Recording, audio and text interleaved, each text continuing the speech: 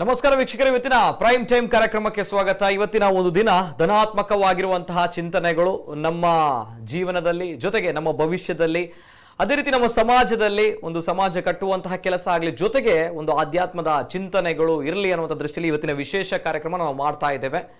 ಈ ಒಂದು ಹೆಸರಿನಲ್ಲೇ ಒಂದು ಶಕ್ತಿ ಇದೆ. ಶಕ್ತಿ ಅಂತ ಹೇಳಿದ್ರೆ ಅಂತಿಂತ ಶಕ್ತಿ ಅಲ್ಲ, ಅದ್ಭುತವಾಗಿರುವಂತಹ ಶಕ್ತಿ, ಇಡೀ ವಿಶ್ವದ ಬ್ರಹ್ಮಾಂಡದಲ್ಲಿರುವಂತಹ ಶಕ್ತಿ. ಸಕಲ ಕಷ್ಟ ಸಂಕಷ್ಟಗಳಿಗೂ ಕೂಡ ಈ ಒಂದು ಹೆಸರು ಹೇಳಿದ್ರೆ ಕ್ಷಣಾರ್ಧದಲ್ಲಿ ಎಲ್ಲವೂ ಕೂಡ ಮಾಯವಾಗುತ್ತೆ ಅನ್ನುವಂತಹ ಒಂದು ನಂಬಿಕೆ, ಅದೇ ರೀತಿ ಅಂತಹ ಒಂದು ವಿಶ್ವಾಸ, ಅಂತಹ ಒಂದು ಭಾವನೆ ಶುದ್ಧ ಮನಸ್ಸಿನಲ್ಲಿ ಪರಿಶುದ್ಧವಾಗಿರುವಂತಹ ಭಕ್ತಿಯಿಂದ ಮಾತ್ರ ಈತನನ್ನ ನಾವು ಸ್ಮರಣೆಯನ್ನ ಮಾಡಬೇಕಾಗುತ್ತೆ, ಪೂಜಿಸಬೇಕಾಗುತ್ತೆ, ಭಜಿಸಬೇಕಾಗುತ್ತೆ. ಯಾವಾಗ ನಾವು ಏಕಾಗ್ರತೆಯಿಂದ ಪರಿಶುದ್ಧ ಮನಸ್ಸಿನಲ್ಲಿ ಈ ಒಂದು ದೇವರನ್ನ ಶ್ರದ್ಧಾ ಭಕ್ತಿಯಿಂದ ನಾವು ಪೂಜಿಸ್ತೇವೆ, ಭಜಿಸ್ತೇವೆ, ಆರಾಧನೆ ಮಾಡ್ತೇವೆ, ಕ್ಷಣಾರ್ಧದಲ್ಲಿ ನಾವು ಕೇಳಿದ್ದನ್ನೆಲ್ಲ ಹಿಂದೆ ಮುಂದೆ ನೋಡದೆ ಕೊಡುವಂತಹ ಪರಶಿವ. ಆ ಪರಶಿವನ ದಿನ ಅನ್ನುವಂಥದ್ದು ಖುಷಿಯ ವಿಚಾರ, ಹೆಮ್ಮೆಯ ವಿಚಾರ. ಹಲವಾರು ಕಥೆಗಳು ನಮ್ಮ ಪುರಾಣಗಳಲ್ಲಿ, ಇತಿಹಾಸಗಳಲ್ಲಿ ಉಲ್ಲೇಖವಿರುವಂಥದ್ದು. ಶಿವ, ಓಂ ನಮಃ ಶಿವಾಯ ಅನ್ನುವಂಥದ್ದು ಎಲ್ಲ ಕಷ್ಟ ಸಂಕಷ್ಟಗಳಿಗೂ ಕೂಡ ಪರಿಹಾರ ಸಿಗುವಂತಹ ಒಂದು ವಾಕ್ಯ, ಓಂ ನಮಃ ಶಿವಾಯ. ವಿಶೇಷ ಕಾರ್ಯಕ್ರಮಕ್ಕೆ ಸ್ವಾಗತ. ನಾನು ನಿತಿನ್ ಸಾಲ್ಯ.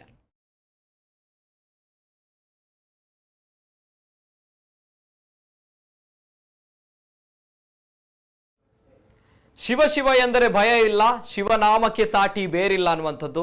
ಈ ನಮ್ಮ ಭೂಮಿಯಲ್ಲಿರುವಂತಹ ಸಕಲ ಚರಾಚರ ಜೀವರಾಶಿಗಳನ್ನ ಸಲಹುವಂತಹ, ಪೊರೆಯುವಂತಹ ದೇವರು ಅನ್ನುವಂತಹ ನಂಬಿಕೆ. ಅದೇ ರೀತಿ ಪರಿಶುದ್ಧ ಮನಸ್ಸಿನಿಂದ ಈತನನ್ನ ನಾವು ಭಜಿಸಬೇಕು, ಆರಾಧನೆ ಮಾಡಬೇಕು, ಪೂಜೆ ಮಾಡಬೇಕು. ಕೇಳಿದನ್ನೆಲ್ಲ ಶಿವನು ನಮಗೆ ದಯಪಾಲಿಸ್ತಾನೆ ಅನ್ನುವಂಥದ್ದು. ನಾಳೆ ಶಿವರಾತ್ರಿ, ಮಾರ್ಚ್ ತಿಂಗಳು ಅಂತ ಬಂದಾಗ ಶಿವರಾತ್ರಿಯ ಸಂಭ್ರಮ ಸಡಗರ ಮನೆ ಮಾಡುತ್ತೆ. ಅದೇ ರೀತಿ ಉಪವಾಸ, ಜಾಗರಣೆ ಮಾಡುವಂಥದ್ದು, ಭಜನೆ ಮಾಡುವಂಥದ್ದು ಶಿವರಾತ್ರಿಯ ಒಂದು ವಿಭಿನ್ನವಾಗಿರುವಂತಹ ಆಚರಣೆಗಳಲ್ಲಿ ಒಂದು.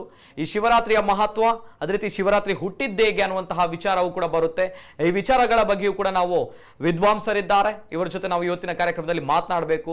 ಜೊತೆಗೆ ಶಿವರಾತ್ರಿ ಅಂತ ಬಂದಾಗ ಯಾವ ರೀತಿಯ ಮಹತ್ವ ಇದೆ, ನಮ್ಮ ಸನಾತನ ಹಿಂದೂ ಸಂಪ್ರದಾಯ, ಹಿಂದೂ ಧರ್ಮಗಳಲ್ಲಿ ಪವಿತ್ರ ಹಬ್ಬಗಳಲ್ಲಿ ಬರುವಂತಹ ಹಬ್ಬಗಳಲ್ಲಿ ಶಿವರಾತ್ರಿ ಕೂಡ ಪ್ರಮುಖವಾಗಿರುವಂಥದ್ದು. ಇದರ ಬಗ್ಗೆ ಅದ್ಭುತವಾಗಿರುವಂತಹ ಅನೇಕ ಉಲ್ಲೇಖಗಳಿವೆ. ಕಂಪ್ಲೀಟ್ ಆಗಿರುವಂತಹ ಡೀಟೇಲ್ಸ್ ಬರ್ತಾ ಇದೆ, ಒಂದ್ಸಲ ನೋಡ್ಕೊಂಡು. ಶಿವ ಶಿವ ಎಂದರೆ ಭಯವಿಲ್ಲ, ಶಿವನಾಮಕ್ಕೆ ಸಾಟಿ ಬೇರಿಲ್ಲ. ಶಿವ ನಮ್ಮನ್ನೆಲ್ಲ ಪೊರೆವ, ಶಿವನೇ ಎಲ್ಲ ಕಾಲಕ್ಕೂ ಅಭಯ ಹಸ್ತ ಚಾಚುವ ಶಕ್ತಿ. ಶಿವನನ್ನ ಹಲವು ಹೆಸರಿನಿಂದ ಕರೆಯಲಾಗುತ್ತೆ. ಶಂಕರ, ಮಂಜುನಾಥ, ವಿಶ್ವನಾಥ, ಭೋಲಿನಾಥ್ ಅಂತ ಕರೀತಾರೆ. ಶಿವರಾತ್ರಿಯ ದಿನ ಶಿವನಿಗೆ ಏನೆಲ್ಲ ಅರ್ಪಿಸಿದ್ರೆ ಇಷ್ಟಾರ್ಥ ಪೂರೈಕೆಯಾಗತ್ತೆ ಎಂಬ ಮಾಹಿತಿ ಇಲ್ಲಿದೆ. ಶಿವ ಎಂದರೆ ಭಯವಿಲ್ಲ, ಶಿವನಾಮಕ್ಕೆ ಸಾಟಿ ಬೇರಿಲ್ಲ ಅಂತ ಶಿವಭಕ್ತರು ಹಾಡೋದು ಸುಮ್ಮನೆ ಅಲ್ಲ. ಶಿವ ನಮ್ಮನ್ನೆಲ್ಲ ಪೊರೆವ ದೈವ. ಶಿವನೇ ಎಲ್ಲ ಕಾಲಕ್ಕೂ ನಮಗೆ ಅಭಯ ಹಸ್ತ ಚಾಚುವ ಶಕ್ತಿ. ತನ್ನನ್ನ ತಪಸ್ಸು ಮಾಡುವ ಎಲ್ಲಾ ಭಕ್ತರಿಗೂ ಹಿಂದೆ ಮುಂದೆ ನೋಡದೆ ವರ ಕೊಡುವವ ನಮ್ಮ ಶಂಕರ. ಶಿವರಾತ್ರಿ ಪರಶಿವ ಹುಟ್ಟಿದ ದಿನ ಅಂತ ಹಲವು ವಿದ್ವಾಂಸರು ಹೇಳ್ತಾರೆ. ಇನ್ನು ಕೆಲವರು ಶಿವ ಪಾರ್ವತಿಯ ವಿವಾಹವಾದ ದಿನವೇ ಶಿವರಾತ್ರಿ ಅಂತಾರೆ. ಶಿವರಾತ್ರಿಯ ಜಾಗರಣೆಯ ಆ ದಿನ ಶಿವನು ಲೋಕ ಕಲ್ಯಾಣಕ್ಕಾಗಿ ವಿಷವನ್ನ ಆಪೋಷಣ ಮಾಡಿದ ದಿನ. ಹಿಂದೆ ದೇವಾಸುರರು ಅಮೃತ ಪಡೆಯಲು ಕ್ಷೀರಸಾಗರ ಮಥನಕ್ಕೆ ಮುಂದಾದ್ರು. ಮಂದರ ಪರ್ವತ ಕಡೆಗೋಲಾಯಿತು, ವಾಸುಕಿ ಹಗ್ಗವಾಯಿತು. ಮಥನ ಕಾರ್ಯ ರಭಸವಾಗಿ ನಡೆದಾಗ ಸರ್ಪವಾದ ವಾಸುಕಿಯ ಬಾಯಿಂದ ವಿಷಜ್ವಾಲೆ ಹೊರಬಂದು ಕ್ಷೀರಸಾಗರವನ್ನ ವ್ಯಾಪಿಸಿತ್ತು. ಅದರ ಬಾಧೆಗೆ ಎಲ್ಲರೂ ಓಡಿ ಹೋದಾಗ ಶಿವನು ತನ್ನ ಅಂಗೈಯಲ್ಲಿ ವಿಷವನ್ನ ಶೇಖರಿಸಿ ಕುಡಿದ. ಕೂಡಲೇ ಪಾರ್ವತಿ ಮಾತೆ ಶಿವನ ಕಂಠ ಒತ್ತಿ ಹಿಡಿಯಲು ವಿಷವು ಅಲ್ಲಿಯೇ ನಿಂತಿತಂತೆ. ಅಲ್ಲಿಂದ ಶಿವನು ವಿಷಕಂಠ ಅಥವಾ ನೀಲಕಂಠ ಎನಿಸಿದನು. ಆ ದಿನವೇ ಮಾಘ ಕೃಷ್ಣ ಚತುರ್ದಶಿ. ಅಂದಿನಿಂದ ಪ್ರತಿ ವರ್ಷ ಶಿವರಾತ್ರಿಯ ಆಚರಣೆ ಪ್ರಾರಂಭವಾಯಿತು. ಶಿವರಾತ್ರಿಯ ಜಾಗರಣೆಯಲ್ಲಿ ವಿಜ್ಞಾನವಿದೆ.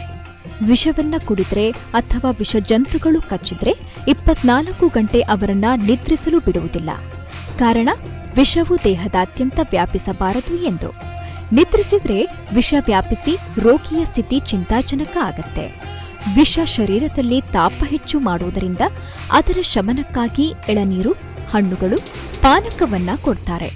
ಲೋಕ ಕಲ್ಯಾಣಕ್ಕಾಗಿ ನಂಜನುಂಡ ನಂಜುಂಡನನ್ನ ಸ್ಮರಿಸಿ ಸ್ತುತಿಸುತ್ತಿರುವ ಆ ದಿನವೇ ಶಿವರಾತ್ರಿ ಎಂಬ ನಂಬಿಕೆಗಳು ಇವೆ.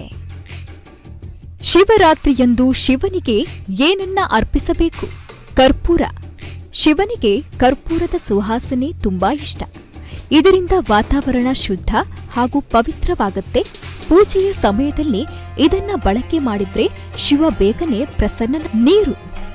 ಶಿವನ ಮೇಲೆ ನೀರಿನ ಅಭಿಷೇಕ ಮಾಡುವ ಮಹತ್ವವು ಸಮುದ್ರ ಮಂಥನದ ಕಥೆಯೊಂದಿಗೆ ಸೇರಿಕೊಂಡಿದೆ. ವಿಷ ಸೇವನೆ ಮಾಡಿದ ನಂತರ ಶಿವನ ಕಂಠ ನೀಲಿಯಾಗಿತ್ತು. ಆ ಬಿಸಿಯನ್ನ ಕಡಿಮೆ ಮಾಡಲು ದೇವಿ ದೇವತೆಯರು ಶಿವನಿಗೆ ನೀರನ್ನ ಅರ್ಪಿಸಿದ್ರು. ಬಿಲ್ವಪತ್ರೆ. ಶಿವನ 3 ಕಣ್ಣಿನ ಪ್ರತೀಕ ಬಿಲ್ವಪತ್ರೆ. ಆದ್ದರಿಂದ ಶಿವನಿಗೆ ಬಿಲ್ವಪತ್ರೆಯನ್ನ ಅರ್ಪಿಸಿದ್ರೆ ಉತ್ತಮ. ಎಕ್ಕದ ಹೂವು. ಶಿವನಿಗೆ ಎಕ್ಕದ ಹೂವು ಅರ್ಪಿಸೋದು ಅಂದ್ರೆ ಚಿನ್ನ ದಾನ ಮಾಡಿದಷ್ಟು ಶ್ರೇಷ್ಠವಾಗಿದೆ. ಅಷ್ಟೇ ಪುಣ್ಯ ಇದರಿಂದಲೂ ಸಿಗುತ್ತೆ. ದತ್ತೂರ. ಶಿವ ಕೈಲಾಸ ಪರ್ವತದಲ್ಲಿ ವಾಸ ಮಾಡ್ತಾನೆ. ಆ ಚಳಿಯ ಜಾಗದಲ್ಲಿ ಉತ್ತಮ ಆಹಾರ ಮತ್ತು ಔಷಧಿಯ ಅತ್ಯಗತ್ಯವಾಗಿದೆ. ಅಂತಹ ಔಷಧಿಯ ಶಕ್ತಿ ದತ್ತೂರದಲ್ಲಿದೆ. ಆದ್ದರಿಂದ ಇದನ್ನ ಶಿವನಿಗೆ ಅರ್ಪಿಸೋದು ಉತ್ತಮ ಎನ್ನಲಾಗುತ್ತೆ. ಅಕ್ಕಿಯನ್ನ ಅಕ್ಷತೆ ಅಂತ ಕರೆಯಲಾಗುತ್ತೆ. ಇದರ ಬಣ್ಣ ಬೆಳ್ಳಗಿರುತ್ತೆ. ಅಕ್ಷತೆ ಇರದೇ ಇದ್ರೆ ಶಿವನ ಪೂಜೆ ಪೂರ್ಣಗೊಳ್ಳೋದಿಲ್ಲ. ಶಿವರಾತ್ರಿ ಜಾಗರಣೆಗೆ ಇದೆ ತುಂಬಾ ಮಹತ್ವ. ಉಪವಾಸ ಹಸಿವಾದರಷ್ಟೇ ಆಹಾರಕ್ಕಿರುವ ಬೆಲೆ ಏನೆಂಬುದು ತಿಳಿಯೋದು. ಹಸಿವು ಸಹಜವಾದ ಜೀವನ ಕ್ರಿಯೆ. ಶರೀರಕ್ಕೆ ಅವಶ್ಯಕವಾದ ಶಕ್ತಿ ನೀಡುವ ಇಂಧನವೇ ಆಹಾರ. ಇದು ಮುಗಿತಾ ಇದ್ರೆ ವಾಹನ ಎಂತಹ ಸಂಕೇತ ಸೂಚಿಸುತ್ತೋ ಅದೇ ಪದ್ಧತಿಯಲ್ಲಿ ಹೊಟ್ಟೆಯಲ್ಲಿ ಖಾಲಿಯಾದಾಗ ಆಹಾರಕ್ಕಾಗಿ ಹಸಿವು ಸಂಕೇತಗಳು ಬರುತ್ತೆ. ಹೊಟ್ಟೆಯನ್ನ ಖಾಲಿ ಇಡಬೇಡಿರೆಂದು ದೊಡ್ಡವರು ಹೇಳ್ತಾರೆ. ಆಹಾರದ ಬಗ್ಗೆ ಇಷ್ಟೊಂದು ಎಚ್ಚರಿಕೆಗಳನ್ನ ಹೇಳಿದ ದೊಡ್ಡವರೇ ಉಪವಾಸ ದೀಕ್ಷೆಯ ಅಗತ್ಯದ ಬಗ್ಗೆ ಹೇಳಿದ್ದಾರೆ. 1 ವರ್ಷದ ಕಾಲದಲ್ಲಿ ಯಾವ ಸಮಯದಲ್ಲಿ ಹೇಗೆ ಉಪವಾಸವಿರಬೇಕು ಅನ್ನೋದನ್ನ ವಿವರಿಸಿದ್ದಾರೆ. ಎಲ್ಲವೂ ಲಭ್ಯವಿದ್ರೂ ಯಾವುದನ್ನೂ ಮುಟ್ಟದೆ ಕೂರುವ ಉಪವಾಸ ದೀಕ್ಷೆ ಸಾಕಷ್ಟು ಶಕ್ತಿಯುತವಾದದ್ದು. ಇದರಿಂದ ಯಾವುದನ್ನಾದರೂ ಸಾಧಿಸಬಹುದು ಅಂತ ಆಧ್ಯಾತ್ಮಿಕ ಗ್ರಂಥಗಳು ಹೇಳುತ್ತೆ. ಭಗವಂತನ ಸಾಕ್ಷಾತ್ಕಾರಕ್ಕಾಗಿ ಋಷಿ ಮುನಿಗಳು ಆಹಾರ ನೀರು ತ್ಯಜಿಸಿ ತಪಸ್ಸು ಮಾಡಿದ್ದಾರೆಂದು ಹಲವು ಗ್ರಂಥಗಳಲ್ಲಿ ಇವೆ. ಆ ಶಕ್ತಿಗೆ 3 ಲೋಕಗಳು ನಡುಗಿ ತ್ರಿಮೂರ್ತಿಗಳು ಪ್ರತ್ಯಕ್ಷರಾಗ್ತಾ ಇದ್ರು ಎಂದು ಪುರಾಣ ಕಥೆಗಳು ಹೇಳುತ್ತವೆ. ಹೀಗಾಗಿ ಶಿವರಾತ್ರಿಯಂದು ಶ್ರದ್ಧಾ ಭಕ್ತಿಯಿಂದ ಆಚರಿಸೋಣ. ಶಿವಕೃಪೆಗೆ ಪ್ರಾಪ್ತರಾಗೋಣ.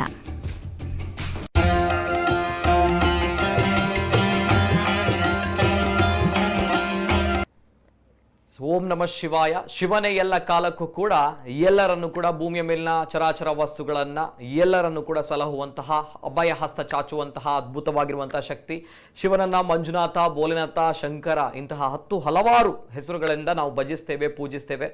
ನಾಳಿನ ದಿನ ಅತ್ಯಂತ ಪವಿತ್ರವಾಗಿರುವಂತಹ ದಿನ ಶಿವರಾತ್ರಿಯ ದಿನ. ಶಿವರಾತ್ರಿ ದಿನ ಅಂತ ಬಂದಾಗ 10 ಹಲವಾರು ಉಲ್ಲೇಖಗಳು ನಮ್ಮ ಹಿಂದೂ ಸಂಪ್ರದಾಯಗಳಲ್ಲಿವೆ. ಶಿವ ಮತ್ತು ಪಾರ್ವತಿ ವಿವಾಹವಾಗಿರುವಂತಹ ದಿನ ಅನ್ನುವಂತಹ ವಿಚಾರ ಒಂದ್ ಕಡೆ ಆದ್ರೆ, ಇನ್ನೊಂದು ಕಡೆ ಶಿವ ಹುಟ್ಟಿದಂತಹ ಪರಶಿವ ಹುಟ್ಟಿದಂತಹ ದಿನ ಅನ್ನುವಂಥದ್ದು ಇನ್ನೊಂದು ಕಡೆ. ಇನ್ನೊಂದು ಕಡೆ ಸಮುದ್ರ ಮಂಥನದಲ್ಲಿ ವಿಷವನ್ನ ಕುಡಿದ ನಂಜುಂಡೇಶ್ವರ ಈ ದಿನವೂ ಕೂಡ ಶಿವರಾತ್ರಿ ಅನ್ನುವಂತಹ ವಿಚಾರಗಳು, ಈ ರೀತಿ ಅನೇಕ ಉಲ್ಲೇಖಗಳು ಬರುತ್ತೆ. ಯಾವ ರೀತಿ ಈ ಶಿವರಾತ್ರಿ ಆಚರಣೆಗೆ ಬಂತು, ಇದರ ಮಹತ್ವವೇನು, ಆಚರಣೆಗಳು ಹೇಗೆ, ಯಾವ ರೀತಿ ಆಚರಣೆಗಳು ಆಗ್ತಾ ಇದೆ, ಯಾವ ರೀತಿ ಆಚರಣೆಗಳು ನಾವು ಮಾಡಬೇಕು, ಯಾವ ರೀತಿ ಆಚರಣೆಗಳು ನಾವು ಮಾಡಬಾರದು ಅನ್ನುವಂಥ ದೃಷ್ಟಿಯಲ್ಲಿ ಇವತ್ತಿನ ಒಂದು ಅರ್ಥಪೂರ್ಣವಾಗಿರುವಂತಹ ಕಾರ್ಯಕ್ರಮ. ನಮ್ಮ ಜೊತೆ ವಿದ್ವಾಂಸರಿದ್ದಾರೆ, ಕಾರ್ಯಕ್ರಮಕ್ಕೆ ಸ್ವಾಗತವನ್ನ ಮಾಡಬೇಕು. ಮೊದಲನೇದಾಗಿ ನಮ್ಮ ಜೊತೆ ಇರುವಂತವರು ಯಕ್ಷಗಾನ ಕಲಾವಿದರು ವಾದಿರಾಜ ಕಲ್ಲೂರಾಯ ಅವರು. ಆತ್ಮೀಯವಾಗಿರುವಂತಹ ಸ್ವಾಗತ ಸರ್ ತಮಗೆ, ವಾದಿರಾಜ ಕಲ್ಲೂರಾಯ ಅವರಿಗೆ. ಇದೇ ರೀತಿ ನಮ್ಮ ಜೊತೆ ಅರ್ಚಕರು ಶ್ರೀ ಕ್ಷೇತ್ರ ಕದ್ರಿ ಕೃಷ್ಣ ಅಡಿಗ ಅವರಿದ್ದಾರೆ. ಕೃಷ್ಣ ಅಡಿಗ ಕದ್ರಿ ಅವರು, ಆತ್ಮೀಯವಾಗಿರುವಂತಹ ಸ್ವಾಗತ ತಮಗೂ ಕೂಡ. ಅರ್ಚಕರು ಶ್ರೀ ಕ್ಷೇತ್ರ ಕದ್ರಿ, ಪುರಾಣ ಪ್ರಸಿದ್ಧ, ಇತಿಹಾಸ ಪ್ರಸಿದ್ಧವಾಗಿರುವಂತಹ ಕ್ಷೇತ್ರ ಕದ್ರಿ ಮಂಜುನಾಥ ಸ್ವಾಮಿ ಕ್ಷೇತ್ರ, ಎಲ್ಲರಿಗೂ ಕೂಡ ಗೊತ್ತಿರುವಂತದ್ದು. ಅನೇಕ ವಿಚಾರಗಳ ಬಗ್ಗೆ ನಾನು ಮಾತನಾಡಬೇಕು ಇವತ್ತಿನ ಕಾರ್ಯಕ್ರಮದಲ್ಲಿ. ಅಂದ್ರೆ ಒಂದು ಅರ್ಥಪೂರ್ಣವಾಗಿರುವಂತಹ ಕಾರ್ಯಕ್ರಮಗಳು ಆಗ್ಲಿ ಅನ್ನುವಂಥ ದೃಷ್ಟಿಯಲ್ಲಿ ಇವತ್ತಿನ ಕಾರ್ಯಕ್ರಮ. ಇತರ ದೇವರುಗಳಿಗೆ ಹೋಲಿಸಿದ್ರೆ ಶಿವ ಅತ್ಯಂತ ವಿಭಿನ್ನವಾಗಿ ಕಾಣ್ತಾನೆ ಅನ್ನುವಂಥದ್ದು, ಈ ವಿಚಾರವಾಗಿ ಕೂಡ ನಾನು ಮಾತನಾಡಬೇಕು. ಮೊದಲನೇದಾಗಿ ಕೃಷ್ಣ ಅಡಿಗ ಕದ್ರಿ ಅವರಿದ್ದಾರೆ ನಮ್ಮ ಜೊತೆ, ಆತ್ಮೀಯವಾಗಿರುವಂತಹ ಸ್ವಾಗತ ಸರ್ ತಮ್ಗೆ ಮೊದಲನೇದಾಗಿ. ಅದೇ ರೀತಿ ಶಿವ ಅಂತ ಬಂದಾಗ 10 ಹಲವಾರು ಕಥೆಗಳು, 10 ಹಲವಾರು ವಿಚಾರಗಳು ಬರುತ್ತೆ. ಕೃಷ್ಣ ಅಡಿಗರ್ ಅವರಿಗೆ ಶಿವ ಪರಶಿವ ಅಂತ ಬಂದಾಗ ಮೊದಲನೇದಾಗಿ ಏನ್ ಬರುತ್ತೆ, ಯಾವ ರೂಪರೇಷೆಗಳು, ಯಾವ ವಿಧಾನಗಳು, ಯಾವ ವಿಚಾರಗಳು ತಮ್ಮ ಕಣ್ಣೆದುರಿಗೆ ಬರುತ್ತೆ? ಶಿವ ಅಂತ ಹೇಳಿದ್ರೆ ನಾಳೆ ಮಾಘೆ ಕೃಷ್ಣ ಚತುರ್ದಶ್ಯಾಂ ಅನ್ನುವಂತಹ ಮಾಘ ಮಾಸದ ಕೃಷ್ಣ ಪಕ್ಷದ ಚತುರ್ದಶಿಯ ರಾತ್ರಿಯ ಆ ಒಂದು ಪರ್ವಕಾಲ ಶಿವರಾತ್ರಿ ಅನ್ನುವಂಥದ್ದನ್ನು ನಾವು ಆಚರಣೆ ಮಾಡುವಂಥದ್ದು ಪದ್ಧತಿ. ಬೇರೆ ಬೇರೆ ಪುರಾಣಗಳಲ್ಲಿ ಬೇರೆ ಬೇರೆ ಕಥೆ ಉಲ್ಲೇಖ ಇದೆ. ಈ ಶಿವಪುರಾಣದಲ್ಲಿ ವಿಶೇಷವಾಗಿ ಶಿವನು ಲಿಂಗರೂಪಿಯಾಗಿ ಭೂಮಿಗೆ ಬಂದಂತಹ ಒಂದು ಶುಭ ದಿನವನ್ನು ಶಿವರಾತ್ರಿ ಅಂತ ಹೇಳಲ್ಪಡುವಂತಹ ಕ್ರಮ ಇದೆ. ಭೃಗು ಮಹರ್ಷಿಗಳು ತ್ರಿಮೂರ್ತಿಗಳನ್ನು ಭೇಟಿ ಮಾಡುವಂತಹ ಸಂದರ್ಭದಲ್ಲಿ, ವಿಶೇಷವಾಗಿ ಬ್ರಹ್ಮದೇವರನ್ನು ಭೇಟಿ ಮಾಡುವಂತಹ ಸಂದರ್ಭದಲ್ಲಿ ಭೃಗು ಮಹರ್ಷಿಗೆ ಆ ಒಂದು ಮಾನ್ಯತೆ ಸಿಗದ ಇದ್ದ ಕಾರಣ ಕಲಿಯುಗದಲ್ಲಿ ನಿನಗೆ ಪೂಜೆ ಇಲ್ಲ ಅನ್ನುವಂತಹ ಶಾಪವನ್ನು ಕೊಟ್ಟರು ಅನ್ನುವಂಥದ್ದು ಉಲ್ಲೇಖ ಇದೆ. ಇನ್ನು ವೈಕುಂಠಕ್ಕೆ ಕೈಲಾಸಕ್ಕೆ ಹೋದಂತಹ ಸಂದರ್ಭದಲ್ಲಿ ಶಿವಪಾರ್ವತಿಯರು ವಿಶೇಷವಾದಂತಹ ವಿಹಾರದಲ್ಲಿ ಇದ್ದಂತಹ ಸಂದರ್ಭದಲ್ಲಿ ಭೃಗು ಮಹರ್ಷಿಯನ್ನು ಗೋಚರ ಮಾಡಲಿಲ್ಲ, ಮಾನ್ಯತೆ ಕೊಡಲಿಲ್ಲ ಅನ್ನುವಂಥ ಉದ್ದೇಶದಿಂದ ನಿನಗೆ ಇನ್ನು ಮೂರ್ತಿತ್ವ ಪೂಜೆ ಇಲ್ಲ, ನಿನಗೆ ಇನ್ನು ಲಿಂಗ ರೂಪದಲ್ಲಿ ಪೂಜೆ ಸಿಗ್ಲಿ ಅನ್ನುವಂಥದ್ದನ್ನು ಶಾಪ ಕೊಟ್ಟರು ಅನ್ನುವಂಥದ್ದು ಉಲ್ಲೇಖ ಇದೆ. ಇನ್ನು ವೈಕುಂಠವಾಸಿಯಾದಂತಹ ನಾರಾಯಣ ದೇವರಲ್ಲಿ ಹೋಗುವಾಗ ನಾರಾಯಣ ದೇವರು ಆ ಭೃಗುವನ್ನು ಮಾನ್ಯತೆ ಕೊಟ್ಟು ಅವರನ್ನು ವಿಶೇಷವಾದಂತಹ ಒಂದು ಆ ಆಸನದಲ್ಲಿ ಕುಳ್ಳಿರಿಸಿ ಅವರ ಯೋಗಕ್ಷೇಮವನ್ನು ವಿಚಾರಿಸಿದ್ರು. ಅವರಿಗೆ ಅವರದ್ದೇ ಆದಂತಹ ಸ್ವಲ್ಪ ಅಹಂಭಾವ ಇದ್ದದ್ದು ಅವರ ಕಾಲಿನ ಕೆಳಗೆ ಒಂದು ಕಣ್ಣು ಇರುವುದರಿಂದ ಅಂತ ನಮಗೆ ಪುರಾಣದಲ್ಲಿ ಉಲ್ಲೇಖ ಇದೆ. ಈ ಮಹಾವಿಷ್ಣು ದೇವರು ಅವರು ಕಾಲನ್ನು ಒತ್ತುವಂತಹ ನೆವನದಿಂದ ಅವರ ಕಾಲಿನಾಡಿಯ ಕಣ್ಣನ್ನು ಮೀಟಿ ಅದನ್ನು ಸೀಳಿ ತೆಗೆದ್ರು. ಆ ಅಹಂಕಾರದ ಕಣ್ಣನ್ನು ತೆಗೆದ ನಂತರ ಅವರ ಭೃಗು ಮಹರ್ಷಿಯ ಅಹಂಕಾರ ಎಲ್ಲ ನಿವಾರಣೆಯಾಗಿ ಆ ಭಗವಂತನಲ್ಲಿ ಶರಣಾದ್ರು ಅನ್ನುವಂತಹ ಉಲ್ಲೇಖ ಇದೆ. ಆದ್ರಿಂದ ಈ ಶಿವರಾತ್ರಿ ಅನ್ನುವಂಥದ್ದು ಪರಶಿವನಿಗೆ ಲಿಂಗ ರೂಪದ ಪೂಜೆ ಪ್ರಾರಂಭ ಆದಂತಹ ದಿನ ಅನ್ನುವಂಥದ್ದು ಒಂದು ವಿಚಾರದಲ್ಲಿ ಹೇಳ್ತಾರೆ. ಇನ್ನು ಅದೇ ಪುರಾಣದಲ್ಲಿ ಗಿರಿಜಾ ಕಲ್ಯಾಣ ಅಂತ ಬರ್ತದೆ. ದಕ್ಷ ಪ್ರಜಾಪತಿಯ ಮಗಳಾದಂತಹ ದಾಕ್ಷಾಯಣಿ, ಎಲ್ಲ ಕತೆ ಗೊತ್ತಿದೆ. ವೀರಭದ್ರನ ಆ ಒಂದು ವಿಚಾರದಲ್ಲಿ ವಿಶೇಷವಾಗಿ ತನ್ನ ಗಂಡನಿಗೆ ವಿಶೇಷವಾಗಿ ನಿರೀಶ್ವರ ಯಾಗ ಅಂತ ದಕ್ಷ ಪ್ರಜಾಪತಿ ಮಾಡ್ತಾನೆ. ಕಾರಣ ಏನು ಅಂತ ಹೇಳಿದ್ರೆ, ಒಂದು ಸಂದರ್ಭದಲ್ಲಿ ದಕ್ಷ ಪ್ರಜಾಪತಿ ಕೈಲಾಸಕ್ಕೆ ಬಂದಂತಹ ಸಂದರ್ಭದಲ್ಲಿ ಅಧ್ಯಕ್ಷ ಸ್ಥಾನದಲ್ಲಿ ಕೂತ್ಕೊಂಡಂತಹ ಶಿವ ತನ್ನ ಮಾವ ಬಂದದ್ದನ್ನು ಗೋಚರಿಸದೆ ಅವಮಾನ ಮಾಡಿದ ಅನ್ನುವಂತಹ ಒಂದೇ ಒಂದು ಕಾರಣಕ್ಕೆ ದಕ್ಷ ಪ್ರಜಾಪತಿ ಪುನಃ ಒಂದು ನಿರೀಶ್ವರ ಯಾಗ ಮಾಡುವಂತಹ ಸಂದರ್ಭ. ಅಷ್ಟದಿಕ್ಪಾಲಕರು ಇದ್ದಾರೆ. ಪೂರ್ವಕ್ಕೆ ಇಂದ್ರ, ಆಗ್ನೇಯಕ್ಕೆ ಅಗ್ನಿ, ದಕ್ಷಿಣಕ್ಕೆ ಯಮ, ಅದೇ ರೀತಿಯಾಗಿ ನೈಋತ್ಯಕ್ಕೆ ನಿರುತಿ, ಪಶ್ಚಿಮಕ್ಕೆ ವರುಣ, ವಾಯುವ್ಯಕ್ಕೆ ವಾಯು, ಉತ್ತರಕ್ಕೆ ಕುಬೇರ ಅನ್ನುವಂಥದ್ದು ವಿಚಾರ. ಇನ್ನು ಈಶಾನ್ಯ ಅನ್ನುವಂತಹ ಆ ದಿಕ್ಕಿನಲ್ಲಿ ಈಶಾನ್ಯ ಭಾಗ ಬರುವಾಗ ಅದಕ್ಕೆ ಅಧಿಪತಿ ಈಶ, ಅಂದ್ರೆ ಈಶ ಅಧಿಪತಿ ಆದ್ರಿಂದ ಆ ದಿಕ್ಕಿಗೆ ಈಶಾನ್ಯ ಅನ್ನುವಂತಹ ದಿಕ್ಕು ಬರ್ತದೆ. ಸ್ವಾಹ ಸ್ವಾಹ ಅನ್ನುವಂತಹ ಒಂದೊಂದೇ ದೇವತೆಗಳಿಗೆ ಹವಿರ್ಭಾಗವನ್ನು ಕೊಡುವಂತಹ ಸಂದರ್ಭದಲ್ಲಿ ಋಷಿಮುನಿಗಳು ಪದ್ಧತಿಯನ್ನು ಆಚರಣೆಯನ್ನು ಮೀರಬಾರದು ಅನ್ನುವಂತಹ ಉದ್ದೇಶದಲ್ಲಿ ಶಿವನಿಗೆ ಆಹುತಿಯನ್ನು ಕೊಟ್ಟಂತಹ ಸಂದರ್ಭದಲ್ಲಿ ದಕ್ಷ ಪ್ರಜಾಪತಿ ಅದನ್ನು ತಡಿತಾನೆ. ನಂದು ನಿರೀಶ್ವರ ಯಾಗ, ಇಲ್ಲಿ ನನ್ನ ಆರಾಧನೆಯಲ್ಲಿ ಶಿವನಿಗೆ ಮಾನ್ಯತೆ ಇಲ್ಲ ಅನ್ನುವಂಥದ್ದನ್ನು ವಿಚಾರ. ಆದ್ರಿಂದ ಅಂತಹ ದಕ್ಷ ಪ್ರಜಾಪತಿ ಬೇಕು ಅಂತಲೇ ಅಹಂಕಾರದಿಂದಲೇ ಶಿವನನ್ನು ಅವಮಾನ ಮಾಡಬೇಕು ಅನ್ನುವಂಥ ಒಂದೇ ಒಂದು ಉದ್ದೇಶದಿಂದ ಆ ಯಾಗ ಮಾಡಿದ್ದು. ಇನ್ನು ತವರು ಮನೆಗೆ ದಾಕ್ಷಾಯಣಿಗೆ ಬರಬೇಕು ಅಂತ ಈಶ್ವರನಲ್ಲಿ ಒಂದು ಪಟ್ಟು ಹಿಡಿತಾಳೆ. ಈಶ್ವರ ಪರಿಪರಿಯಾಗಿ ಹೇಳ್ತಾನೆ ದಾಕ್ಷಾಯಣಿಗೆ, ನೋಡು ತವರು ಮನೆ ಹೌದಾದ್ರೂ ಒಂದು ಹೇಳಿಕೆ ಇಲ್ಲದೆ ಹೋಗುವಂಥದ್ದು, ಆಹ್ವಾನ ಇಲ್ಲದೆ ಹೋಗುವಂಥದ್ದು ಸರಿಯಲ್ಲ.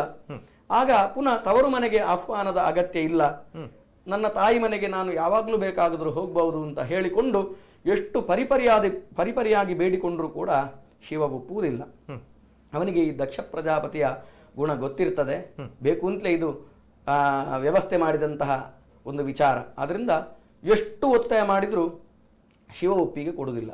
ಕೊನೆಗೆ ದಾಕ್ಷಾಯಣಿ ಏನು ಮಾಡ್ತಾಳೆ ಅಂತ ಹೇಳಿದ್ರೆ, ತೊಂದರೆ ಇಲ್ಲ, ತಾಯಿ ಮನೆಗೆ ನಾನು ಹೋಗುವಂಥದ್ದು ಹೋಗಲೇಬೇಕು, ನನ್ನ ಪತಿದೇವರ ನಿರಾಕರಣೆಯೇ ನನಗೆ ಅನುಮತಿ ಅನ್ನುವಂತಹ ಒಂದು ವಿಚಾರವನ್ನು ತಿಳಿದುಕೊಂಡು ನಾನು ಹೋಗಿಯೇ ಹೋಗ್ತಾನೆ ಅಂತ ಹೇಳಿ ದಕ್ಷ ಪ್ರಜಾಪತಿ ಇರುವಲ್ಲಿಗೆ ಬರ್ತಾರೆ. ಇದು ಮೊದಲೇ ಒಂದು ವ್ಯವಸ್ಥೆ ಆಗಿರ್ತದೆ. ಏನು ಅಂತ ಹೇಳಿದ್ರೆ, ದಕ್ಷ ಪ್ರಜಾಪತಿಯ ಆಜ್ಞೆ, ನನ್ನ ಮಗಳಾದಂತಹ ದಾಕ್ಷಾಯಣಿ ಬಂದ್ರೆ ಯಾರು ಕೂಡ ಅವಳಲ್ಲಿ ಮಾನ್ಯತೆ ಕೊಡಬಾರದು, ಮಾತಾಡಬಾರದು, ಅವಳಲ್ಲಿ ನಗಣ್ಯ ಮಾಡಬೇಕು, ಅವಳನ್ನು ಗೌಣ ಮಾಡಬೇಕು ಅನ್ನುವಂಥ ಆದೇಶವನ್ನು ಕೊಟ್ಟಿದ್ದಂತಹ ಸಂದರ್ಭದಲ್ಲಿ ದಕ್ಷ ಪ್ರಜಾಪತಿ ಅಂದರೆ ಬ್ರಹ್ಮನಷ್ಟೇ ಒಂದು ಯೋಗ್ಯತೆ ಇರುವಂತಹ ವ್ಯಕ್ತಿ ಆ ದಕ್ಷ, ಆದ್ದರಿಂದ ಅವನ ಮಾನ್ಯತೆಯನ್ನು, ಅವನ ಆದೇಶವನ್ನು ಮಾನ್ಯತೆ ಮಾಡಲೇಬೇಕಾದಂಥ ಅನಿವಾರ್ಯತೆ ಆ ಸಭಾಸದರಿಗೆ ಇರ್ತದೆ. ಬರ್ತಾಳೆ ದಾಕ್ಷಾಯಿಣಿ. ಬಂದಂತಹ ಸಂದರ್ಭದಲ್ಲಿ ಯಾರೂ ಕೂಡ, ತಂದೆ ತಾಯಿ ಕೂಡ ಮಾತಾಡಿಸದ ಒಂದು ವಾತಾವರಣ ನೋಡುವಾಗ ತನ್ನ ಗಂಡನಾದಂತಹ ಈಶ್ವರ ಹೇಳಿದ್ದು ಅವಳಿಗೆ ನೆನಪಾಗ್ತದೆ. ತುಂಬ ದುಃಖ ಪಡ್ತಾಳೆ. ಎಂಥದೇ ಇರಲಿ, ಯಾಗ ಆಗುವ ತನಕ ಇದ್ದು ನಾನು ಭಸ್ಮವನ್ನಾದರೂ ಮುಟ್ಟಿಸಿಕೊಂಡು ಹೋಗ್ತೇನೆ ಅಂತ ಹೇಳುವಾಗ ಅಲ್ಲಿ ನಿರೀಶ್ವರ ಯಾಗ, ತನ್ನ ಪತಿದೇವರಿಗೆ ಅಲ್ಲಿ ಸ್ವಾಹ ಅನ್ನುವಂಥ ಆಹುತಿಯೇ ಇಲ್ಲ. ಅಂದರೆ ಎಲ್ಲ ದೇವಾದಿ ದೇವತೆಗಳಿಗೆ ಅಲ್ಲಿ ಆಹುತಿ ಇದ್ರೂ ಕೂಡ ತನ್ನ ಗಂಡನಾದಂಥ ಈಶ್ವರನಿಗೆ ಮಾತ್ರ ಅಲ್ಲಿ ಆಹುತಿ ಇಲ್ಲ. ಆಗ ಅವಳಿಗೆ ಸಂಪೂರ್ಣವಾಗಿ ಜ್ಞಾನ ಬರ್ತದೆ. ಇದು ನನ್ನ ಪತಿಯಾದಂತಹ ಆ ಒಂದು ಈಶ್ವರನಿಗೆ ಅವಮಾನ ಮಾಡಲಿಕ್ಕೆ ಬೇಕಾಗಿ ಮಾಡಿದಂತಹ ಯಾಗ. ಇನ್ನು ನಾನು ಈ ಅವಮಾನವನ್ನು ಹೊತ್ತುಕೊಂಡು ನನ್ನ ಈ ಶರೀರವನ್ನು ಹಿಡ್ಕೊಂಡು ಕೈಲಾಸಕ್ಕೆ ನನ್ನ ಪತಿದೇವರಲ್ಲಿಗೆ ಹೋಗುವಂಥ ಅರ್ಹತೆಯನ್ನು ನಾನು ಕಳ್ಕೊಂಡಿದ್ದೇನೆ. ಆದ್ರಿಂದ ಈ ನನ್ನ ನಶ್ವರವಾದಂಥ ಶರೀರವನ್ನು ಇಲ್ಲೇ ನನ್ನ ಯೋಗಾಗ್ನಿಯನ್ನು ಒಂದು ಉತ್ಪತ್ತಿ ಮಾಡಿ ಅಗ್ನಿಯಲ್ಲಿ ಹಾರಿಕೊಂಡು ನನ್ನ ಪ್ರಾಣತ್ಯಾಗ ಮಾಡ್ತೇನೆ, ವಿಶೇಷವಾಗಿ ನನ್ನ ಆತ್ಮದ ಮೂಲಕ ನಾನು ಪತಿಯನ್ನು ಸೇರ್ತೇನೆ ಅಂತ ಹೇಳಿ ಯೋಗಾಗ್ನಿ ಮೂಲಕವನ್ನು ಅಗ್ನಿಜ್ವಾಲೆಯನ್ನು ಮಾಡಿಕೊಂಡು ಅಲ್ಲಿ ದಾಕ್ಷಾಯಿಣಿ ಅಗ್ನಿಗೆ ಹಾರ್ತಾಳೆ, ಭಸ್ಮ ಆಗ್ತದೆ. ಇದನ್ನು ತಿಳಿದಂತಹ ಈಶ್ವರನಿಗೆ ತುಂಬ ಕೋಪ ಬರ್ತದೆ. ಕೋಪ ಬಂದಂತಹ ಸಂದರ್ಭದಲ್ಲಿ ತನ್ನ ಜಟೆಯನ್ನು ನೆಲಕ್ಕೆ ಹೊಡೆದಂತಹ ಸಂದರ್ಭದಲ್ಲಿ ವೀರಭದ್ರ ಅನ್ನುವಂತಹ ಒಂದು ದೇವರು ಈಶ್ವರನದ್ದೇ ಇನ್ನೊಂದು ಅಂಶ ಉತ್ಪತ್ತಿಯಾಗಿ ತಾನು ಏನು ಮಾಡಬೇಕು ಅನ್ನುವಂಥ ವಿಚಾರ ಕೇಳುವಾಗ ವಿಶೇಷವಾಗಿ ದಕ್ಷ ಪ್ರಜಾಪತಿಯನ್ನು ನಿರ್ನಾಮ ಮಾಡುವ ಅನ್ನುವಂಥ ಆದೇಶವನ್ನು ವೀರಭದ್ರನಿಗೆ ಈಶ್ವರ ದೇವರು ಕೊಡ್ತಾರೆ. ಆಗ ವೀರಭದ್ರ ಹೋಗಿ ಆ ದಕ್ಷ ಪ್ರಜಾಪತಿಯ ತಲೆಯನ್ನು ಕಡಿತಾನೆ. ತಲೆಯನ್ನು ಕಡಿದಂತಹ ಸಂದರ್ಭದಲ್ಲಿ ತುಂಬ ಯೋಗ್ಯತೆ ಇದ್ದದ್ದರಿಂದ ಅವನಿಗೆ ಆಗ ಅಂತ್ಯ ಆಗುವುದಿಲ್ಲ. ಕೊನೆಗೆ ಅವನ ರುಂಡ ಕೂಡ ಈಶ್ವರನ ವಿಚಾರ ಗೊತ್ತಾ ಜ್ಞಾನ ಉಂಟಾದಾಗ ಆ ಕೇವಲ ರುಂಡ ಆ ಈಶ್ವರನಲ್ಲಿ ಕ್ಷಮೆ ಕೇಳುತ್ತದೆ. ಕ್ಷಮೆ ಕೇಳಿದಂತಹ ಸಂದರ್ಭದಲ್ಲಿ ಏನೇ ಆಗಲಿ ತನ್ನ ಮಗಳನ್ನು ಕೊಟ್ಟಂತಹ ಮಾವ, ಆದ್ರಿಂದ ಆ ಒಂದು ವಿಚಲಿತನಾದಂತಹ ಈಶ್ವರ ದೇವರು, ಅದಕ್ಕೆ ನೀವೇ ತಾವು ಆಗ್ಲೇ ಹೇಳಿದ್ದೀರಿ, ಕೇಳಿದ ಕೂಡಲೇ ಹಿಂದು ಮುಂದೆ ನೋಡದೆ ಕೊಡುವಂತಹ ದೇವರು ಅಂತ ಹೇಳಿದ್ರೆ ಈಶ್ವರ ದೇವರು. ಭಸ್ಮಾಸುರನ ವಿಚಾರದಲ್ಲಿ ನಮಗೆ ಗೊತ್ತಾಗ್ತದೆ, ಕಲ್ಲೂರಾಯರು ಯಕ್ಷಗಾನ ವಿಚಾರದಲ್ಲಿ ಅದೆಲ್ಲ ಬಹಳ ಚಂದದ ಪ್ರಸಂಗ. ಆದ್ರಿಂದ ಅಂತಹ ಸಂದರ್ಭದಲ್ಲಿ ಈ ದಕ್ಷ ಪ್ರಜಾಪತಿಯ ಕಣ್ಣ ನೀರನ್ನು ನೋಡಿದಂತಹ ಈಶ್ವರ ದೇವರಿಗೆ ಮನಸ್ಸು ಕರಗುತ್ತದೆ. ಕರಗಿದಂತಹ ಸಂದರ್ಭದಲ್ಲಿ ಪುನಃ ಅವನಿಗೆ ಚೈತನ್ಯ ಕೊಡಬೇಕು ಅನ್ನುವಂಥ ಉದ್ದೇಶದಲ್ಲಿ ಅವನ ಮುಂಡಕ್ಕೆ ಅಜ ಅಂದ್ರೆ ಆಡಿನ ಒಂದು ತಲೆಯನ್ನು ತಂದು ಅದಕ್ಕೆ ವಿಶೇಷವಾಗಿ ಜೋಡಣೆ ಮಾಡ್ತಾರೆ. ಆಗ ಆ ರುಂಡದ ಜೀವಕಳೆಯನ್ನು ಈಶ್ವರ ದೇವರೇ ಪುನಃ ಅದಕ್ಕೆ ಕೊಡ್ತಾರೆ. ಆಗ ಅದು ರುದ್ರಾಧ್ಯಾಯ ಅಂತ ಒಂದು ಉಂಟು. ಅಂದ್ರೆ ಆ ಯಜುರ್ವೇದದಲ್ಲಿ ಬರುವಂತಹ ಒಂದು ರುದ್ರಾಧ್ಯಾಯ ಅನ್ನುವಂತಹ ಅಧ್ಯಾಯ. ಅದರಲ್ಲಿ 11 ಅನುವಾಕ ಇದೆ. 11 ಅನುವಾಕದಲ್ಲಿ 2 ವಿಭಾಗ ಇದೆ, ನಮಕ ಮತ್ತೆ ಚಮಕ ಅನ್ನುವಂಥದ್ದು. ನಮಕ ಅಂತ ಹೇಳಿದ್ರೆ ಅದರಲ್ಲಿ ನಮೋ ನಮೋ ಅನ್ನುವಂಥದ್ದೇ ವಿಚಾರ ಜಾಸ್ತಿ ಬರ್ತದೆ. ಚಮಕ ಅಂತ ಹೇಳಿದ್ರೆ ಚಮೆ ಚಮೆ ಅನ್ನುವಂತಹ ಆ ಒಂದು ಉಚ್ಚಾರ ತುಂಬ ಬರ್ತದೆ. ಇದನ್ನು ದಕ್ಷ ಪ್ರಜಾಪತಿ ಈಶ್ವರನಿಗೆ ಪ್ರೀತ್ಯರ್ಥವಾಗಿ ಹೇಳಿದಂತಹ ಮಂತ್ರ ಅಂತ ಶಾಸ್ತ್ರ ಹೇಳ್ತದೆ. ಅದರಲ್ಲಿ ಚಮೆ ಚಮೆ ಅಂತ ಹೇಳುವಂಥದ್ದು ಈ 7 ಆಡು ಕೂಗುವಾಗ ಹೇಗೆ ಮೇ ಮೇ ಅಂತ ಹೇಳ್ತದೆ ಅಂಥದ್ದೇ ಉಲ್ಲೇಖ ಮಾಡಿಕೊಂಡು ಆ ಚಮೆ ಚಮೆ ಅನ್ನುವಂತಹ ಮಂತ್ರದಿಂದ ಈಶ್ವರ ದೇವರಿಗೆ ಅಭಿಷೇಕ, ಆ ರುದ್ರ ಪಠನ ಮಾಡಿ ಅಭಿಷೇಕ ಮಾಡಿದ್ರೆ ಆ ಭಗವಂತನಿಗೆ ಅತ್ಯಂತ ಪ್ರಿಯವಾದಂತಹ ಸೇವೆ. ಅನೇಕ ಪ್ರಿಯವಾದಂತಹ ಸೇವೆಗಳಲ್ಲಿ ಆ ರುದ್ರಾಭಿಷೇಕವು ಕೂಡ ಒಂದು ಅಂತ ನಮಗೆ ತಿಳಿಯಲ್ಪಡ್ತದೆ. ಓಕೆ, ಕೃಷ್ಣ ಅಡಿಗ ಕದ್ರಿ ಅವರು ಅತ್ಯದ್ಭುತವಾಗಿ ವಿವರಣೆಯನ್ನು ಕೊಟ್ಟರು, ಸಂಕ್ಷಿಪ್ತವಾಗಿ ವಿವರಣೆಯನ್ನು ಕೊಟ್ಟರು. ಹಲವು ಉಲ್ಲೇಖಗಳು ಪುರಾಣಗಳಲ್ಲಿ ಯಾವ ರೀತಿ ಇದೆ ಅನ್ನುವಂಥದ್ದು ತಾವು ಹೇಳಿಕೊಟ್ರಿ. ಅದೇ ರೀತಿ ನಮ್ಮ ಜೊತೆ ಪ್ರಸಿದ್ಧ ಯಕ್ಷಗಾನ ಕಲಾವಿದರಿದ್ದಾರೆ ವಾದಿರಾಜ ಕಲ್ಲೂರಾಯ್ ಅವರು.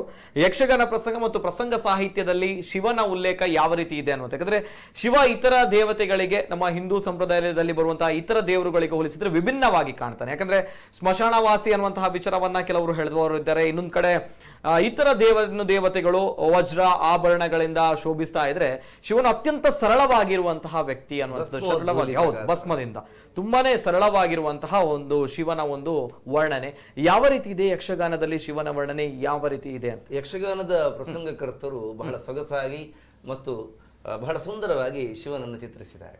ನಮ್ಮ ಯಕ್ಷಗಾನದಲ್ಲಿ ಪೂರ್ವರಂಗ ಅಂತ ಬರ್ತದೆ, ಅದರಲ್ಲಿ ಮುಖ್ಯ ಸ್ತ್ರೀ ವೇಷಗಳು ಬರ್ತದೆ ಎರಡು ಸ್ತ್ರೀವೇಷಧಾರಿಯವರು ಕುಣಿಯುವಾಗ ಪದ್ಯ ಪ್ರಾರಂಭ ಆಗುದೇ ಹಾಗೆ. ಕಾಮಿನಿ ಕರೆದು ತಾರೆ ಶ್ರೀ ಮಂಜುನಾಥ ಸ್ವಾಮಿಯ ಬಿಟ್ಟಿರಲಾರೆ.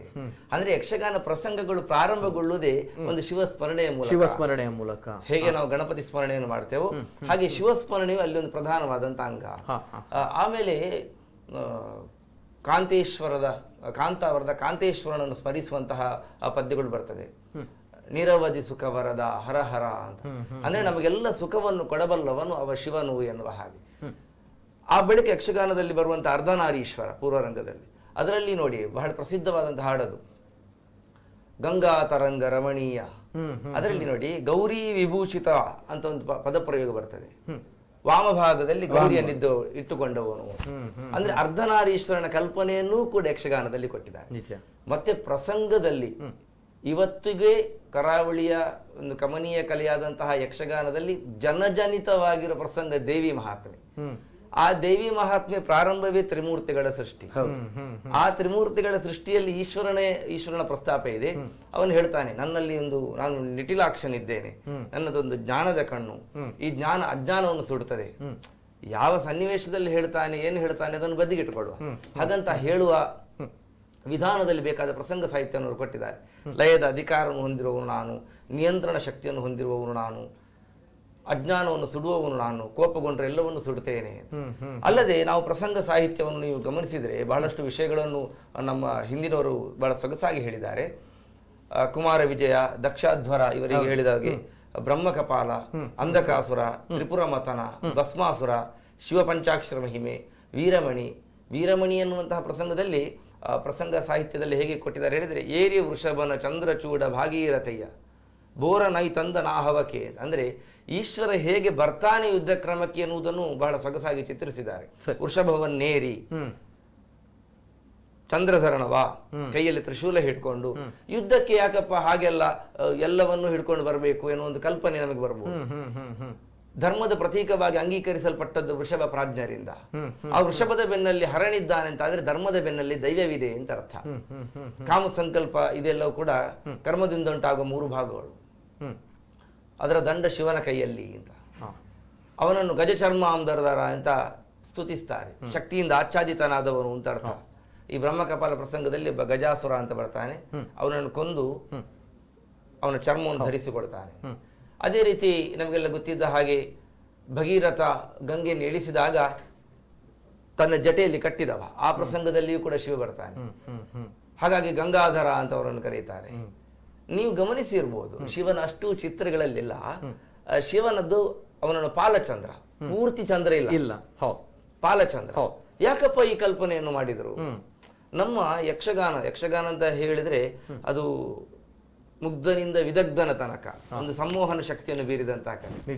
ಈ ಮುಗ್ಧರಿಗೆಲ್ಲ ಯಾಕಪ್ಪ ಈ ಅರ್ಧಚಂದ್ರ ಅಂತ ಹೇಳುವಾಗ ಬಹಳ ಸೊಗಸಾದ ವಿವರಣೆಯನ್ನು ಕೊಟ್ಟಿದ್ದಾರೆ.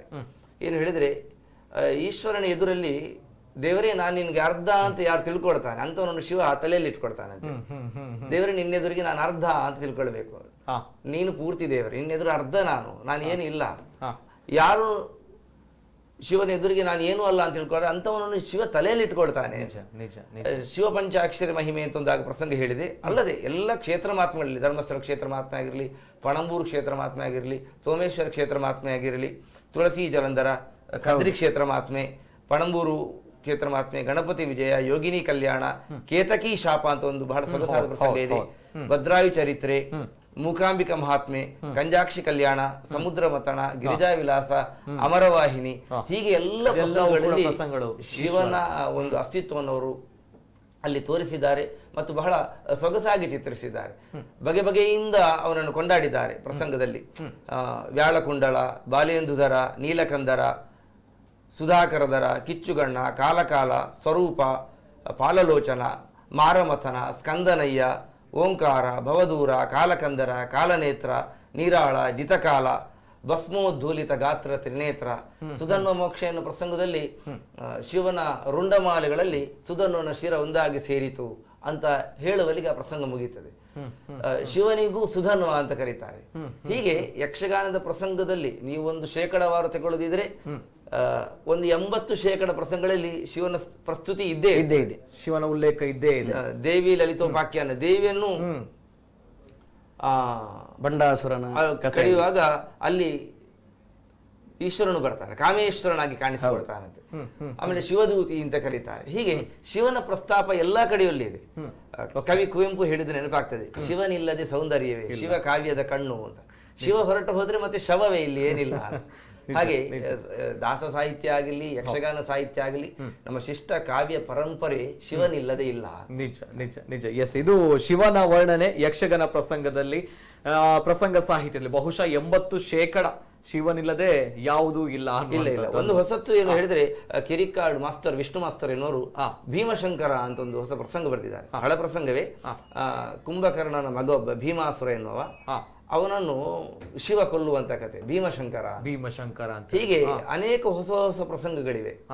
ರುದ್ರಪುರದ ಶ್ವೇತಕುಮಾರ ಆ ಪ್ರಸಂಗ ಸಾಹಿತ್ಯ ಎಷ್ಟು ಸೊಗಸಾಗಿ ಹೇಳಿದ್ದಾರೆ ಹೇಳಿದ್ರೆ, ಪಂಚಾಕ್ಷರಿಯ ಮಂತ್ರ ಪಂಚಕೋಟಿಯ ಸಂಖ್ಯೆಯಲ್ಲಿ ನೀ ಜಪಿಸುವಂತ. ಅಲ್ಲದೆ ಕೃಷ್ಣ ಹೇಗೆ ಕೃಷ್ಣ ಇದು ಬಂದು ಹೋದದ್ದಕ್ಕೆಲ್ಲ ಹೆಜ್ಜೆಗಳ ಗುರುತು ಸಾಕ್ಷಿ ಆಗ್ತದೋ, ಅದೇ ರೀತಿ ನಮ್ಮ ಈಶ್ವರ ಭಕ್ತರಿಗೆ ಕಷ್ಟ ಬಂತು ಅಂತಾದ್ರೆ ಕಡು ರೋಷದಿಂದ ಬರ್ತಾರೆ. ನಮ್ಮ ಮಾರ್ಕಾಂಡೇಯ ಅಂತ ಒಂದು ಪ್ರಸಂಗ ಭಕ್ತ ಮಾರ್ಕಾಂಡೇಯ, ಶಿವಲಿಂಗವನ್ನು ಅಪ್ಪಿ ಹಿಡಿದಂತ ಮಾರ್ಕಾಂಡೇಯನ ಎಳ್ಕೊಂಡು ಹೋಗ್ಲಿಕ್ಕೆ ಯಮಭಟರು ಬರುವಾಗ ಒಂದು ಮಾರವಿ ಏಕದ ಸೊಗಸಾದ ಪದ್ಯ ಇದೆ ಅದರಲ್ಲಿ. ಕಡು ರೋಷದಳ ಜಡರುಹ ಸಕಜನ ಹೆಡತಲೆಯನ್ನು ಪಿಡಿದೊಡೆ ಧರೆಯೊಳಗೆಡಹುತ ಮೃತ್ಯುವ ಬಡಿದಪ್ಪಳಿಸುತ್ತ ಮೃಡ ತ್ರೈಲೋಕ್ಯವ ಸುಡಲಿರದ ಬಗೆದ ಏನನೆಂಬೆ. ತನ್ನನ್ನು ಜಪಿಸುತ್ತಿರುವಂತಹ ಒಬ್ಬ ಸಣ್ಣ ಬಾಲಕ ಕರೆದ ಎನ್ನುವುದಕ್ಕಾಗಿ ಅವನನ್ನು ಯಮ ಪೀಡಿಸ್ತಾನೆ ಅಂತಾದ್ರೆ ಅಷ್ಟು ಕೋಪದಿಂದ ಬರ್ತಾನೆ. ಅದೇ ರೀತಿ ಶ್ವೇತಕುಮಾರನ ಪ್ರೇತವನ್ನು ಯಮಭಟ್ಟರು ಕರ್ಕೊಂಡು ಹೋಗುವಾಗ ಹೇಳ್ತಾನೆ. ಸೌರಾಷ್ಟ್ರ ತ್ರಿವಿಡಿಯ ಸೊಗಸಾದ ಹಾಡಿದೆ ಅದರಲ್ಲಿ. ಶುದ್ಧ ಭಾವದಳನ್ನ ಸ್ಮರಣೆಯೊಳಿದ್ದ ಭಕ್ತನ ಬಾಧಿಸುವ ಭಟ ರುದ್ಧಟನವ ನಿಲ್ಲಿಸಿದರ ಇದ್ದುನಾ ಫಲವೇನು ಅಂತ. ಶುದ್ಧ ಭಾವದೊಳಗೆ ನನ್ನನ್ನು ಭಕ್ತಿಸುವಂತ ಭಟನನ್ನು ಯಮಭಟರು ಹೇಳ್ಕೊಂಡು ಹೋಗುವಾಗ ನಾನು ತಡೆಯದಿದ್ರೆ ಇದ್ದು ಫಲವೇನು ಅಂತ. ಹಾಗೆ ಕೆಲವೊಂದು ಕಡೆ ಶಿವನನ್ನು ಬೋಳೆಶಂಕರ ಅಂತ ಕರೀತಾರೆ. ಆದ್ರೆ ಅದು ಯಥಾರ್ಥಕ್ಕೆ ಏನು ಅಂತಂದ್ರೆ, ಪ್ರಪಂಚದ ಕ್ಷೇಮಕ್ಕೋಸ್ಕರವಾಗಿ ಪ್ರಪಂಚವನ್ನು ಒಂದು ಅಭ್ಯುದಯದ ಕಡೆ ನಡೆಸಬೇಕಾಗಿ ಶಿವನು ಹಾಗೂ ಹರಿಯು ಸೇರಿಕೊಂಡು ಒಂದು ನಾಟಕ ಮಾಡಿದ್ದು. ಆ ನಾಟಕದಲ್ಲಿ ಈಶ್ವರನದೊಂದು ಪಾತ್ರ, ವಿಷ್ಣುವಿದ್ದೊಂದು ಪಾತ್ರ. ಹೀಗೆ ಯಕ್ಷಗಾನದ ಅನೇಕ ಪ್ರಸಂಗಗಳು. ಬೋಲೆ ಅಂತ ಹೇಳಿದ್ರೆ ಮುಗ್ಧ ಅಂತ ಲೆಕ್ಕ. ಶಿವ ಮುಗ್ಧ ಯಾರಿಗೆ? ಭಕ್ತರಿಗೆ ಅವ ಮುಗ್ಧ, ಮಗುವಿನ ಹಾಗೆ. ಭಕ್ತರು ಕರೆದಾಗ ಅವ ಬೋಲೆ ಶಂಕರನೇ, ಅಂದ್ರೆ ಬೋಲೆ ಮುಗ್ಧನೇ ಅವ. ಅವನಿಗೆ ಆಚೆ ಈಚೆ ಇಲ್ಲ, ಭಕ್ತರು ಕರೆದಾಗ ಬಂದೇ ಬರ್ತಾನೆ. ಕೋಪಗೊಳ್ಳುವಂತ ಪ್ರಸಂಗಗಳಿದೆ. ನಾನು ಉಳಿದೆಲ್ಲ ಪ್ರಸಂಗಗಳು ಚಾಲ್ತಿ ಪ್ರಸಂಗಗಳು. ಕೇತಕಿ ಶಾಪ ಎನ್ನುವಂತ ಪ್ರಸಂಗ ಇದೆ. ಬರ್ತೇನೆ ಸರ್, ಕೇತಕಿ ಪ್ರಸಂಗದ ಬಗ್ಗೆ ಮಾತಾಡೋಣ. ಅದೇ ರೀತಿ ಶಿವರಾತ್ರಿ, ಶಿವ ಪೂಜೆ ಅಂತ ಬಂದಾಗ ವಿಭಿನ್ನವಾಗಿರುತ್ತೆ. ಶಿವ ಹೇಗೆ ವಿಭಿನ್ನವಾಗಿರ್ತಾನೆ, ಆತನ ಪೂಜೆಗಳಲ್ಲೂ ಕೂಡ ವಿಭಿನ್ನವಾಗಿರುವಂತಹ ವಿಧಾನಗಳಿವೆ. ಆತನ ದೇವಾಲಯಗಳು ಕೂಡ ವಿಭಿನ್ನವಾಗಿರುವಂಥದ್ದು. ಇತರ ದೇವಾಲಯಗಳಿಗೆ, ಹಿಂದೂ ಸಂಪ್ರದಾಯದ ದೇವಾಲಯಗಳಿಗೆ ಹೋಲಿಸಿದ್ರೆ ಪ್ರದಕ್ಷಿಣೆ ವಿಚಾರವಾಗಿ ಆಗಿರ್ಬೋದು, ಪೂಜೆಯ ವಿಚಾರವಾಗಿ ಆಗಿರ್ಬೋದು, ವಿಧಿವಿಧಾನಗಳ ಬಗ್ಗೆ ಆಗಿರ್ಬೋದು, ಎಲ್ಲವೂ ಕೂಡ ವಿಭಿನ್ನವಾಗಿರುವಂಥದ್ದು. ಏನ್ ಹೇಳ್ತೀರಾ ಕೃಷ್ಣ ಅಡಿಗ ಅವರೇ? ಈಗ ಇವರು ಹೇಳಿದ ಹಾಗೆ ಕವಿಗಳಿಗೆ ಅತ್ಯಂತ ಪ್ರಿಯವಾದಂತಹ ದೇವರು ಯಾರು ಅಂತ ಹೇಳಿದ್ರೆ ಶಿವ. ಕವಿಗಳಿಗೆ ಶಿವ ಇಲ್ಲದ್ರೆ ಅವರು ಶವ ಅಂತಲೇ ಲೆಕ್ಕ. ಆದ್ರಿಂದ ಮೃತ್ಯುಂಜಯ ಅನ್ನುವಂತಹ ಆ ಒಂದು ಹೆಸರುಂಟು. ಆಗ ಹೇಳಿದ ಹಾಗೆ ಸಮುದ್ರ ಮಥನದ ಕಾಲದಲ್ಲಿ ಕಾಲಕೂಟ ಅನ್ನುವಂತಹ ವಿಷಜ್ವಾಲೆ ಬಂದಂತಹ ಸಂದರ್ಭದಲ್ಲಿ ಒಳ್ಳೆಯದೆಲ್ಲ ಜಗತ್ತಿಗೆ ಇರಲಿ, ವಿಷ ಅನ್ನುವಂಥದ್ದು ನನಗಿರಲಿ ಅಂತ ಹೇಳಿ ಶಂಖದಲ್ಲಿ ತೀರ್ಥವನ್ನು, ಆ ಒಂದು ವಿಷವನ್ನು ಪ್ರಾಶನೆ ಮಾಡದಂತಹ ಸಂದರ್ಭದಲ್ಲಿ ವಿಷಕಂಠ, ನೀಲಕಂಠ ಅನ್ನುವಂತಹ ಕೀರ್ತಿ ಬಂತು. ಇನ್ನು ಅವನ ವೇಷಭೂಷಣವು ಕೂಡ ಹಾಗೆ ವಿಭಿನ್ನವಾದದ್ದು. ತಲೆಯಲ್ಲಿ ಚಂದ್ರ, ಗಂಗೆ, ಗಂಗಾಧರ, ಇನ್ನು ಕಂಠದಲ್ಲಿ ಸರ್ಪ, ನಾಗ ಅನ್ನುವಂಥದ್ದು ವಿಚಾರ. ಕೃಷ್ಣನಿಗೆ ಹೇಗೆ ಪ್ರಾಣದೇವರು, ರಾಮನಿಗೆ ಹೇಗೆ ಮುಖ್ಯ ಪ್ರಾಣದೇವರು ರಾಮದಾಸನಾಗಿದ್ದಾನೋ ಅದೇ ರೀತಿಯಾಗಿ ನಾಗದೇವರು ಶಿವನ ದಾಸ ಅಂತ ನಾಗಭೂಷಣ, ನಾಗಾಭರಣ ಅನ್ನುವಂಥ ವಿಚಾರ ಇದೆ. ಗರುಡನು ಆ ವಿಶೇಷವಾಗಿ ಕದ್ರುವಿನ ಆ ಪುತ್ರನ ಕಥೆಯಲ್ಲಿ ಬರ್ತದೆ ಅದು. ಆ ಗರುಡನು ವಿಶೇಷವಾಗಿ ನಾಗನನ್ನು ಅಟ್ಟಿಸಿಕೊಂಡು ಹೋದಂತಹ ಸಂದರ್ಭದಲ್ಲಿ ಎಲ್ಲಿಯೂ ಕೂಡ ಆಶ್ರಯ ಸಿಗದ ಸಂದರ್ಭದಲ್ಲಿ ಈಶ್ವರ ದೇವರಲ್ಲಿ ನಾಗ ಕೇಳ್ತಾನೆ, ನಂಗೆ ಒಂದು ಆಶ್ರಯ ಕೊಡು, ನೋಡು ನಂಗೆ ಬೇರೆ ವಿಷಯ ಇಲ್ಲ, ನನ್ನ ಶರೀರ ಅನ್ನುವಂಥದ್ದುಂಟು, ನಿಂಗೆ ಎಲ್ಲಿ ಶರೀರದಲ್ಲಿ ಇಷ್ಟ ಉಂಟು ಅಲ್ಲಿ ಕೂತ್ಕೊಂಡು ಬಿಡು, ನಿಂಗೆ ಏನಾಗುದಿಲ್ಲ ಅಂತ ಹೇಳುವಾಗ ಶಿವನ ವಿಷಕಂಠ ಅನ್ನುವಂಥ ವಿಚಾರ ನಾಗನಿಗೆ ಗೊತ್ತೇ ಇದೆ. ತನ್ನ ಉರಗ ಅಂದ್ರೆ ತೆವಳಿಗೆ ಹೋಗುವಂತ ವಿಚಾರ ಇದ್ರಿಂದ ಊರು ಅಂತ ಹೇಳಿದ್ರೆ ಹೊಟ್ಟೆ ಭಾಗವನ್ನು ಭೂಮಿಗೆ ತಾಗಿಸಿಕೊಂಡು ಹೋಗುವುದರಿಂದ ಉರಗ ಅನ್ನುವಂತ ಹೆಸರು ನಾಗನಿಗೆ ಉಂಟು. ಅಂದ್ರೆ ಸರ್ಪ, ಎಲ್ಲಾ ನಾಗಗಳಿಗೆ, ಎಲ್ಲಾ ಸರ್ಪಗಳಿಗೆ ಉರಗ ಅಂತ ಲೆಕ್ಕ. ಅಂತಹ ಆ ಉರಗ ತುಂಬಾ ತಂಪು, ತುಂಬಾ ತಂಪು ಅದರ ಶರೀರ. ಹಾಗಾದ್ರೆ ತನ್ನ ಒಡೆಯನಿಗೆ ತಂಪಾಗ್ಲಿ ಅನ್ನುವಂತ ಉದ್ದೇಶದಲ್ಲಿ ಕಂಠದಲ್ಲಿ ವಿಷ ಇರುವುದರಿಂದ ಶಿವನ ಯಾವ ಭಾಗದಲ್ಲೂ ಕೂತ್ಕೊಳ್ಬಹುದು ನಂಗೆ, ಆದ್ರೆ ಅಲ್ಲಿ ಅವನಿಗೆ ವಿಷದ ಜ್ವಾಲೆ ತಂಪಾಗ್ಲಿ ಅನ್ನುವಂತ ಭಾವನೆಯಿಂದ ಕಂಠದಲ್ಲಿ ಕೂತ್ಕೊಳ್ತಾನೆ ನಾಗದೇವರು. ಅಂತಹ ಸಂದರ್ಭದಲ್ಲಿ ಗರುಡ ಅಟ್ಟಿಸಿಕೊಂಡು ಬಂದಂತಹ ಸಂದರ್ಭದಲ್ಲಿ ಗರುಡನನ್ನು ನಿಲ್ಲಿಸಿ ಗರುಡನ ಯೋಗಕ್ಷೇಮವನ್ನು ಕೇಳಿದ್ದಾನಂತೆ ನಾಗ. ಏನು ಗರುಡ, ಹೇಗಿದ್ದಿ ಅಂತ. ಅಂದ್ರೆ ಯಾಕೆ ಅಷ್ಟು ಧೈರ್ಯ ನಾಗನಿಗೆ? ನಾನು ಶಿವನ ಕಂಠದಲ್ಲಿ ಇದ್ದೇನೆ ಅನ್ನುವಂತಹ, ಶಿವನ ಶರೀರದಲ್ಲಿ ಇದ್ದೇನೆ, ಆದ್ರಿಂದ ನಂಗೆ ಇನ್ನು ಭಯ ಇಲ್ಲ ಅನ್ನುವಂತಹ ಆ ಒಂದು ವಿಚಾರ ನಾಗನ ಕಥೆಯಲ್ಲಿ ಬರ್ತದೆ. ಇನ್ನು ತಾವು ಹೇಳಿದ ಹಾಗೆ ಶಿವನ ಆಚರಣೆ ವಿಭಿನ್ನ ಅನ್ನುವಂಥದ್ದು. ರುದ್ರಾಭಿಷೇಕ ಅಂತ ಹೇಳಿದ್ರೆ ನಾವು ಕಾಟಿ ಅಂತ ಒಂದು ಕಾಡು ಕೋಣದ ಒಂದು ಉಂಟು. ಕಾಡು ಕೋಣದ ವಿಶೇಷವಾಗಿ ಅಂದ್ರೆ ಕಾಡು ಕೋಣವನ್ನು ಕೊಲ್ಲುವುದಲ್ಲ, ಪ್ರಾಯ ಆಗಿ ವೃದ್ಧಾಪ್ಯದಲ್ಲಿ ಸತ್ತಂತಹ ಒಂದು ಜಾತಸ್ಯ ಮರಣಂ ಧ್ರುವಂ, ಅಂದ್ರೆ ಯಾವುದೇ ಜೀವಿಗೆ, ಜೀವಾತ್ಮಕ್ಕೆ ಮರಣ ಅನ್ನುವಂಥದ್ದುಂಟು. ಯಾವುದು ಹುಟ್ಟುತ್ತದೆಯೋ ಅದಕ್ಕೆ ಮರಣ ಅನ್ನುವಂಥದ್ದುಂಟು. ಆಗ ಹೇಳಿದ ಹಾಗೆ ದೇವಿ ಮಹಾತ್ಮೆಯಲ್ಲಿ ತ್ರಿಮೂರ್ತಿಗಳ ವಿಚಾರ ಬಂದಾಗ ಸೃಷ್ಟಿ ಸ್ಥಿತಿ ಲಯ ಅಂತ ಬರ್ತದೆ. ಬ್ರಹ್ಮದೇವರು ಸೃಷ್ಟಿಗೆ ಕರ್ತೃ, ಅದೇ ರೀತಿಯಾಗಿ ವಿಷ್ಣುದೇವರು ಪಾಲನೆಗೆ ಕರ್ತೃ, ಇನ್ನು ಈಶ್ವರ ದೇವರು ಲಯಕಾರಿ, ಸಂಹಾರ ಮಾಡುವವನು ಈಶ್ವರ ದೇವರು. ಆದ್ರಿಂದ ವಿಶೇಷವಾಗಿ ಇಂತಹ ಸಂದರ್ಭದಲ್ಲಿ ಸತ್ತಂತಹ ಕಾಡು ಕೋಣದ ಅದು ಇನ್ನು ಮಣ್ಣು ಸೇರುವಂತದ್ದು ಅಲ್ವಾ? ಆದ್ರಿಂದ ಆ ಮಣ್ಣು ಸೇರುವಂತಹ ಕಾಟಿಯ ಕೊಂಬನ್ನು ತಂದು ಅದಕ್ಕೆ ವೃಷಭದ ಮುಖವನ್ನು ಜೋಡಿಸಿ, ಬೆಳ್ಳಿಯ, ತಾಮ್ರವ, ಹಿತ್ತಾಳೆ ಎಲ್ಲ ಅದನ್ನು ಜೋಡಿಸಿ ಅದರಲ್ಲಿ ನೀರನ್ನು ಹಾಕಿ ಆ ವೃಷಭದ ಬಾಯಿಯ ಮೂಲಕ ನೀರು ಬಂದಂತಹ ಸಂದರ್ಭದಲ್ಲಿ ಆ ನೀರನ್ನು ಈಶ್ವರ ದೇವರಿಗೆ ಅಭಿಷೇಕ ಮಾಡುವಂಥದ್ದು. ಅಂತಹ ಮಾಡುವಂತಹ ಸಂದರ್ಭದಲ್ಲಿ ರುದ್ರಪಾರಾಯಣ ಪಠನ ಮಾಡಿಕೊಂಡು ಮಾಡುವಂತಹ ವ್ಯವಸ್ಥೆಗೆ ರುದ್ರಾಭಿಷೇಕ ಅಂತ ಹೆಸರುಂಟು. ಎಷ್ಟು ಅದ್ಭುತವಾದಂತಹ ನಮ್ಮ ಒಂದು ಈಶ್ವರ ದೇವರ ಕಲ್ಪನೆ ನೋಡಿ. ಪಂಚಭೂತಾತ್ಮಿಕವಾದಂತಹ ತತ್ವ, ಭೂಮಿ, ಆಕಾಶ, ಗಾಳಿ, ನೀರು, ಅಗ್ನಿ ಅನ್ನುವಂತಹ ಒಂದು ಪಂಚಭೂತಾತ್ಮಿಕವಾದಂತಹ ತತ್ವ ನಮ್ಮ ಶರೀರದ ಒಳಗೆ ಸೂಕ್ಷ್ಮ ರೂಪವಾಗಿ ಇದ್ರೆ ಶರೀರದ ಹೊರಗೆ ಸ್ಥೂಲ ರೂಪವಾಗಿ ಉಂಟು. ಪಂಚಭೂತಾತ್ಮಿಕವಾದಂತಹ ತತ್ವ. ಶಿವ ಮನೋನಿಯಾಮಕನಾದಂತಹ ದೇವರು, ಮನಸ್ಸಿಗೆ ಅಭಿಮಾನಿ ದೇವರು ಶಿವ. ಇನ್ನು ಶಿವನನ್ನು ಪೂಜೆ ಮಾಡಿದ್ರೆ ಆರೋಗ್ಯ ಹೇಗೆ ಸಿಗ್ತದೆ ಅಂತ ಹೇಳಿದ್ರೆ, ಆರೋಗ್ಯಾದಿಚ್ಛೇತ ಭಾಸ್ಕರಂ ಅಂದ್ರೆ ಸೂರ್ಯ ದೇವರು ಆರೋಗ್ಯಕ್ಕೆ ಅಧಿಪತಿ. ಅಂತಹ ಸೂರ್ಯನಿಗೆ ಅಧಿಪತಿ ಯಾರು ಅಂತ ಕೇಳಿದ್ರೆ ಈಶ್ವರ ದೇವರು. ಈಶ್ವರನ ನವಗ್ರಹದ ವಿಚಾರದಲ್ಲಿ ಅಧಿದೇವತಾ ಪ್ರತ್ಯದೇವತಾ ಅಂತ ಬರ್ತದೆ. ರವಿಯ ಅಂದ್ರೆ ಈ ಸೂರ್ಯನ ಅಧಿದೇವತೆ ಅಗ್ನಿ, ಪ್ರತ್ಯಧಿದೇವತೆ ಈಶ್ವರ ಅಂತ ಶಾಸ್ತ್ರ ಹೇಳ್ತದೆ. ಆದ್ರಿಂದ ಮೂವರು ಸಹ ನೀವು ಆಲೋಚನೆ ಮಾಡಿ, ಮೂರು ಸಹ ಅಗ್ನಿ ತತ್ವದ. ಈಶ್ವರ ಹೇಳಿದ್ರೆ ಗೆಂಡವೇ ಅಗ್ನಿ, ಅಗ್ನಿ ಹೇಳಿದ್ರು ಅಗ್ನಿ, ಸೂರ್ಯ ಹೇಳಿದ್ರು ಅಗ್ನಿ ಅಲ್ವಾ, ಉಷ್ಣತಾಪದ ಅಭಿಮಾನಿ ದೇವರು. ಆದ್ರಿಂದ ಅಂತಹ ಸೂರ್ಯನ ಕರ್ತವ್ಯ ಏನು ಅಂತ ಹೇಳಿದ್ರೆ ಜಗತ್ತಿಗೆ ಆರೋಗ್ಯ ಕೊಡುವಂತದ್ದು ಸೂರ್ಯನ ಕೆಲಸ. ಅಂತಹ ಸೂರ್ಯನಿಗೆ ಅಧಿಪತಿ ಈಶ್ವರ. ಆದ್ರಿಂದ ಅವನನ್ನು ಆರಾಧನೆ ಮಾಡಿದ್ರೆ ಆರೋಗ್ಯ ಸಿಗ್ತದೆ. ಇನ್ನು ಮನಸ್ಸು ಸರಿ ಇಲ್ಲದಿದ್ರೆ ಏನೂ ಕೂಡ ಸರಿ ಇಲ್ಲ ಅಂತ ಲೆಕ್ಕ.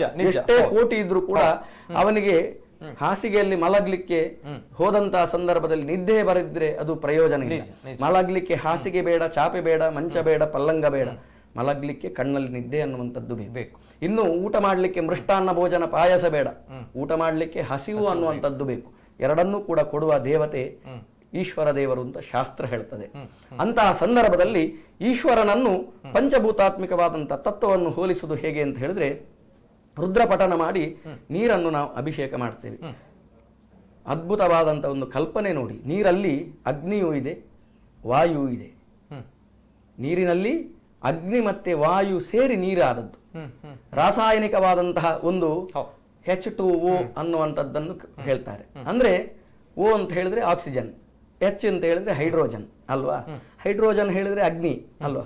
ಹೈಡ್ರೋಜನ್ ಬಾಂಬ್ ಇದೆಲ್ಲ ನಾವು ಕೇಳಿದ್ದೇವೆ. ಅಂದ್ರೆ ಹೈಡ್ರೋಜನ್ ಹೇಳಿದ್ರೆ ಅಗ್ನಿಯ ಸ್ವರೂಪ ಅಂತ ಲೆಕ್ಕ. ಆಕ್ಸಿಜನ್ ಆಮ್ಲಜನಕ ಅಂದ್ರೆ ವಾಯುವಿನ ಪ್ರತೀಕ ಅಂತ ಲೆಕ್ಕ. ಒಂದು ಪಟ್ಟು ವಾಯು, ಎರಡು ಪಟ್ಟು ಅಗ್ನಿ, ಇದು ಸೇರಿ ನೀರು ಆಗಿದೆ. ಹಾಗಾದ್ರೆ ನೀರು ಅದರಲ್ಲಿ ಉಂಟು, ಅಗ್ನಿ ಅದರಲ್ಲಿ ಉಂಟು, ವಾಯು ಅದರಲ್ಲಿ ಉಂಟು. ಇನ್ನು ವಿಶೇಷವಾಗಿ ಇಂತಹ ಸಂದರ್ಭದಲ್ಲಿ ಲಿಂಗ ಅನ್ನುವಂತಹ ಅದು ಮಣ್ಣಿದ್ದು ಆಗ್ಬಹುದು, ಕಲ್ಲಿದ್ದು ಆಗ್ಬಹುದು, ಲೋಹದ್ದು ಆಗ್ಬಹುದು. ಲಿಂಗ ಅಂತ ಹೇಳಿದ್ರೆ ಪೃಥ್ವಿ ತತ್ವವನ್ನು ಸಂಕೇತ ಮಾಡ್ತದೆ ಅಲ್ವಾ.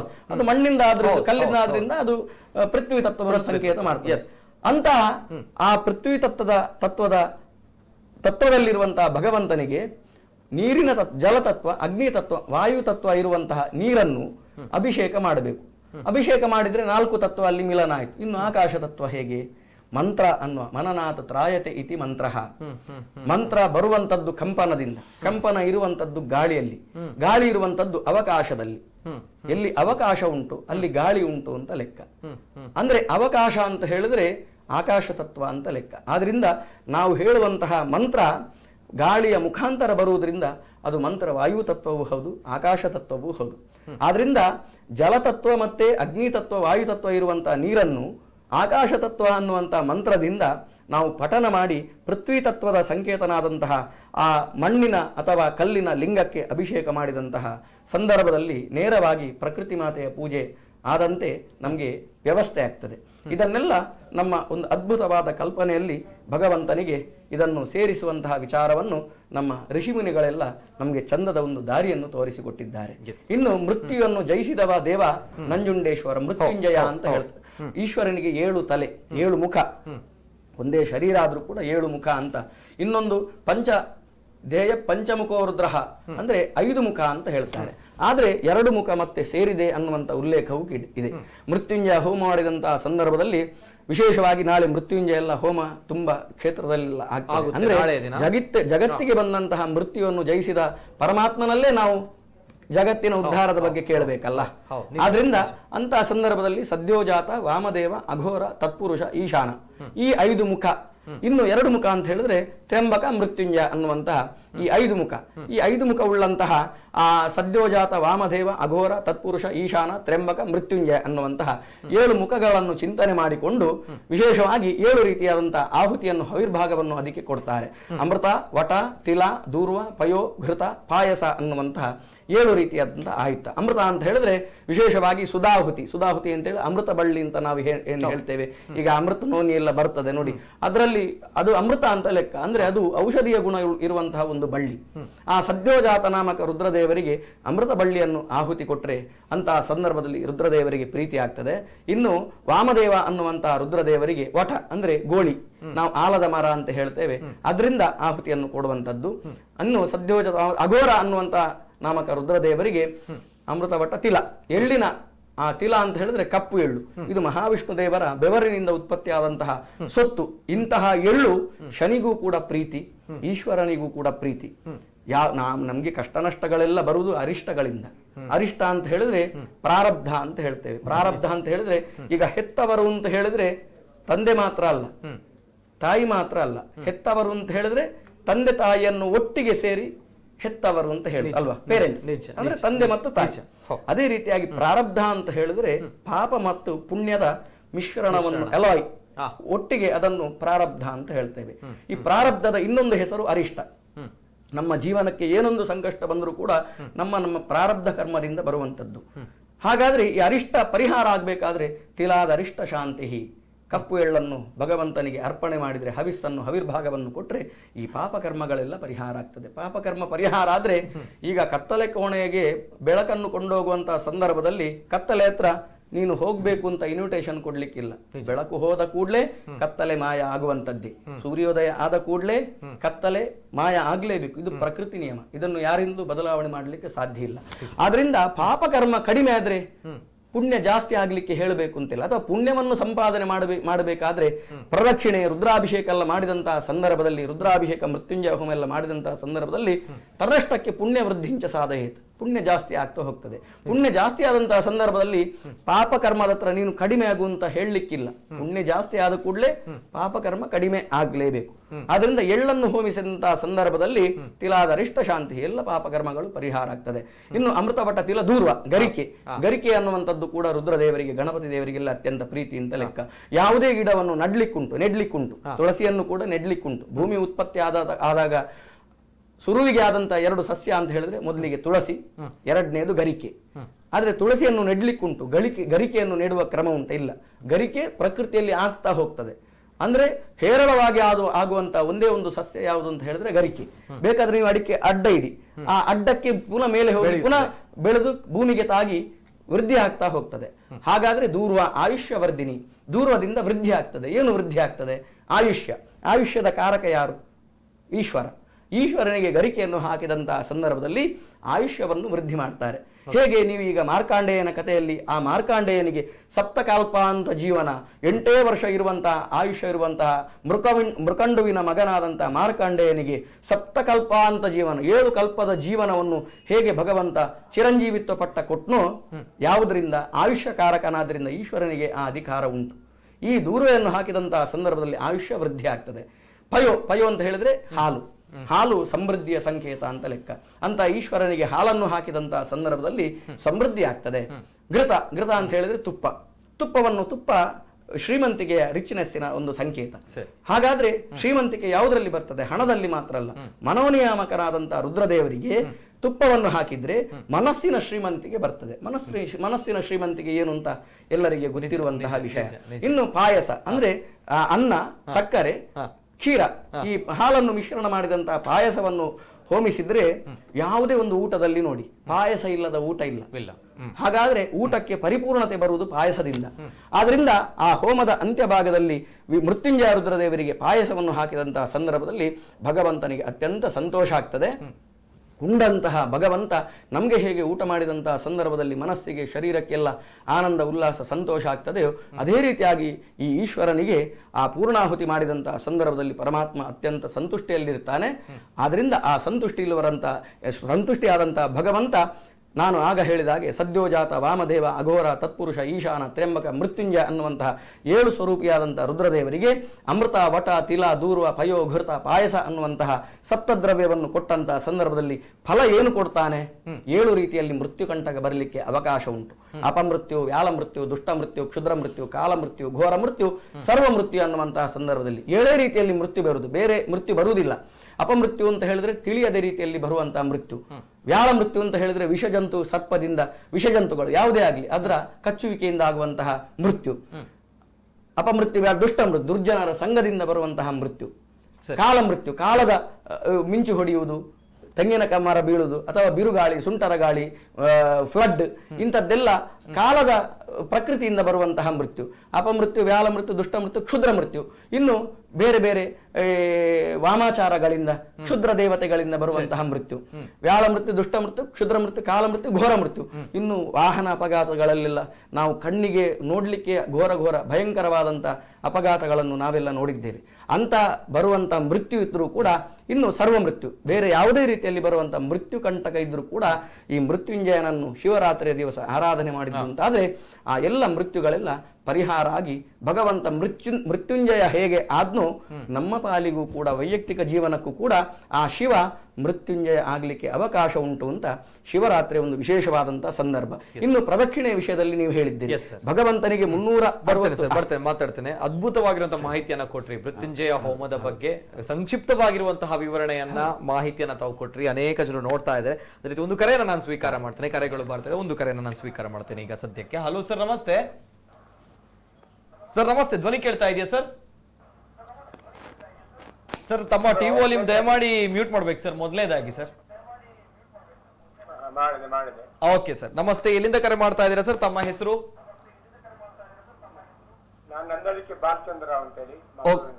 ನಮಸ್ತೆ, ನಂದಳಿಕೆ ಬಾಲಚಂದ್ರ ರಾವ್ ಸರ್, ನಮಸ್ತೆ. ಮಾತಾಡಿ ಸರ್, ಮಾತಾಡಿ. ಖುಷಿ ಆಯ್ತು, ಅಡಿಗರದ ತುಂಬಾ ವಿಚಾರಪೂರ್ಣ ಮಾಹಿತಿ. ನಮಸ್ತೆ. ಕಲ್ಲೂರಿಯರಿಗೆ, ಅಡಿಗರಿಗೆ ಮತ್ತು ಶಾಲೆಯರಿಗೆ ಅಭಿನಂದನೆಗಳು. ತುಂಬಾ ಮಾಹಿತಿ. ಧನ್ಯವಾದ ಸರ್, ಧನ್ಯವಾದ. ಪ್ರಶ್ನೆ, ನಮ್ಮ ಮಕರ ರಾಶಿಯವರಿಗೆ ಶಿವರಾತ್ರಿ ಏನಾದ್ರು ವಿಶೇಷ ಮಹತ್ವ ಉಂಟಾ?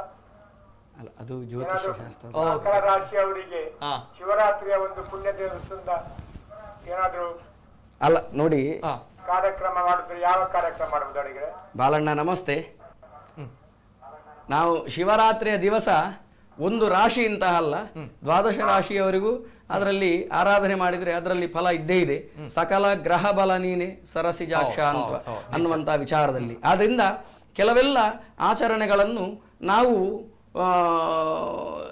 ಯಾವ ರೀತಿಯಲ್ಲಿ ಮಾಡಿದರೂ ಅದರಲ್ಲಿ ನವಗ್ರಹದ ಫಲ ಇದೆ, ಅದೇ ರೀತಿಯಾಗಿ ಅದರಲ್ಲಿ ರಾಶಿಯ ಫಲ ಇದೆ ಅನ್ನುವಂಥದ್ದು ಸಹಜವಾದಂಥ ವಿಚಾರ. ಆದ್ರಿಂದ ಬಾಲಚಂದ್ರ ರಾಯರು ಹೇಳಿದ ಅಭಿನಂದನೆಗಳಿಗೆ ನಾವು ಪ್ರತಿ ಅಭಿನಂದನೆಯನ್ನು ಹೇಳುತ್ತಾ ಹೀಗೆ ನಿಮ್ಮ ಪ್ರೀತಿ ವಿಶ್ವಾಸ ಇರಲಿ ಅಂತ ಹೇಳಿ ನಾವು ಬಯಸ್ತಾ ಇದ್ದೇವೆ. ಧನ್ಯವಾದಗಳು ಸರ್, ಧನ್ಯವಾದಗಳು ಬಾಲಚಂದ್ರ ರಾಯರಿಗೆ ಧನ್ಯವಾದಗಳು. ಆಯ್ದ ಕರೆಗಳನ್ನ ನಾವು ಸ್ವೀಕಾರ ಮಾಡ್ತೇವೆ, ಸಮಯದ ಬಹು ಕೂಡ ತುಂಬಾನೇ ಇದೆ, ಹಾಗಾಗಿ ಅನೇಕ ವಿಚಾರಗಳನ್ನ ಮಾಹಿತಿಗಳನ್ನ ನಾವು ಈ ಸಂದರ್ಭ ಜನತೆಗೆ ತಿಳಿಸಬೇಕಾಗುತ್ತೆ. ಅದೇ ರೀತಿ ಶಿವರಾತ್ರಿ ಅಂತ ಬಂದಾಗ ನಾಳಿನ ದಿನ ಯಾವ ರೀತಿ ಆಚರಣೆ ಮಾಡಬೇಕು, ಯಾವ ರೀತಿ ಆಚರಣೆ ಮಾಡಬಾರ್ದು, ನಮ್ಮ ಹಿಂದೂ ಸಂಪ್ರದಾಯಗಳಲ್ಲಿ ಆಧುನಿಕ ಯುಗಗಳ ಅನೇಕ ಬದಲಾವಣೆಗಳು ಆಗ್ತಾ ಇದೆ. ಪೂರಕವಾಗಿರುವಂತಹ ಬದಲಾವಣೆಗಳ ಜೊತೆಗೆ ಮಾರಕವಾಗಿರುವಂತಹ ಬದಲಾವಣೆಗಳು ಕೂಡ ಆಚಾರ ವಿಚಾರಗಳಲ್ಲಿ. ಅದೇ ರೀತಿ ನಮ್ಮ ಜೊತೆ ವಾದಿರಾಜ ಸರ್, ಈಗ ತಾವು ನೋಡಿದಾಗ ಈ ನಮ್ಮ ಶಿವರಾತ್ರಿಯ ಸಂದರ್ಭಗಳಲ್ಲಿ ಶಿವರಾತ್ರಿಯ ವಿಚಾರ ಬಗ್ಗೆ ನಮ್ಮ ಯಕ್ಷಗಾನದಲ್ಲಿ ಯಾವ ರೀತಿ ಉಲ್ಲೇಖಗಳಿವೆ ಅನ್ನುವಂಥದ್ದು ಒಂದ್ ಕಡೆ, ಮತ್ತೆ ಆಗ್ಲೇ ತಾವು ಹೇಳಿದ್ರಿ ಕೇತಕಿ ಶಾಪದ ಬಗ್ಗೆ ಒಂದು ಅದ್ಭುತವಾಗಿರುವಂತಹ ಕಥೆಯು ಕೂಡ ಇರುವಂತದ್ದು. ಅದಕ್ಕಿಂತ ಮೊದಲಾಗಿ ಇನ್ನೊಂದು ಕರೆ ಇದೆ, ಕರೆಯನ್ನು ನಾನು ಸ್ವೀಕಾರ ಮಾಡ್ತೇನೆ. ಹಲೋ ಸರ್, ನಮಸ್ತೆ. ನಿತಿನ್ ಸರ್ ನಮಸ್ತೆ. ನಮಸ್ತೆ ಸರ್, ನಮಸ್ತೆ. ತಮ್ಮ ಹೆಸರು ಸರ್? ಕರೆ ಮಾಡ್ತಾ ಪೂಜ್ಯರಾದ ನಮ್ಮ ಭಟ್ರು ಅವರ ಹತ್ರ ಒಂದು ಮಾತಾಡ್ಲಿಕ್ಕಿತ್ತು, ಕೃಷ್ಣ ಭಟ್ರು ಅವರ ಹತ್ರ. ಕೃಷ್ಣ ಭಟ್ ಅವರು, ನಿಮ್ಮ ಪಾದಕ್ಕೆ ಕೋಟಿ ಕೋಟಿ ನಮನ. ಯಾಕೆ ಅಂತ ಹೇಳಿದ್ರೆ ನೀವು ಒಂದು ಅಷ್ಟು ಒಳ್ಳೆ ಒಂದು ಈ ಮಾತನ್ನು ಹೇಳಿದ್ರಿ, ನಮ್ಮ ಧರ್ಮಕ್ಕೆ ಅಂದ್ರೆ ಬಿಡಿಸಿ ಹೇಳಿದ್ರಿ. ಅದನ್ನು ನಾನು ನಿಮ್ಮ ಮೊದಲು ಬಂದು ನಿಮ್ಮ ಹತ್ರ ಬಂದು ಯಾವತ್ತಾದ್ರೂ ಒಂದು ಭೇಟಿ ಮಾಡಿ ಇಂಥ ಮಾತನ್ನು ನಾನು ಕೇಳಲಿಕ್ಕೆ ತುಂಬಾ ಬಯಸ್ತೇನೆ. ಯಾಕೆಂತ ಹೇಳಿದ್ರೆ ಸತ್ಯವಾದ ವಿಷಯ, ಇದನ್ನು ಅರ್ಥ ಮಾಡಿಕೊಳ್ಳುವವರು ತುಂಬಾ ಒಳ್ಳೆಯವರು. ನಿಜ ನಿಜ ನಿಜ. ನನಗೆ ತುಂಬಾ ಖುಷಿ ಆಯ್ತು ಸರ್ ಭಟ್ರೆ, ನಿಮ್ಮ ಧನ್ಯವಾದ. ನನ್ನ ಒಂದು ಕೋಟಿ ನಮನ. ಧನ್ಯವಾದ ಧನ್ಯವಾದ. ಅವರು ಸಂಕ್ಷಿಪ್ತವಾಗಿರುವಂತಹ ವಿವರಣೆಗಳು. ತುಂಬಾ ಧನ್ಯವಾದ. ಧನ್ಯವಾದ ಧನ್ಯವಾದ ಸರ್. ಸಂಕ್ಷಿಪ್ತವಾಗಿರುವಂತಹ ವಿವರಣೆಗಳು ಅಂದ್ರೆ ಯಾವ ರೀತಿ ಪೂಜಾ ವಿಧಿ ವಿಧಾನಗಳು ನಡೆಯುತ್ತೆ ಅಂದ್ರೆ ಸಾಮಾನ್ಯ ಜನರಿಗೆ ಗೊತ್ತಾಗಲ್ಲ. ಏನು ಶಿವನ ಬಗ್ಗೆ ಮಾತಾಡ್ಲಿಕ್ಕೆ 1 ಗಂಟೆ ಸಾಕಾಗುದಿಲ್ಲ. ಕಲ್ಲೂರಾಯರು ಹೇಳಿದಾಗೆ ಎಷ್ಟು ತುಂಬಾ ವಿಷಯ ಇದೆ. ನಿಜ ನಿಜ ಭಟ್ರೆ. S Vadiraja sir. ಕೇತಕಿ ಶಾಪ ಎನ್ನುವಂತಹ ಬಹಳ ಸೊಗಸಾದ ಪ್ರಸಂಗ ಇದೆ. ಹೇಗೆ ವೈದಿಕವಾಗಿ ಶಿವನನ್ನು ನುತಿಸಿದರೆ ನಮಗೆ ಮಂಗಳಕರವಾದಂತಹ ನಡೆಯನ್ನು ಒದಗಿಸಿಕೊಡ್ತಾನೆ ಅಂತ ಅಡಿಗರು ಬಹಳ ಸೊಗಸಾಗಿ ಪ್ರಸ್ತುತಪಡಿಸಿದರು. ನಾನಾಗಲೇ ಹೇಳಿದೆ, ಜನಪದೀಯವಾದಂತಹ ಚಿಂತನೆ ಉಳ್ಳಂತಹ ಸಮಾಜ ನಮ್ಮದು. ಅನೇಕ ಮುಗ್ಧರು ದೈವಾರಾಧನೆಯನ್ನು ದೇವತಾರಾಧನೆಯನ್ನು ತಾವು ನಂಬಿಕೊಂಡ ಹಾಗೆ ಮಾಡ್ತಾ ಬರ್ತಾರೆ. ಹೀಗೆ ನಂಬಿಕೊಂಡ ಹಾಗೆ ಮಾಡ್ತಾ ಬರುತ್ತಿರುವಂತಹ ಜನರಿಗೆ ಯಕ್ಷಗಾನದ ಮೂಲಕವಾಗಿ ಒಂದು ಸೊಗಸಾದ ಚಿತ್ರಣ ಕೊಟ್ಟಿದ್ದಾರೆ. ಲಿಂಗ ಪೂಜೆ. ಲಿಂಗ ಪೂಜೆ ಏನು, ಈ ಲಿಂಗ ಪೂಜೆ ಎನ್ನುವುದರ ಕಲ್ಪನೆಯನ್ನು ಅತ್ಯಂತ ಸೊಗಸಾಗಿ ಹೇಳಿದ್ದಾರೆ. ಲೀನವಾಗುತ್ತದೆ ಆದ್ರೂ ಆಕಾರ ಉಳಿಯುತ್ತದೆ ಎನ್ನುವುದಕ್ಕೆ ಅದಕ್ಕೆ ಲಿಂಗ ಅಂತ ಹೆಸರು. ಲೀನವಾಗುತ್ತದೆ ಆದ್ರೂ ಆಕಾರ ಉಳಿಯುತ್ತದೆ. ಶಿವ ಎನ್ನುವಂತ ತತ್ವವನ್ನು ನೀವು ಲೀನವಾಗಿರಿಸಿಕೊಂಡ್ರೆ, ನಮ್ಮೊಳಗಡೆ ನಮಗೆ ಬೇಕಾದ ಹಾಗೊಂದು ಆಕಾರವನ್ನು ಕೊಟ್ರೆ ನಮ್ಮ ಬದುಕು ವಿಕಾರ ಆಗದ ಹಾಗೆ ಆ ಶಿವ ನೋಡಿಕೊಳ್ತಾನೆ. ಹುಟ್ಟು ಸಾವುಗಳೆಂಬ 2 ದಡಗಳ ಹರಿಯುವ ಬಾಳಿನ ಕೊಳಕು ನೀರು ಪವಿತ್ರ ತೀರ್ಥ ಸ್ತೋತ್ರವಾಗಬೇಕಂತಾದ್ರೆ, ಮಂಗಳ ಗಂಗೆಯಾಗಬೇಕು ಅಂತಾದ್ರೆ ಶಿವಧ್ಯಾನದಲ್ಲಿ ನಾವು ನಿರತರಾಗಬೇಕು ಅಂತ ಅರ್ಥ. ಶಿವಧ್ಯಾನದಲ್ಲಿ ನಿರತರಾದಾಗ ಏನಾಗುತ್ತದೆ, ನಮ್ಮ ಬದುಕಿನ ವಿಕಾರಗಳು, ನಮ್ಮ ದೇಹದಲ್ಲಿರುವಂತಹ ವಿಕಾರಗಳೆಲ್ಲವೂ ಕೂಡ ಹೊರಗೆ ಹೋಗ್ತದೆ. ಆಗ ಯಾವ ತತ್ವವನ್ನು ಅನುಸಂಧಾನ ಮಾಡಿಕೊಂಡು ನಾವು ಪೂಜಿಸ್ತಾ ಇರ್ತೇವೆ ಆ ತತ್ವವೇ ನಮ್ಮ ಎದುರಿಗೆ ಕಾಣಿಸಿಕೊಡ್ತದೆ. ಆದ್ದರಿಂದಲೇ ಜನಪದಿಯ ಹಾಡು ಹಾಗೆ ಹುಟ್ಟಿಕೊಂಡದ್ದು, ಶಿವ ಶಿವ ಎಂದರೆ ಭಯವಿಲ್ಲ, ಶಿವ ನಾಮಕ್ಕೆ ಸಾಟಿ ಬೇರಿಲ್ಲ. ನಿಜ. ಅಂದ್ರೆ ಬೇರೆ ಭಯವೇ ಇಲ್ಲ ನನಗೆ. ಅವ್ರು ಹೇಳಿದಂತ ಅಷ್ಟು ಮೃತ್ಯುಗಳ ಭಯ ಇಲ್ಲ, ಬೇರೆ ಜಂಜಡಗಳ ಭಯವಿಲ್ಲ, ಇನ್ಯಾವುದೇ ಎಸಗುತ್ತದೆ ಎನ್ನುವಂತಹ ಭಯವಿಲ್ಲ. ಜನಪದಿಯರ ಹಾಡು ನೋಡಿ, ಶಿವನು ಭಿಕ್ಷಕ್ಕೆ ಬಂದ ನೀಡು ಬಾರೆ, ಇವನಂತ ಚೆಲುವರಿಲ್ಲ ನೋಡು ಬಾರೆ. ಅಂದರೆ ಸೌಂದರ್ಯ ಅಂತ ಇರುವುದು ಶಿವನಲ್ಲಿ, ಶಿವ ತತ್ವದಲ್ಲಿ. ಯಾವುದು ಶಿವ ತತ್ವ? ಈಗ ಅವರು ಹೇಳಿದ ಅಷ್ಟು ವಿಷಯಗಳನ್ನೇ ನಾವು ಅತ್ಯಂತ ಸರಳವಾಗಿ ಹೇಳುತ್ತಿದ್ರೆ ಯಾವುದು ಶಿವ ತತ್ವ? ಬೇರೆ ಯಾವುದೇ ವಿಷಯದ ಕಡೆ ಮನಸ್ಸು ಹರಿಸದೆ ಧ್ಯಾನದಲ್ಲಿ ಮಾತ್ರವೇ ನಮ್ಮನ್ನು ತಾವು ತೊಡಗಿಸಿಕೊಂಡಾಗ, ನಮ್ಮ ಮನಸ್ಸಿನ ವಿಕಾರಗಳೆಲ್ಲವೂ ಕೂಡ ಪೂರ್ತಿ ದೂರ ಆದಾಗ ಆ ತತ್ವ ನಮ್ಮ ಮನಸ್ಸಿನಲ್ಲಿ ನೆಲೆಗೊಳ್ಳುತ್ತದೆ. ಆ ತತ್ವವನ್ನೇ ಮನಸ್ಸಿನಲ್ಲಿ ನೆನೆಸಿಕೊಂಡಾಗ ಬೇರೆ ಕಲ್ಮಶಗಳು ಮನಸ್ಸಿನಲ್ಲಿ ಹುಟ್ಟಿಕೊಳ್ಳುವುದಕ್ಕೆ ಸಾಧ್ಯವೇ ಇಲ್ಲ. ಆದ್ದರಿಂದಲೇ ಅದುವೇ ಸೌಂದರ್ಯ ಲಹರಿ, ಅದುವೇ ಶಿವಾನಂದ ಲಹರಿ. ಅದರಲ್ಲಿ ನಾವು ಮುಳುಗಿ ಮಿಂದು ಮಡಿಯಾಗಬೇಕು. ಈ ಶಿವಲಿಂಗವನ್ನು ಆಧರಿಸಿಕೊಂಡು ಕೇತಕಿ ಶಾಪ ಅಂತ ಒಂದು ಪ್ರಸಂಗ ಬರೆದಿದ್ದಾರೆ. ಬ್ರಹ್ಮದೇವರಿಗೂ ವಿಷ್ಣು ದೇವರಿಗೂ ಒಂದು ವಾದ ಪ್ರಾರಂಭ ಆಯಿತು. ಹಾಗೆ ವಾದ ಪ್ರಾರಂಭ ಆಗಿ ಶಿವನ ಕುರಿತಾಗಿ ಹೆಚ್ಚು ಯಾರು ಎನ್ನುವಂತ ಪ್ರಶ್ನೆ ಬಂದಾಗ ಒಬ್ಬರು ಲಿಂಗದ ತುದಿಯನ್ನು ನೋಡ್ಲಿಕ್ಕೆ ಮತ್ತೆ ವಿಷ್ಣು ಅದರ ಬುಡವನ್ನು ನೋಡ್ಲಿಕ್ಕೆ ಹೊರಟು. ಎಷ್ಟು ಮೇಲೆ ಹೋದ್ರೂ ಕೂಡ ಶಿವಲಿಂಗ ತುದಿ ಕಾಣದೇ ಇದ್ದಾಗ 2 ಉಲ್ಲೇಖಗಳುಂಟು. ಒಂದು ಪೂಜೆ ಮಾಡಿ ಕೆಳಗೆ ಬಿದ್ದಂತ ಕೇತಕಿ, ಅದಕ್ಕೆ ಕೇತಕಿ ಅಂತ ಪುಷ್ಪ ಹೇಳಿದ. ಆ ಪುಷ್ಪದ ಹತ್ರ ಬ್ರಹ್ಮದೇವರು ಕೇಳಿದ್ರಂತೆ, ನಾನು ಶಿವನ ತುದಿಯನ್ನು ನೋಡಿದೆ ಅಂತ ನೀನು ಸುಳ್ಳು ಹೇಳಬೇಕು ಅಂತ. ಇನ್ನೊಬ್ಬ ಕೇತಕಿ ರಾಜ ಎನ್ನುವವನ ಹತ್ರ ಪೂಜೆ ಮಾಡಿ ಬಂದಂತ ಅವನು ದೊಡ್ಡ ಭಕ್ತನೇ. ಇನ್ನೊಂದು ಕಥೆಯಲ್ಲಿ ಹಾಗೆ ಹೇಳ್ತಾರೆ. ವಿಷಯಲ್ಲಿ ಪ್ರಸ್ತಾಪ ಆದದ್ದು ಕೇತಕಿ ಎನ್ನುವವನ ಹತ್ರ ಸುಳ್ಳು ಹೇಳಬೇಕು ನೀನು. ಅವ ಹೇಳಿದಂತೆ, ಹೌದು, ಬ್ರಹ್ಮದೇವ ಶಿರವನ್ನು ಬ್ರಹ್ಮದೇವ ನೋಡಿ ಬಂದ, ಶಿವಲಿಂಗದ ಶಿರವನ್ನು ಬ್ರಹ್ಮದೇವ ನೋಡಿ ಬಂದ. ಆ ಕಾರಣಕ್ಕಾಗಿ ಶಿವ ಕೋಪಗೊಂಡು ಇನ್ನು ಮುಂದೆ ನನಗೆ ಕೇತಕಿ ಪುಷ್ಪ ನಿಷಿದ್ಧ. ನೋಡಿ, ಯಾಕೆ ಕೇತಕಿ ಪುಷ್ಪವು ಶಿವನಿಗೆ ನಿಷಿದ್ಧ ಎನ್ನುವುದಕ್ಕೆ ಜನಪದೀಯರು ಒಪ್ಪಿಕೊಳ್ಳುವ ಹಾಗೆ ಒಂದು ಕಥೆಯನ್ನು ಯಕ್ಷಗಾನದಲ್ಲಿ ಸೃಷ್ಟಿಪಡಿಸಿದರು. ಇನ್ನು ಭೂಕೈಲಾಸ ಅತ್ಯಂತ ಪ್ರಸಿದ್ಧವಾದಂತ. ಬರ್ತೇನೆ ವಾದಿರಾಜ್ ಅವರೇ, ಇನ್ನೊಂದು ಕರೆ ಇದೆ, ಕರೆಯನ್ನು ಸ್ವೀಕಾರ ಮಾಡ್ತೇನೆ. ಲೈನ್ ಅಲ್ಲಿ ಇದ್ದಾರೆ. ಹಲೋ ಸರ್, ನಮಸ್ತೆ. ಹಲೋ ಸರ್, ಲೋಹಿತ್ ಅಂತ. ನಮಸ್ತೆ ಲೋಹಿತ್ ಅವರು, ಎಲ್ಲಿಂದ ಕರೆ ಮಾಡ್ತಾ ಇದ್ದೀರಾ ಸರ್? ನಾನು ಮಂಗಳೂರು ಕಾವೂರಿಂದ ನಮಸ್ತೆ ಲೋಹಿತ್ ಅವರೇ, ಮಾತಾಡಿ ಸರ್, ಮಾತಾಡಿ. ನಮ್ಮ ಭಟ್ರನ್ನು ಕಂಡು ತುಂಬಾ ಸಂತೋಷವಾಯಿತು. ಭಟ್ರು ಇವತ್ತು ಮಧ್ಯಾಹ್ನ ನಮ್ಮ ಮನೆಯಲ್ಲಿ ಪೂಜೆ ಮಾಡಿ ಹೋಗಿದ್ದಾರೆ.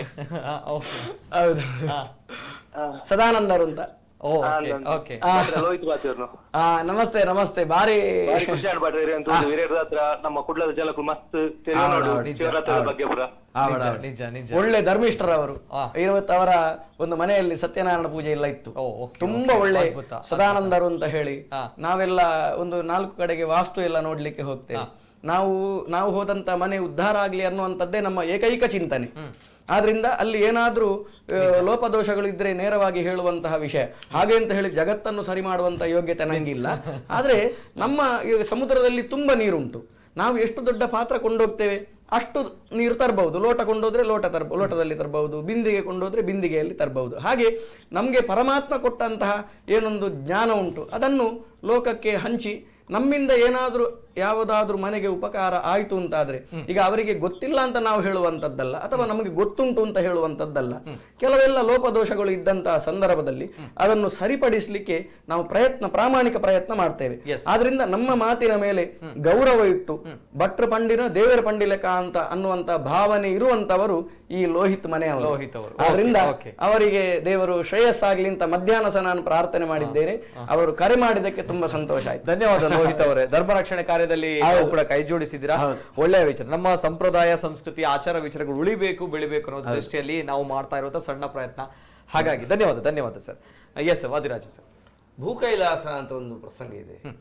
ಅತ್ಯಂತ ದೃಶ್ಯ ಕಾವ್ಯಕ್ಕೆ ಸೊಬಗು ಕೊಡುವಂತ ಒಂದು ಪ್ರಸಂಗ. ಇದರಲ್ಲಿ ನೋಡಿ, ರಾವಣ ಅವನ ತಾಯಿ ಶಿವನ ಪೂಜೆಯನ್ನು ಮಾಡ್ತಾ ಇರುವಾಗ ಮೊಡಲಿಂಗವನ್ನು ಮಾಡ್ತಾಳೆ. ಅದು ನೀರಲ್ಲಿ ಕೊಚ್ಚಿ ಹೋಗುತ್ತದೆ. ನಾನು ಶಿವನ ಆತ್ಮಲಿಂಗವನ್ನೇ ತರ್ತೇನೆ ಅಂತ ಹೋದವನಿಗೆ ಹರಣ ಕುರಿತಾಗಿ ತಪಸ್ಸನ್ನು ಮಾಡ್ತಾನೆ. ತಪಸ್ಸನ್ನು ಮಾಡಿದಾಗ ಶಿವ ಪ್ರತ್ಯಕ್ಷ ಆದಾಗ ರಾವಣ ಪಾರ್ವತಿಯನ್ನು ನೋಡ್ತಾನೆ. ತನಗೆ ಅವಳೇ ಬೇಕು ಅಂತ ಕೇಳ್ತಾನೆ. ಯಾರಿಗೋಸ್ಕರ ಯಾವುದಕ್ಕೋಸ್ಕರ ಬಂದಿದ್ದೇನೆ ಎನ್ನುವುದೇ ಮರೆತು ಹೋಗ್ತಾನೆ. ಈಶ್ವರ ಕೊಡ್ತಾನೆ. ಈಶ್ವರ ಹಾಗೆ ಮುಗ್ಧ, ಭಕ್ತರು ಕೇಳಿದ್ರೆ ಕೊಟ್ಟೇ ಕರ್ಕೊಂಡು ಹೋಗೋ ಹೇಳ್ತಾನೆ, ನೀನು ಹಿಂದೆ ನೋಡಕೂಡದು.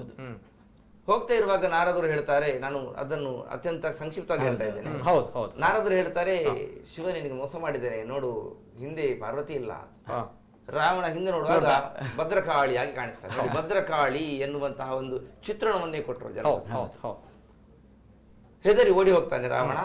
ತಾಯಿ ಹತ್ರ ಮತ್ತೆ ಮಾತಾಡಿ ಮತ್ತೆ ಬರ್ತಾನೆ. ಗಮನಿಸಿ, ಈ ಸಂದರ್ಭದಲ್ಲಿ ಅವ ಬೆಳ್ಳಿ ಬೆಟ್ಟವನ್ನು ಎತ್ತುವುದಕ್ಕೆ ಪ್ರಯತ್ನ ಮಾಡ್ತಾನೆ. ರಜತಾದ್ರಿಯನ್ನು ಎತ್ತುವುದಕ್ಕೆ ಪ್ರಯತ್ನ ಮಾಡ್ತಾನೆ. ಬೆಳ್ಳಿ ಬೆಟ್ಟ ಎನ್ನುವ ಪದ ಪ್ರಯೋಗ ನೋಡಿ, ಇದು ಜನಪದೀಯ ಪದ ಪ್ರಯೋಗ. ಅದನ್ನು ಅಗೆದರೆ ಎಷ್ಟು ಮಣ ಬೆಳ್ಳಿ ಸಿಗುತ್ತದೆ ಎನ್ನುವುದಕ್ಕಲ್ಲ ಅದಕ್ಕೆ ಬೆಳ್ಳಿ ಬೆಟ್ಟ ಅಂತ ಹೆಸರು. ಬಿಳಿಯ ಬಣ್ಣ, ಸತ್ಯ ಧರ್ಮಕ್ಕೆ ಪ್ರತೀಕವಾಗಿರುವುದು ಬಿಳಿಯ ಬಣ್ಣ. ಅಲ್ಲಿ ಶಿವನಿದ್ದಾನೆ ಅಂತ ಅರ್ಥ. ಅವನ ಕುಟುಂಬವೇ ನೋಡಿ, ಅವನ ವಾಹನ ನೋಡಿ. ಶಿವನ ವಾಹನ ವೃಷಭ ಆದ್ರೆ ಪಾರ್ವತಿಯ ವಾಹನ ಸಿಂಹ. ಪರಸ್ಪರ ವೈರಿಗಳು. ಇವನ ಕೊರಳಲ್ಲಿ ಸರ್ಪ ಅಂತ ಆದ್ರೆ ಗಣಪತಿಯಲ್ಲಿ ಇಲಿ, ಮಯೂರ, ಸುಬ್ರಹ್ಮಣ್ಯನಲ್ಲಿ ನವಿಲು. ಎಲ್ಲವೂ ಕೂಡ ವೈರತ್ವ, ವೈರಗಳೆಲ್ಲವೂ ಕೂಡ ಅಲ್ಲಿ ನಲಿವಿನಿಂದ ಕೂಡಿ. ಅಂತಹ ಬೆಳ್ಳಿ ಬೆಟ್ಟವನ್ನು ಎತ್ತುವ ಸಂದರ್ಭದಲ್ಲಿ ಶಿವ ಕಾಲಿನಿಂದ ಅದನ್ನು ಒತ್ತುತ್ತಾನೆ. ನೋವಾಗ್ತದೆ ಇವನಿಗೆ. ಇವ ಶಿವನನ್ನು ನುತಿಸ್ತಾನೆ. ಅದೇ ಸಾಮಗಾನ ಅಂತಾಗಿ ಹೋಗುತ್ತದೆ. ರಾವಣ ಅಂತ ಹೆಸರು ಬಂತ ಅವನಿಗೆ. ಸಾಮಗಾನವನ್ನು ತಾನತಾನವಾಗಿ ಹಾಡುತ್ತಾನೆ. ಮೆಚ್ಚಿ ಬರ್ತಾನೆ. ಶಿವ ತನ್ನ ಆತ್ಮಲಿಂಗವನ್ನೇ ಕೊಡ್ತಾನೆ. ಶಿವನ ಆತ್ಮಲಿಂಗ ಹೋಗಿ ಭೂಮಿಯಲ್ಲಿ ಅವನ ರಾವಣನ ಪುರದಲ್ಲಿ ನೆಲೆಗೊಂಡಿತು ಅಂತಾದ್ರೆ ಏನು ಕತೆ ಅಂತ ಹೇಳಿ ಗಣಪತಿ ಬಾಲವಟುವಾಗಿ ಬರ್ತಾನೆ. ಇವನು ಸಂಧ್ಯಾಕಾಲ ಸಂಧ್ಯಾ ವಂದನೆ ಮಾಡುವಂತಹ ಸಮಯದಲ್ಲಿ ಆ ಆತ್ಮಲಿಂಗವನ್ನು ಹಿಡ್ಕೊಳ್ಬೇಕು ಅಂತ ಕೇಳಿಕೊಳ್ತಾನೆ ಗಣಪತಿ ಹತ್ರ. ನಾನು 3 ಸರಿ ಕರಿತೇನೆ, ಅಷ್ಟರ ಒಳಗೆ ನೀವು ಮುಗಿಸಿ ಬರಬೇಕು. ರಾವಣ ಹೋಗುವಾಗಲೇ ರಾವಣ ಅಂತ 1 ಸರಿ ಕರೆದಾಯ್ತು, ನೀರಲ್ಲಿ ಮುಳುಗುವಾಗ ರಾವಣ ಅಂತ 2 ಸರಿ ಕರೆದಾಯ್ತು. ಇನ್ನೇನು ಜಪ ಪ್ರಾರಂಭ ಮಾಡಿ ಮುಗಿಸ್ಬೇಕು ಅಂತ ಹೇಳುವಾಗ ರಾವಣ ಅಂತ ಕರೆದು ಇಟ್ಟಾಯ್ತು. ಭೂ ಕೈಲಾಸ, ಭೂಮಿಗೆ ಅಲ್ಲಿ ಆಮೇಲೆ ಅದನ್ನು ತೆಗಿಲಿಕ್ಕೆ ಆಗುದಿಲ್ಲ, ಶಿವನೇ ಹೇಳಿದ್ದಾನೆ ಒಮ್ಮೆ ಭೂಸ್ಪರ್ಶ ಆದ್ರೆ ತೆಗಿಲಿಕ್ಕೆ ಆಗುದಿಲ್ಲ. ಹಾಗೆ ಭೂಮಿಯಲ್ಲೊಂದು ಕೈಲಾಸದ ಕಲ್ಪನೆ. ಅಂದರೆ ನಾವು ಜನಪದೀಯರೊಂದು ಮಾತು ಹೇಳ್ತಾರೆ, ಸತ್ತು ಸ್ವರ್ಗವನ್ನು ಕಾಣುವಂತ. ಒಂದು ಬದುಕಿರುವಾಗ ಸ್ವರ್ಗದ ಕುರಿತಾಗಿ ಹೇಳುವುದಕ್ಕಿಂತ ಸತ್ತು ಸ್ವರ್ಗವನ್ನು ಕಾಣುವುದು. ನಿಜ. ಭೂಮಿಯಲ್ಲಿ ಕೈಲಾಸವನ್ನು ಕಲ್ಪಿಸುವಂತ ಒಂದು ಸುಂದರ ಚಿತ್ರಣ. ಅಂದರೆ ಈ ಭೂಮಿಯನ್ನೇ ನಾವು ಶಿವನ ಅರಮನೆಯನ್ನಾಗಿ ಮಾಡಬೇಕು, ಈ ಭೂಮಿಗೆ ಶಿವನನ್ನು ನಿಲ್ಲಿಸಬೇಕು. ನಿಜ. ಆ ಶಿವತತ್ವವನ್ನು ಭೂಮಿಯಲ್ಲಿ ಅನುಸಂಧಾನಗೊಳಿಸಬೇಕು. ಈ ನೆಲದ ಕಣ ಕಣದಲ್ಲಿ ಕೂಡ ಚೈತನ್ಯವನ್ನು ಅಂತರ್ಯಾಮಿ ಆಗಿಸುವುದಕ್ಕೆ ಸಾಧ್ಯ ಉಂಟು ಅಂತಾದ್ರೆ ಅದು ಶಿವಧ್ಯಾನದ ಮೂಲಕವಾಗಿ. ನಿಜ ನಿಜ ನಿಜ. ವಾದಿರಾಜರು ಬರ್ತೇನೆ, ಅದ್ಭುತವಾಗಿರುವಂತಹ ಮಾಹಿತಿ. ಎಸ್, ಅದೇ ರೀತಿ ಇನ್ನೊಂದು ಕರೆ ಇದೆ. ಹಲೋ ಸರ್, ನಮಸ್ತೆ. ಹಲೋ, ಅಸ್ಸಾಮಿಂದ ನಾಗೇಶ್ ಪೈ ಅಂತ. ನಾಗೇಶ್ ಪೈ ಅವರು, ನಮಸ್ತೆ. ನಮಸ್ತೆ ಸರ್, ಮಾತಾಡಿ ಸರ್. ಅಡಿಗರಿಗೂ ಹಾಗೂ ವಾದಿರಾಜ ಅವರಿಗೂ ನಮಸ್ತೆ. ನಮಸ್ತೆ. ನೋಡಿ, ಈ ಶಿವಲಿಂಗದಲ್ಲಿ ಪ್ರತಿಷ್ಠೆ ಮಾಡಿದ್ದಕ್ಕೂ ಮತ್ತು ಹುಟ್ಟಿ ಬಂದ ಲಿಂಗಕ್ಕೂ, ನಮ್ಮ ಊರಿನಲ್ಲಿ ಹುಟ್ಟಿ ಬಂದ ಲಿಂಗ ಶಾಸ್ತ್ರೇಶ್ವರ ಅಂತ ಮನೆ ಪಕ್ಕದಲ್ಲಿರುವುದು. ಆದ್ರೆ ಈ ಭಕ್ತಾದಿಗಳು ಹೆಚ್ಚಿನವರು ಮುರುಡೇಶ್ವರ ಅಥವಾ ಧರ್ಮಸ್ಥಳ ಅಥವಾ ಇಂಥ ಒಂದು ಅಲ್ಲಿಂದ ಪ್ರತಿಷ್ಠೆ ಮಾಡಿದ್ದಕ್ಕೂ ಹುಟ್ಟಿ ಬಂದ ಲಿಂಗದಲ್ಲೂ ತಾರತಮ್ಯ ಉಂಟಾ ಅಂತ ಕೇಳುದು. ಮತ್ತೆ ಭಕ್ತಾದಿಗಳು ಜಾಸ್ತಿ ಬಂದಾಗೂ ಅಲ್ಲಿ ಸಾನ್ನಿಧ್ಯ ಮತ್ತು ಕಾರ್ಮಿಕ ಜಾಸ್ತಿ ಆಗುವುದು ಅಂತ ನನ್ನ ಒಂದು ಪ್ರಶ್ನೆ. ಇಂಥದ್ದು ದೂರ ಇರುವುದರಿಂದ ಆ ರೀತಿ ಒಂದು ಪ್ರೀತಿ ಬರ್ತದೆ, ಇದರಲ್ಲಿ ತಾರತಮ್ಯ ಉಂಟಾ ಅಂತ ಕೇಳುದು. Okay okay okay sir. Yes, ತಮ್ಮ ಪ್ರಶ್ನೆಗೆ ಉತ್ತರ. ಎಸ್, ಈಗ ಅವರು ಹೇಳಿದ ಪ್ರಶ್ನೆಯಲ್ಲಿ ಅರ್ಥ ಉಂಟು, ಹಾಗಾದ್ರೆ ಅವರು ಕೇಳಿದ ಪ್ರಶ್ನೆಯಲ್ಲೇ ಉತ್ತರ ಸಹ ಉಂಟು. ಪ್ರತಿಷ್ಠೆಗೆ ಮತ್ತೆ ತನ್ನಿಂದ ತಾನೇ ಉತ್ಪತ್ತಿಯಾದಂತಹ ಲಿಂಗ, ಅದಕ್ಕೆ ಸ್ವಯಂಭೂಲಿಂಗ ಅಂತ ಹೇಳ್ತೇವೆ. ಉದಾಹರಣೆ ಅವರು ಹೇಳಿದಂತಹ ಧರ್ಮಸ್ಥಳದ ವಿಷಯದಲ್ಲೇ ಉಂಟು. ನೋಡಿ, ಧರ್ಮಸ್ಥಳಕ್ಕೆ ಮೂಲ ಕದ್ರಿ, ಕದ್ರಿಯಿಂದ ಅಣ್ಣಪ್ಪ ಸ್ವಾಮಿ ಗೋರಕ್ಷನಾಥರು ಕಾಶಿಯಿಂದ ತಂದಂತಹ ಲಿಂಗವನ್ನು ಮೇಲಿರುವಂತಹ ನವಕುಂಡದಲ್ಲಿ ಒಂದಾದಂತಹ 7ನೇ ಕೆರೆಯಲ್ಲಿ ಇಟ್ಟಂತಹ ಸಂದರ್ಭ. ಒಂದು ಕ್ಷೇತ್ರದ ವಿಷಯ ಹೇಳಿದ್ರೆ ಎಷ್ಟೆಲ್ಲ ಅಲ್ಲಿ ಅದ್ಭುತ ವಿಷಯ ಉಂಟು ನೋಡಿ. ಎಲ್ಲೂ ಶಿವನ ತಲೆಯಲ್ಲಿ ಗಂಗೆ ಇದ್ದಾಳೆ, ಭಾಗೀರಥಿ. ಹಾಗಾದ್ರೆ ಕದ್ರಿಯಲ್ಲಿ ಮೇಲೆ ನೀರು, ಕೆಳಗೆ ದೇವಸ್ಥಾನ. ಇದು ಜಗತ್ತಿನ ಬಹಳ ವಿರಳ. ನಿಜ. ಯಾವುದೇ ಕ್ಷೇತ್ರಕ್ಕೆ ನೋಡಿ ನೀವು, ದೇವಸ್ಥಾನದ ಏನು ಪಾದ ಉಂಟು, ತಳಭಾಗ ಉಂಟು, ಅದರಿಂದ ಕೆಳಭಾಗದಲ್ಲೇ ನೀರು ಅಂದ್ರೆ ಕೊಳ, ಸಮುದ್ರ, ನದಿ ಯಾವುದು ಆಗ್ಬಹುದು. ದೇವಸ್ಥಾನಕ್ಕಿಂತ ಮೇಲ್ಭಾಗದಲ್ಲಿ ನೀರು ಉಂಟು ಅಂತಾದ್ರೆ ಅದು ಕದ್ರಿಯಲ್ಲಿ. ಅಂದ್ರೆ ಗೋಮುಖ ಗಣಪತಿಯ ಅಡಿಭಾಗದಿಂದ ನಿರಂತರವಾಗಿ 365 ದಿವಸ ಅಲ್ಲಿಂದ ಗಂಗೆ ಬರ್ತಾ ಇದ್ದಾಳೆ. ಸ್ವತಃ ಕಾಶಿಯಿಂದ ಬರುವುದರಿಂದ ಅದಕ್ಕೆ ಕಾಶಿ ಭಾಗೀರಥಿ ತೀರ್ಥ ಅನ್ನುವಂತಹ ಹೆಸರು ಕೂಡ ಇದೆ. ಹಾಗಾದ್ರೆ ಶಿವನ ಮೇಲ್ಭಾಗದಲ್ಲಿ ಗಂಗೆ ಇರುವುದಕ್ಕೆ ಪ್ರತ್ಯಕ್ಷ ಸಾಕ್ಷಿ ಕದ್ರಿ. ಅಂತಹ ಕದ್ರಿಯಲ್ಲಿ ಪರಶುರಾಮ ದೇವರಿಗೆ ಬ್ರಹ್ಮಾಚ್ಯುತೇಶ್ವರ ತನು, ನೋಡಿ ನೀವು ಕೇಳಿದಂತೆ ಎಲ್ಲ ಪ್ರಶ್ನೆಗಳಿಗೆ ಈ ವಿಷಯದಲ್ಲಿ ಉತ್ತರ ಹೇಳ್ತೇನೆ ನಾನು. ಬ್ರಹ್ಮಾಚ್ಯುತೇಶ್ವರ ತನು ಅಂದ್ರೆ ಬ್ರಹ್ಮ, ಅಚ್ಯುತ, ಈಶ್ವರನ ಶರೀರವನ್ನು ಒಳಗೊಂಡಂತಹ ಮಂಜುನಾಥ ನಾಮಕ 3 ದೇವರುಗಳ ಒಂದು ಸ್ವರೂಪ ಪರಶುರಾಮ ದೇವರಿಗೆ ಒಂದು ಪ್ರತ್ಯಕ್ಷ ಆದರು ದೇವರು. ಆ ದೇವರು ಪ್ರತ್ಯಕ್ಷ ಆಗಿ ಮಾಯ ಆಗುವಾಗ ಅಲ್ಲಿ ಸ್ವಯಂಭೂಲಿಂಗ ಅಂದ್ರೆ ಭೂಮಿಯಿಂದಲೇ ರಸಕೂಪ ಸಂಸ್ಥಂ ವೃತ್ತಾಕಾರದ ಬಾವಿಯಿಂದ ಭಗವಂತ ಉತ್ಪತ್ತಿಯಾದ ಲಿಂಗ ಉತ್ಪತ್ತಿ ಆಯಿತು. ಅದರಿಂದ ಯಾರೂ ಪ್ರತಿಷ್ಠೆ ಮಾಡಿದ್ದಲ್ಲ, ಭೂಮಿಯಿಂದಲೇ ನಾವು ಭೂಮಿಯಲ್ಲಿ ನಿಲ್ಲುವಂತಹ ಸಂದರ್ಭದಲ್ಲಿ ನಾವು ನಿಲ್ಲುವಂತಹ ಭೂಮಿಯ ಅದೇ ಸಮಾಂತರಕ್ಕೆ ಲಿಂಗ ಬಾವಿಯಲ್ಲಿ ಉತ್ಪತ್ತಿಯಾಗಿದೆ. ಇದು ಸ್ವಯಂಭೂಲಿಂಗ.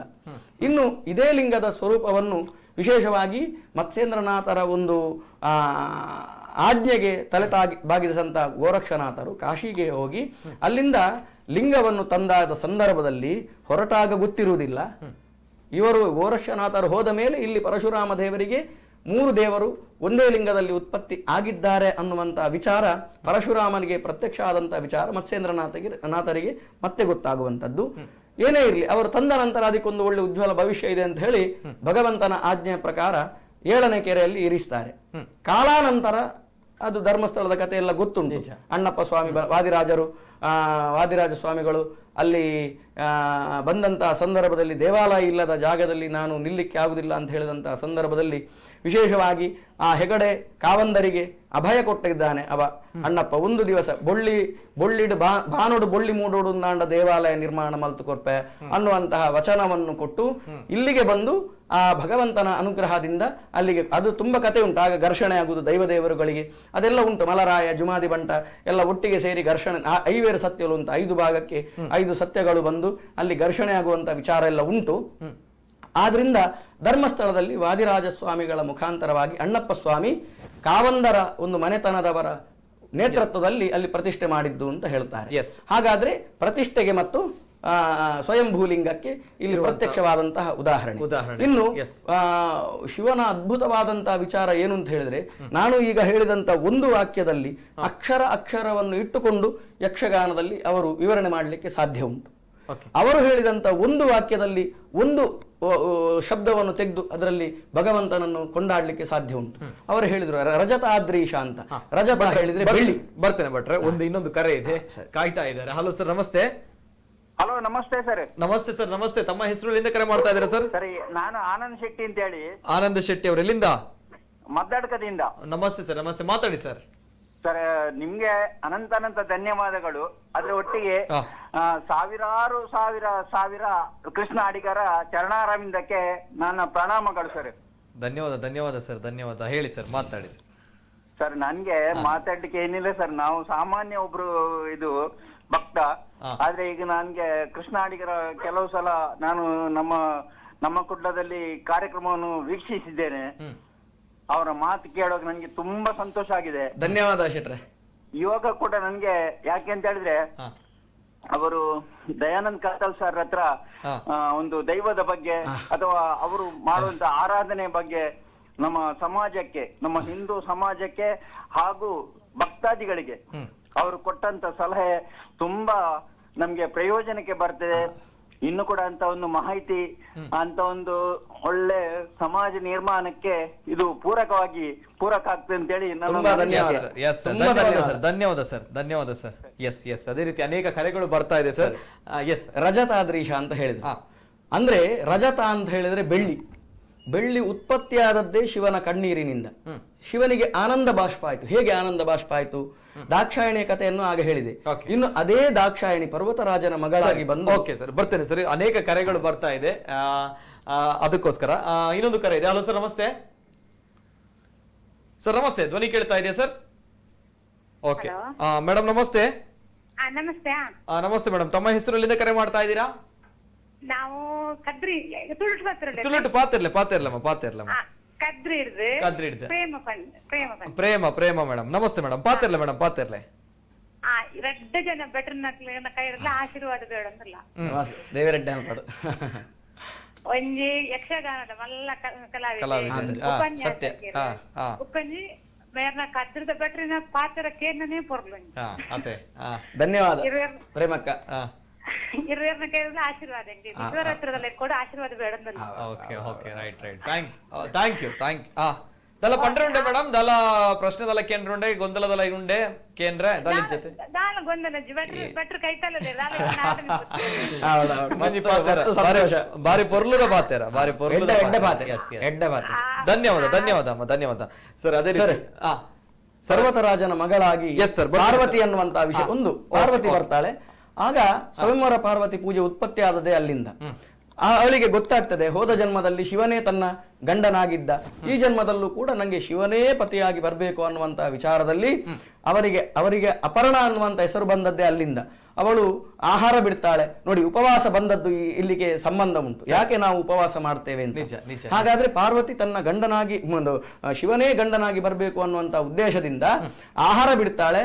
ಗಾಳಿ ಮಾತ್ರ ಸೇವನೆಯಿಂದ ಕೆಲವು ಹಣ್ಣಾದಂತಹ ಪರ್ಣ ಅಂದ್ರೆ ತರಗೆಲೆಗಳನ್ನೆಲ್ಲ ತಿಂದು ವ್ಯವಹಾರ, ಅದು ತಪಸ್ಸು ಮಾಡ್ತಾ ಇದ್ದಾಳೆ. ಆಗ ಈಶ್ವರ ಪ್ರತ್ಯಕ್ಷ ಆಗುವುದಿಲ್ಲ. ಕೊನೆಗೂ ಆ ಪರ್ಣವನ್ನು ತಿನ್ನುವುದನ್ನು ಕೂಡ ಬಿಟ್ಟಂತಹ ಸಂದರ್ಭದಲ್ಲಿ ಅಪರ್ಣ ಅನ್ನುವಂಥ ಹೆಸರು ಅವಳಿಗೆ ಬಂತು. ಕೊನೆಗೆ ಇವಳನ್ನೊಮ್ಮೆ ಪರೀಕ್ಷೆ ಮಾಡುವ ಅಂತ ಅನ್ನುವಂತಹ ಉದ್ದೇಶದಿಂದ ಈಶ್ವರನು ಕಿರಾತಕನ ವೇಷದಲ್ಲಿ ಬಂದು ತನ್ನನ್ನೇ ತಾನು ಬೈಯುವ ಹಾಗೆ, ಅಂದ್ರೆ ಕಿರಾತಕ ಈಶ್ವರನಿಗೆ ಬೈಯುವಂತಹ ಒಂದು ಪ್ರಸಂಗ ಬರ್ತದೆ. ಅದರಲ್ಲಿ ತನ್ನ ಗಂಡನಾದಂತಹ ಈಶ್ವರನಿಗೆ ಬೈಯುವಂತಹ ಸಂದರ್ಭದಲ್ಲಿ ತಪಸ್ಸಿನಿಂದ ಅರ್ಧದಿಂದಲೇ ಹೇಳಿ ನನ್ನ ತಪಸ್ಸು ಬಾಕಿ ಆದರೂ ತೊಂದರೆ ಇಲ್ಲ, ಶಿವನಿಂದನೆಯನ್ನು ನಾನು ಕೇಳಲಾರೆ ಅನ್ನುವಂಥ ಉದ್ದೇಶದಿಂದ ಕಿರಾತಕನಿಗೆ ಹತ್ತಿರದಲ್ಲಿರುವಂತಹ ಬೆತ್ತದಿಂದ ಸರಿ ಬಡಿತಾಳೆ. ಬಡದಂತಹ ಸಂದರ್ಭದಲ್ಲಿ ಶಿವನಿಗೆ ಸಂತೋಷ ಆಗಿ ಶಿವ ಪ್ರತ್ಯಕ್ಷ ಆಗ್ತಾನೆ. ಆಗ 3 ವಿಚಾರ ಅವಳ ಮನಸ್ಸಿಗೆ ಒಟ್ಟಾಗ್ತದೆ. ಒಂದು ಗೊಂದಲ, ಇನ್ನೊಂದು ಶಿವನೇ ತನ್ನನ್ನು ಪರೀಕ್ಷೆ ಮಾಡಲಿಕ್ಕೆ ಬಂದಿದ್ದಾನೆ ಅನ್ನುವಂತಹ ಸಂತೋಷ, ಇನ್ನೊಂದು ನಾಚಿಕೆ. ಈ 3 ವಿಚಾರಕ್ಕೂ ಕೂಡ ಒಟ್ಟಾದಂತಹ ಸಂದರ್ಭದಲ್ಲಿ ದೇವತೆಗಳು ಇನ್ನು ತಡ ಮಾಡಿದ್ರೆ ಪ್ರಯೋಜನ ಆಗುವುದಿಲ್ಲ ಅಂತ ಹೇಳಿ ಎಲ್ಲರೂ ಬ್ರಹ್ಮಾದಿ ವಿಷ್ಣುವಾದಿ ಎಲ್ಲ ದೇವಾದಿ ದೇವತೆಗಳೆಲ್ಲ ಬಂದು ಅವರಿಗೆ ಕಲ್ಯಾಣವನ್ನು ಏರ್ಪಾಟು ಮಾಡ್ತಾರೆ. ಅದೇ ಗಿರಿಜಾ ಕಲ್ಯಾಣ. ಈ ಸಂದರ್ಭದಲ್ಲಿ ಈಶ್ವರ ಹೋದ ಜನ್ಮದಲ್ಲಿ ಪತ್ನಿಯಾದಂತಹ ದಾಕ್ಷಾಯಿಣಿಯೇ ನಂಗೆ ಪಾರ್ವತಿ ರೂಪದಲ್ಲಿ ಸಿಕ್ಕಿದ್ದಾಳೆ ಅನ್ನುವಂತಹ ಒಂದು ಸಂತೋಷದಿಂದ 2 ಕಣ್ಣಿನಿಂದ ನೀರು ಕೆಳಗೆ ಬೀಳ್ತದೆ. ಅದೇ ಬೆಳ್ಳಿಯಾಗಿ ಪರಿವರ್ತನೆ ಆಗ್ತದೆ. ಅದೇ ರಜತ, ಅದೇ ಬೆಳ್ಳಿ, ಶಿವನ ಕಣ್ಣೀರಿಂದ ಉತ್ಪತ್ತಿಯಾದಂತಹ ಸೊತ್ತು. ಇನ್ನು ಭಿಕ್ಷಾಪಾತ್ರೆ ಅನ್ನುವಂತಹ ಒಂದು ವಿಚಾರ ಹೇಳಿದ್ರು ಅವರು, ಸತ್ಯವಾದಂತಹ ವಿಚಾರ ನೋಡಿ. ಎಷ್ಟು ಅದ್ಭುತ, ಎಷ್ಟು ಹಾಸ್ಯ ಅಂತ ಹೇಳಿದ್ರೆ ದೇವಿ ಮಹಾತ್ಮೆ ಉಲ್ಲೇಖ ಮಾಡಿದ್ರು. ಸತ್ಯ ಅದು. ಯಾಕೆ ಅಂತ ಹೇಳಿದ್ರೆ ಶಿವನಿಗೆ ಆ ಚರ್ಚೆಯಾದಂಥ ಬ್ರಹ್ಮನೇ ತಾನು ದೊಡ್ಡವನು ಅನ್ನುವಂಥ ಹಿರಣ್ಯಗರ್ಭ ಅಧೋಕ್ಷಜ ಎಲ್ಲ ಬರ್ತದೆ ಅದರಲ್ಲಿ. ಅದರ ಸಂದರ್ಭದಲ್ಲಿ ಏನಾಗ್ತದೆ, ಇವರಿಗೆ ಹರಿಹರರಲ್ಲಿ ಭೇದ ಇಲ್ಲ ಅನ್ನುವಂಥ ವಿಚಾರಕ್ಕೆ ಈಶ್ವರ ಬಂದು ನಾನೇನು ಮಾಡಬೇಕು, ನಿಂಗೆ ನಾನು ಶರಣಾಗಿದ್ದೇನೆ, ಅಂದ್ರೆ ನಿನ್ನ ತತ್ವವನ್ನು ನಾನು ಒಪ್ಪಿದ್ದೇನೆ, ಹರಿ ಸರ್ವೋತ್ತಮ ಅನ್ನುವಂಥ ತತ್ವವನ್ನು ಒಪ್ಪಿದ್ದೇನೆ, ನಾನು ನಿನಗೆ ಏನು ಮಾಡಬೇಕು ಅಂತ ಹೇಳುವಾಗ ನೀನು ನನ್ನಲ್ಲಿ ಲೀನ ಆಗು ಅನ್ನುವಂತಹ ವಾಕ್ಯವನ್ನು ಮಹಾವಿಷ್ಣು ಹೇಳ್ತಾನೆ. ಹರಿಹರರು ಎರಕ ಆಗ್ತಾರೆ, ಒಂದಾಗ್ತಾರೆ. ಒಂದು ವಿಷಯ, ಹರಿಹರರ ಒಂದಾದಂತಹ ಸಂದರ್ಭದಲ್ಲಿ ಹರಿಹರನಲ್ಲಿ ಭೇದ ಆಗ್ತಾನೆ, ಅಂದ್ರೆ ತನ್ನ ಶರೀರವನ್ನು ಹರಿಗೆ ಕೊಡ್ತಾನೆ. ಅರ್ಧ ಶರೀರ ಹರಿಗೆ ಹೋಯ್ತು. ಇನ್ನು ಅರ್ಧನಾರೀಶ್ವರ ಅನ್ನುವಂತ ಹೆಸರು ಬಂತು. ತನ್ನ ವಾಮಭಾಗವನ್ನು ಪಾರ್ವತಿಗೆ ಕೊಟ್ಟಿದ್ದಾನೆ. ಬಲಭಾಗವನ್ನು ಹರಿಗೆ ಕೊಟ್ಟ, ವಾಮಭಾಗವನ್ನು ಪಾರ್ವತಿಗೆ ಕೊಟ್ಟ. ಈ ಸಂದರ್ಭದಲ್ಲಿ ಶಿವ ಇಲ್ಲ ಅಂತ ಆಯ್ತು. ಕಂಠದಲ್ಲಿರುವಂತ ನಾಗಲೋಕಕ್ಕೆ ಹೋದ, ಚಂದ್ರಲೋಕಕ್ಕೆ ಹೋದ, ಗಂಗೆ ನೀರನ್ನು ಸೇರಿದ್ರು. ಉಳಿದದ್ದೆ ಅಂತ ಹೇಳುವಾಗ ಭಿಕ್ಷಾಪಾತ್ರೆ ಮಾತ್ರ ಉಳಿದದು. ಆ ಭಿಕ್ಷಾಪಾತ್ರೆಯನ್ನು ನನಗೆ ಕೊಟ್ಟ ಅನ್ನುವಂತ ಒಂದು ಹಾಸ್ಯದ ಒಂದು ಸಂಗತಿ. ಈ ಹಾಸ್ಯದಲ್ಲಿ ಮರ್ಮ ಇದೆ. ನಾವು ದೇವರ ಹತ್ರ ಕೇಳುವುದಕ್ಕೆ ಏನು ಹೇಳ್ತೇವೆ, ಬೇಡುವುದು ಅಂತ ಹೇಳ್ತೇವೆ. ಬೇಡುವುದು ಯಾರು? ಭಿಕ್ಷುಕ ಮಾತ್ರ ಬೇಡುದು. ಶಿವನ ಎದುರಲ್ಲಿ ನಾವೆಲ್ಲ ಭಿಕ್ಷುಕರು. ಅನ್ನಪೂರ್ಣೆ ಸದಾಪೂರ್ಣೆ ಶಂಕರ ಪ್ರಾಣವಲ್ಲಭೆ ಜ್ಞಾನ ವೈರಾಗ್ಯ ಸಿದ್ಧ್ಯರ್ಥಂ ಭಿಕ್ಷಾಂ ದೇಹಿ ಚ ಪಾರ್ವತಿ. ಶಿವನ ಮಡದಿಯಾದಂತಹ ಪಾರ್ವತಿಯಲ್ಲಿ ನಾವು ಜ್ಞಾನ ಭಕ್ತಿ ವೈರಾಗ್ಯದ ಭಿಕ್ಷೆಯನ್ನು ಕೇಳುತ್ತಾ ಇದ್ದೇವೆ. ಇದು ಭಿಕ್ಷೆ. ದೇವರ ಹತ್ರ ಹೀಗೆ ತುಳುವಲ್ಲಿ ಕೂಡ ನಟ್ಟುನು ಅಂತ ಹೇಳುದು ನಾವು. ನಟ್ಟುನು ಯಾರ ಹತ್ರ? ದನಿಗಳ ಹತ್ರ ಮಾತ್ರ ಭಿಕ್ಷುಕರು ನಟ್ಟುದು. ಅವ ದನಿ, ಎಲ್ಲಾ ಜಗತ್ತಿನ ದನಿ ಶಿವ ಶಂಕರ. ಅವನತ್ರ ಮತ್ತೆ ಅವನ ಮಡದಿಯಾದಂತಹ ಪಾರ್ವತಿ, ಜಗತಃ ಪಿತರವು ಒಂದೇ ಪಾರ್ವತಿ ಪರಮೇಶ್ವರವು. ಇಡೀ ಜಗತ್ತಿಗೆ ತಂದೆ ತಾಯಿಯ ಸ್ಥಾನದಲ್ಲಿ ಇರುವವರು ಪಾರ್ವತಿ ಪರಮೇಶ್ವರ ದೇವರು. ಅವರಲ್ಲಿ ನಾವು ಬೇಡುವಂತದ್ದು. ನಾವು ಭಿಕ್ಷುಕರು. ಸರಿ ಭಟ್ರೆ, ಎಸ್, ಭಿಕ್ಷಾಪಾತ್ರೆಯನ್ನು ನಮಗೆ ಕೊಟ್ಟಿರುವಂತಹ ಮಾಹಿತಿಯನ್ನು ತಾವು ಕೊಟ್ರಿ. ಅನೇಕ ಕರೆಗಳು ಕೂಡ ಬರ್ತಾ ಇದ್ದಾರೆ. ಸಮಯದ ಅಭಾವ ಕೂಡ ತುಂಬಾನೇ ಇದೆ. ಕಾರ್ಯಕ್ರಮ ಪ್ರಾರಂಭ ಅಂತ ಹೇಳಿದ್ಮೇಲೆ ಕೊನೆಯೂ ಕೂಡ ಇದ್ದೇ ಇರುತ್ತೆ. ಅಂಡ್ ನಿಜವಾಗ್ಲೂ ಕೂಡ ತಾವುಗಳು ಹೇಳಿದಂತೆ ಶಿವನ ಮಹಿಮೆ, ಆತನ ಒಂದು ವರ್ಣನೆ ದಿನಗಳೇ ಸಾಕ. ಶಿವಗಣ ಅಂತ ಇದೆ, ದೈವದ ಕಳ ಅನ್ನುವಂತಹ ಒಂದು ವಿಷಯ ಬಂತು. ಎಲ್ಲಾ ದೈವಕ್ಕೂ ಕೂಡ ಒಡೆಯ ಮಂಜುನಾಥ, ಈಶ್ವರ. ಆದ್ರೆ ಅಲ್ಲಿ ಗಣಪತಿಯನ್ನು ಸುರುವಿಗೆ ಯಾಕೆ ಆರಾಧನೆ ಮಾಡುವುದು ಅಂತ ಹೇಳಿದ್ರೆ ಶಿವನೇ ಕೊಟ್ಟಂತ ಆಜ್ಞೆ. ನನ್ನ ಮಗನಿಗೆ ನನ್ನ ಗಣಕ್ಕೆ ಅಧಿಪತಿ ನನ್ನ ಗಣಕ್ಕೆ ಸೇನಾಧಿಪತಿ ನನ್ನ ಮಗ ಸುಬ್ರಹ್ಮಣ್ಯ, ನನ್ನ ಗಣಕ್ಕೆ ಅಧಿಪತಿ ಗಣಪತಿ. ಎಸ್ ಬೆಟರ್ ಬರ್ತೇನೆ. ಕೊನೆಯದಾಗಿ ವಾದ್ಯರಾಜ ಸರ್, ನಾಳೆ ಮಹಾಶಿವರಾತ್ರಿ, ಎಲ್ಲರೂ ಕೂಡ ಶ್ರದ್ಧಾ ಭಕ್ತಿಯಿಂದ ಆಚರಣೆ ಮಾಡುವಂತ ದಿನ. ತಾವು ಜಾಗರಣೆ ನಾಳೆ ದಿನ ಅಲ್ವಾ? ನಿಜವಾಗ್ಲೂ ಕೂಡ. ಎಸ್, ಏನ್ ಹೇಳ್ತೀರಾ ಕೊನೆಯದಾಗಿ ವಾದ್ಯರಾಜ ಸರ್?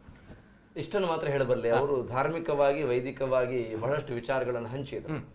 ಆದ್ರಿಂದ ನಾನು ಅದರ ನಡುವೆ ಮಾತಾಡ್ಲಿಕ್ಕೆ ಹೋಗ್ಲಿಲ್ಲ. ನೀವು ಗಮನಹರಿಸಿ, ಒಂದು ಪ್ರಸಂಗದಲ್ಲಿ ಅರ್ಜುನನೊಟ್ಟಿಗೆ ಕಿರಾತ ವೇಷದಿಂದ ಬಂದು ಪರಶಿವ ಯುದ್ಧ ಮಾಡ್ತಾನೆ. ಎಲ್ಲಿ ತನಕ ಅವ ಕರುಣಾಡು ಹೇಳಿದ್ರೆ ತಮಂ ವೀರಶ್ಚ ತೇಜಂಚ ಮಯಾಭ್ಯಂ ದವಚಾನಗ ಅಂತ ಹೇಳ್ತಾನೆ. ಪಾರ್ಥ ಪ್ರಹಾರ ಎನ್ನುವುದು ಪ್ರಖ್ಯಾತಿಯನ್ನು ಪಡೆಯುತ್ತದೆ. ಪರಾಕ್ರಮಕ್ಕೆ ಪರದೈವ ಅಂತ ಇವತ್ತಿಗೆ ಆರಾಧಿಸಿಕೊಂಡು ಬರುವುದಿದ್ರೆ ಅದು ಪರಮೇಶ್ವರ. ಪೌರುಷಕ್ಕೆ, ಈಗ ಪೌರುಷ ಅಂತ ಹೇಳ್ತೀವಲ್ವಾ, ಪೌರುಷ ಅಂದ್ರೆ ತೋಳು ಮಡಚಿದಾಗ ಎಷ್ಟು ಉಬ್ಬು ಬರ್ತದೆ ಎನ್ನುವುದಕ್ಕಲ್ಲ ಪೌರುಷ ಅಂತ ಹೇಳೋದು. ಯಾರು ಧರ್ಮಾತ್ಮರು, ಯಾರು ಸತ್ಯಾತ್ಮನು, ಯಾರು ನೀತಿವಂತನು, ಅವನ ತೋಳುಗಳಲ್ಲಿ ಪುರುಷ ರೂಪಿಯಾದ ಭಗವಂತ ಬಂದು ನೆಲೆಗೊಳ್ಳುವುದರಿಂದ ಅದಕ್ಕೆ ಪೌರುಷ ಅಂತ ಹೆಸರು. ಅಂತಹ ಪೌರುಷಕ್ಕೆ ಅಧಿದೇವ ಪರಮೇಶ್ವರ. ಅವನ ಆರಾಧನೆಯನ್ನು ಶಿವರಾತ್ರಿಯ ದಿವಸ ಮಾಡಬೇಕು. ಈ ರಾತ್ರಿ ಎನ್ನುವುದನ್ನು ಅಜ್ಞಾನದ ಸಂಕೇತವಾಗಿ ನಾವು ಕಲ್ಪಿಸಿಕೊಳ್ಬಹುದು. ರಾತ್ರಿ ಅಂದರೆ ಕತ್ತಲು, ಅಜ್ಞಾನ. ನಾನು ಆಗಲೇ ಹೇಳಿದೆ, ಶಿವ ಎಂದರೆ ಜ್ಞಾನದ ಸಂಕೇತ, ಜ್ಞಾನದ ಪ್ರತೀಕವ. ನಮ್ಮಲ್ಲಿ ಆವರಿಸಿಕೊಂಡಿರುವಂತಹ ಅಜ್ಞಾನದ ಪೊರೆಗಳೆಲ್ಲವೂ ಕೂಡ ಕಳಚಿ ನೀರಾಗಿ ಹೋಗಬೇಕು ಅಂತಾದರೆ ಶಿವಸ್ಮರಣೆ ಸದಾ ಜಾಗೃತವಾಗಿರಬೇಕು. ಎಲ್ಲಿ ತನಕ ನಮ್ಮಲ್ಲಿ ಶಿವಸ್ಮರಣೆ ಜಾಗೃತವಾಗಿರುತ್ತದೋ ಅಲ್ಲಿ ತನಕ ಅಜ್ಞಾನ ನಮ್ಮ ಹತ್ತಿರ ಬರುವುದಿಲ್ಲ ಅಂತ ಹೇಳಿದ್ರು. ಸಂದರ್ಭಾನುಸಾರ ಅವರು ಹೇಳಿದ್ರು, ಹೇಗೆ ಬೆಳಕು ಬಂದಲ್ಲಿ ಕತ್ತಲು ಹೋಯಿತು ಅಂತ ಹೇಳಬೇಕು ಅಂತಿಲ್ಲ ಎಂಬಲ್ಲಿಗೆ ಒಂದು ಸಣ್ಣ ಕಥೆ ಹೇಳ್ತದೆ. ಏನಂದ್ರೆ, ಒಬ್ಬ ಪುರಾಣದಲ್ಲಿ ಬರ್ತದೆ, 2 ವಾಕ್ಯಗಳಲ್ಲಿ ಹೇಳಿ ಮುಗಿಸ್ತೇನೆ. ಬೇಟೆ ಸಿಗಲಿಲ್ಲ ಎನ್ನುವ ಕಾರಣಕ್ಕಾಗಿ ಬಿಲ್ವಪತ್ರದ ಮರದ ಮೇಲೆ ಕುಳಿತಂತಹ ಬೇಡನವರ ಬಿಲ್ವಪತ್ರೆಯನ್ನು ಬೆಳಗು ಮಾಡಲಿಕ್ಕೆ ಕೆಳಗೆ ಹಾಕುತ್ತಾ ಕೆಳಗಿದ್ದಂತ ಶಿವಲಿಂಗಕ್ಕೆ ಅರ್ಚನೆ ಮಾಡಿದಾಗ ಅವನನ್ನೇ ಶಿವ ಒಪ್ಪಿಕೊಡ್ತಾನೆ. ಅಂದರೆ ಶಿವರಾತ್ರಿಯ ದಿವಸ ಪೂಜೆಗೆ ಬೇಕಾದದ್ದು ವಿಭವವಲ್ಲ, ವಿಧಾನ, ಸಾಮಗ್ರಿಗಳಲ್ಲ, ಸಂಸ್ಕಾರ ಮತ್ತು ಶ್ರದ್ಧೆ. ಇವುಗಳನ್ನು ಯಾರು ಒಳಗೆ ಮಾಡಿಕೊಡ್ತಾನೋ ಅವನಿಗೆ ಭಗವದ್ ಅನುಗ್ರಹ ಆಗ್ತದೆ. ನಮಃ ಶಿವಾಯ ಎನ್ನುವಂತಹ ಉಚ್ಚಾರ ಮಾತ್ರದಿಂದಲೇ ಮೈ ಮನ ರೋಮಾಂಚನ, ಮನದಲ್ಲಿ ಸದ್ಭಾವನೆಗಳ ಸತ್ಚಿಂತನೆಗಳ ನರ್ತನ, ಆತ್ಮಶಕ್ತಿಯ ಉದ್ದೀಪನ, ಪ್ರೀತಿ ಪ್ರೇಮದ ಅಮೃತ ಸಿಂಚನ, ಪುಟಿದೇಳುತ್ತದೆ ಜಡ ಚೇತನ. ನಿರ್ನಾಮವಾಗಿ ಹೋಗಲಿ ನಮ್ಮ ದೇಹವನ್ನು ಆವರಿಸಿಕೊಂಡಿರುವ ಅರಿಷಡ್ವರ್ಗಗಳ ಸಂತಾನ. ಶಿವನಾಮಕ್ಕಾಗಿ ತುಡಿಯಲಿ ನಮ್ಮೆಲ್ಲರ ತನು ಮನ. ಅದಕ್ಕಾಗಿ ಎಲ್ಲವೂ ಅರ್ಪಣ ತರ್ಪಣವನ್ನು ಮಾಡುತ್ತಾ ಶಿವನಾಮ ಸ್ಮರಣೆಯನ್ನು ಯಾರು ಮಾಡ್ತಾರೋ ಅವರ ಬದುಕಿಗೆ ಅಂಟಿಕೊಂಡಿದ್ದಂತ ಅವಾಸ್ತವಿಕವಾದಂತಹ ವಿಚಾರಗಳ ಪೊರೆಗಳೆಲ್ಲವೂ ಕೂಡ ಕಳಚಿ ನೀರಾಗಿ ಹೋಗುತ್ತದೆ. ಉಪೇಕ್ಷೆ ಮುಪ್ಪು ಮೂಲೆ ಸೇರುತ್ತದೆ. ಮತ್ತೆ ಶಿವಪಾದವನ್ನು ಸೇರಬೇಕು ಎನ್ನುವಂತಹ ತಾರುಣ್ಯ ಮೈದಳ ನಿಲ್ತದೆ. ಎಲ್ಲಿ ತನಕ ಅಂದ್ರೆ ಚಲನಚಿತ್ರದಲ್ಲಿಯೂ ಹಾಡಿದ್ರು, ಈ ಪಾದ ಇದು ಪುಣ್ಯ ಪಾದ, ಇದು ಪುಣ್ಯ ಪಾದ. ಅದರಿಂದ ಪುಣ್ಯ ಪಾದದಲ್ಲಿ ನಮ್ಮ ದಿಟ್ಟಿಯನ್ನು ನೆಟ್ಟು ಶಿವಸ್ಮರಣೆಯನ್ನು ಶಿವರಾತ್ರಿ ದಿವಸ ಮಾಡಬೇಕು. ಏನು ಪೂಜೆ ಮಾಡಬೇಕು, ಹೇಗೆ ಮಾಡಬೇಕು, ಹೇಗೆ ಆರಾಧಿಸಬೇಕು, ಬೇಡವೇ ಬೇಡ, ಶಿವ ಅಂತ ಹೇಳಿದ್ರೆ ಸಾಕು. ಧನ್ಯವಾದ ಸರ್, ಧನ್ಯವಾದ. ಜಾಗರಣೆ ಅಂತ ಹೇಳಿ ಜಾಗರಣೆ ನಮ್ಗೆ ಅತ್ಯಂತ ಪ್ರೀತಿಯಾದನ್ನು ಭಗವಂತನಿಗೆ ಅರ್ಪಣೆ ಮಾಡಬೇಕು ಅಂತ. ಕಾಶಿಗೆ ಹೋದ್ರೆ ಪ್ರೀತಿಯಾದಂತದ್ದು ಏನಾದ್ರೂ ಒಂದು ಅಲ್ಲಿ ತ್ಯಾಗ ಮಾಡಬೇಕು ಅಂತ ಲೆಕ್ಕ. ಎಲ್ಲಕ್ಕಿಂತ ಪ್ರೀತಿ ಯಾವ್ದು ನಮ್ಗೆ? ಜೀವವನ್ನೇ ಅಲ್ಲಿ ತ್ಯಾಗ ಮಾಡಿದ್ರೆ ಮೋಕ್ಷ. ಆದ್ರೆ ಬೇರೆ ಏನಾದ್ರೂ ಜೀವವನ್ನು ತ್ಯಾಗ ಮಾಡುವಷ್ಟು ಮಹಾತ್ಮರಲ್ಲ ನಾವು. ಆದ್ರಿಂದ ನಮ್ಗೆ ಇಷ್ಟವಾದಂತಹ ಸೊತ್ತನ್ನು ಕಾಶಿಯಲ್ಲಿ ಬಿಡಬೇಕು ಅಂತ ಒಂದು ಪ್ರತೀತಿ ಇದೆ. ಇನ್ನು ಜಾಗರಣೆ ವಿಷಯ ಯಾಕೆ ಅಂತ ಹೇಳಿದ್ರೆ, ನಮ್ಗೆ ಜೀವನದಲ್ಲಿ ನಿರಂತರವಾಗಿ ವಸ್ತು ಬಟ್ರೆ ಕೊನೆಯದಾಗಿ ನಾಳಿನ ದಿನ ಒಂದು ನಾನು ಕೇಳುವಂಥದ್ದು, ಎಲ್ಲರೂ ಜನರು ನೋಡ್ತಾ ಇದ್ದಾರೆ, ಸಮಯದ ಅಭಾವ ತುಂಬಾನೇ ಇದೆ, ಅದಕ್ಕೋಸ್ಕರ ನಾಳೆಯ ದಿನ ಯಾವ ರೀತಿ ಒಂದು ಆಚರಣೆ ಮಾಡ್ಬೇಕಂದ್ರೆ ಒಂದು ಯಾವ ರೀತಿ ಅದೇ ಜಾಗರಣೆ ಅಂತ ಹೇಳುವಂಥದ್ದು. ಜಾಗರಣೆ ಅಂತ ಹೇಳಿದ್ರೆ ನಾವು ಇಡೀ ದಿವಸ 24 ಗಂಟೆ ಭಗವಂತನ ಶಿವಧ್ಯಾನದ ನಮಃ ಶಿವಾಯ ಅವರು ಹೇಳಿದಾಗೆ ತುಂಬಾ ಅತ್ಯಂತ ಒಳಗೆ ಹೋಗುವುದು ಬೇಡ. ನಾವು ನಮಃ ಶಿವಾಯ ಹೀಗೆ ಹೇಳಿ ನಾವು ಭಗವಂತನ ನಾಮಸ್ಮರಣೆ ಮಾಡಿದ್ರೆ ಸಾಕು. ಆದ್ರಿಂದ ಅಜಾಮಿಳನಿಗೆ ವಿಶೇಷವಾಗಿ ನಾಮಸ್ಮರಣೆಯಲ್ಲೇ ಮೋಕ್ಷ ಸಿಕ್ಕಿತು ಅನ್ನುವಂತ ಒಂದು ಪ್ರಸಂಗ ಬರ್ತದೆ. ಆದ್ರಿಂದ ಜಾಗರಣೆ ಅಂತ ಹೇಳಿದ್ರೆ ಆ ಕಾಶಿಗೆ ಹೇಗೆ ಪ್ರೀತಿಯಾದದ್ದನ್ನು ನಾವು ಬಿಡ್ತೇವೋ ಅದೇ ರೀತಿಯಾಗಿ ನಾವು ಶಿವನ ಹೆಸರಿನಲ್ಲಿ ಒಂದನ್ನು ಯಾವುದನ್ನಾದ್ರೂ ಒಂದು ದಿವಸಕ್ಕೆ ಬಿಡಬೇಕು ಅಂತ ಉಂಟು. ಹಾಗಾದ್ರೆ ನಾವು ಅತ್ಯಂತ ಪ್ರೀತಿ ಮಾಡುವಂತಹ ಸೊತ್ತು ಯಾವುದು? ನಿದ್ದೆ. ನಿದ್ದೆಯನ್ನು ಯಾರಾದ್ರೂ ಒಂದು ನಿದ್ದೆ ಯಾರಿಗೆ ಬೇಡ ಹೇಳಿ? ಹಸಿವು ಮತ್ತೆ ನಿದ್ದೆ ಯಾರಿಗೆ ಬೇಡ ಹೇಳಿ? ಎಲ್ಲವನ್ನು ನಾವು ಎಂತದ್ದನ್ನಾದ್ರೂ ಮರಿತೇವೆ, ಮಲಗ್ಲಿಕ್ಕೆ ನಿದ್ದೆ ಮಾಡ್ಲಿಕ್ಕೆ ಮರೆಯುವುದಿಲ್ಲ. ಆದ್ರಿಂದ ನಮ್ಗೆ ಒಂದು ದಿವಸದ ಮಟ್ಟಿಗೆ ನಮ್ಮ ನಿದ್ದೆಯನ್ನೇ ಪರಮಾತ್ಮನಿಗೆ ತ್ಯಾಗ ಮಾಡಿದ್ರೆ ಆಗ ಭಗವಂತ ಸುಪ್ರೀತನಾಗ್ತಾನೆ. ಹಾಗಾದ್ರೆ ನಿದ್ದೆ ಮಾಡದೇ ಇರುವುದು ಮಾತ್ರ ಅಲ್ಲ, ನಿದ್ದೆ ಮಾಡದೆ ಭಗವಂತನ ಸಂಕೀರ್ತನೆಯಲ್ಲಿ ಪ್ರದಕ್ಷಿಣೆ ಅಥವಾ ಹರಿನಾಮ ಸ್ಮರಣೆ ಅಥವಾ ಹರನಾಮ ಸ್ಮರಣೆ, ನಮಃಶಿವಾಯ ಸ್ಮರಣೆ, ಬೇಕಾದಂತ ತೀರ್ಥ ಸ್ನಾನ, ಎಂತ ಭಕ್ತರುಗಳಿದ್ದಾರೆ ನೋಡಿ. ಒಂದು ಉದಾಹರಣೆ ಹೇಳ್ತೇನೆ, ಒಂದು ಭಕ್ತರ ಉದಾಹರಣೆ. ಅವರದ್ದು ಪದ್ಧತಿ ಹೇಗೆ ಹೇಳಿದ್ರೆ, ಮಂಗಳೂರಿನ ಶಿವರಾತ್ರಿ ದಿವಸ ಮಂಗಳೂರಿನ ಎಲ್ಲಾ ಶಿವದ ದೇವಸ್ಥಾನಕ್ಕೆ ಹೋಗುದು. ಎಲ್ಲ ಇವರಾಗ ಯಾವುದೆಲ್ಲ ದೇವಸ್ಥಾನ ಹೇಳಿದ್ರು, ನಂದನೇಶ್ವರ, ಕದ್ರಿ, ಧರ್ಮಸ್ಥಳ ಎಲ್ಲ ಒಂದು ವ್ಯಾನ್ ಮಾಡಿಕೊಂಡು ಇದ್ದ ಮಂಗಳೂರಿನ ಎಲ್ಲ ಶಿವ ದೇವಸ್ಥಾನಕ್ಕೆ ಹೋಗಿ ಇಂಥದ್ದೆಲ್ಲ ಭಕ್ತರಿದ್ದಾರೆ ನೋಡಿ. ಆದ್ರಿಂದ ಜಾಗರಣೆ ಅನ್ನುವಂಥದ್ದು ಹಾಗೆ ಭಗವಂತನಿಗೆ ನಾವು ಪ್ರೀತಿಯಾದದ್ದನ್ನು ಕೊಡುವಂಥದ್ದು. ಇನ್ನು ವಿಶೇಷವಾಗಿ ಉಪವಾಸ ಮಾಡು. ಉಪವಾಸ ಅಂತ ಹೇಳಿದ್ರೆ ಕೆಲವರಿಗೆ ಏನೂ ತಿನ್ನದಿದ್ರೆ, ಉಪವಾಸ ಅಲ್ಲ, ಏನು ತಿನ್ನದಿದ್ರೆ ತಲೆ ತಿರುಗುತ್ತದೆ. ತಲೆ ತಿರುಗುತ್ತದೆ ಯಾಕೆ ಅಂತ ಹೇಳಿದ್ರೆ ಉಪವಾಸದಿಂದ. ಹಾಗಾದ್ರೆ ಯಾಕೆ ತಲೆ ತಿರುಗುತ್ತದೆ? ಉಪವಾಸ ಇರುವುದರಿಂದ ಹಸಿವಿನಲ್ಲಿ ತಲೆ ತಿರುಗುತ್ತದೆ. ಹಾಗಾದ್ರೆ ಏಕಾಗ್ರತೆ ಬೇಕು. ಶರೀರದಲ್ಲಿ ಒಂದಕ್ಕೆ ಮಾತ್ರ ಅವಕಾಶ, ಒಂದ ಏಕಾಗ್ರತೆ, ಒಂದ ಹಸಿವು, ಎರಡು ಕೂಡ ಒಟ್ಟಿಗಿರ್ಲಿಕ್ಕೆ ಸಾಧ್ಯ ಆಗುದಿಲ್ಲ. ಆದ್ರಿಂದ ಕೇವಲ ಹಸಿವು ಇರದಷ್ಟು ಮಾತ್ರ ಫಲಹಾರ ಅಂದ್ರೆ ಹೇಳಿದ್ರೆ ಊಟದಷ್ಟೇ ಫಲಹಾರ ಅಲ್ಲ, ಕಿಂಚಿತ್ತು ಹಸಿವು ಆಗದ ರೀತಿಯಲ್ಲಿ ಚಿಕ್ಕ ಮಟ್ಟಲ್ಲಿ ಒಂದು ಫಲಹಾರ ಮಾಡಿ ಹಸಿವು ಆಗ್ಬಾರ್ದು, ತಲೆ ತಿರುಗಬಾರ್ದು. ಇಂತಹ ಏಕಾಗ್ರತೆ. ಅಗ್ರ ಅಂತ ಹೇಳಿದ್ರೆ ತುದಿ ಅಂತ ಲೆಕ್ಕ. ಯಾವುದು ತುದಿ ಉಂಟು ಅಲ್ಲಿ ಕಡೆ ಉಂಟು ಅಂತ ಲೆಕ್ಕ. ಹಾಗಾದ್ರೆ ತುದಿ ಯಾವುದು? ಭಕ್ತ. ಕಡೆ ಯಾವುದು? ಶಿವಲಿಂಗ. ಆದ್ರಿಂದ ಏಕಾಗ್ರತೆ ಒಂದು. ಶಿವನಿಗೆ ಮತ್ತು ಭಕ್ತನಿಗೆ ಅನನ್ಯಾಶ್ಚಿಂತೆ ಅಂತೋ ಮಾಂ, ಅನ್ಯತೆ ವಿಷಯ ಬರಬಾರ್ದು. ಅನನ್ಯ ಅಂತ ಹೇಳಿದ್ರೆ ನಾ ಅನ್ಯ ಇತಿ ಅನನ್ಯ, ಅನನ್ಯಾಶ್ಚಿಂತೆ ಅಂತೋ ಮಾಂ. ಶಿವ ಮತ್ತೆ ಭಕ್ತನ ನಡುವಲ್ಲಿ ಒಂದು ಮನಸ್ಸು ಮಾತ್ರ ಇರಬೇಕು, ಎರಡು ಮನಸ್ಸು ಇರಬಾರ್ದು, ಲೌಕಿಕತೆ ಇರಬಾರ್ದು. ಇದಕ್ಕೆ ಹೆಸರು ಭಕ್ತಿ.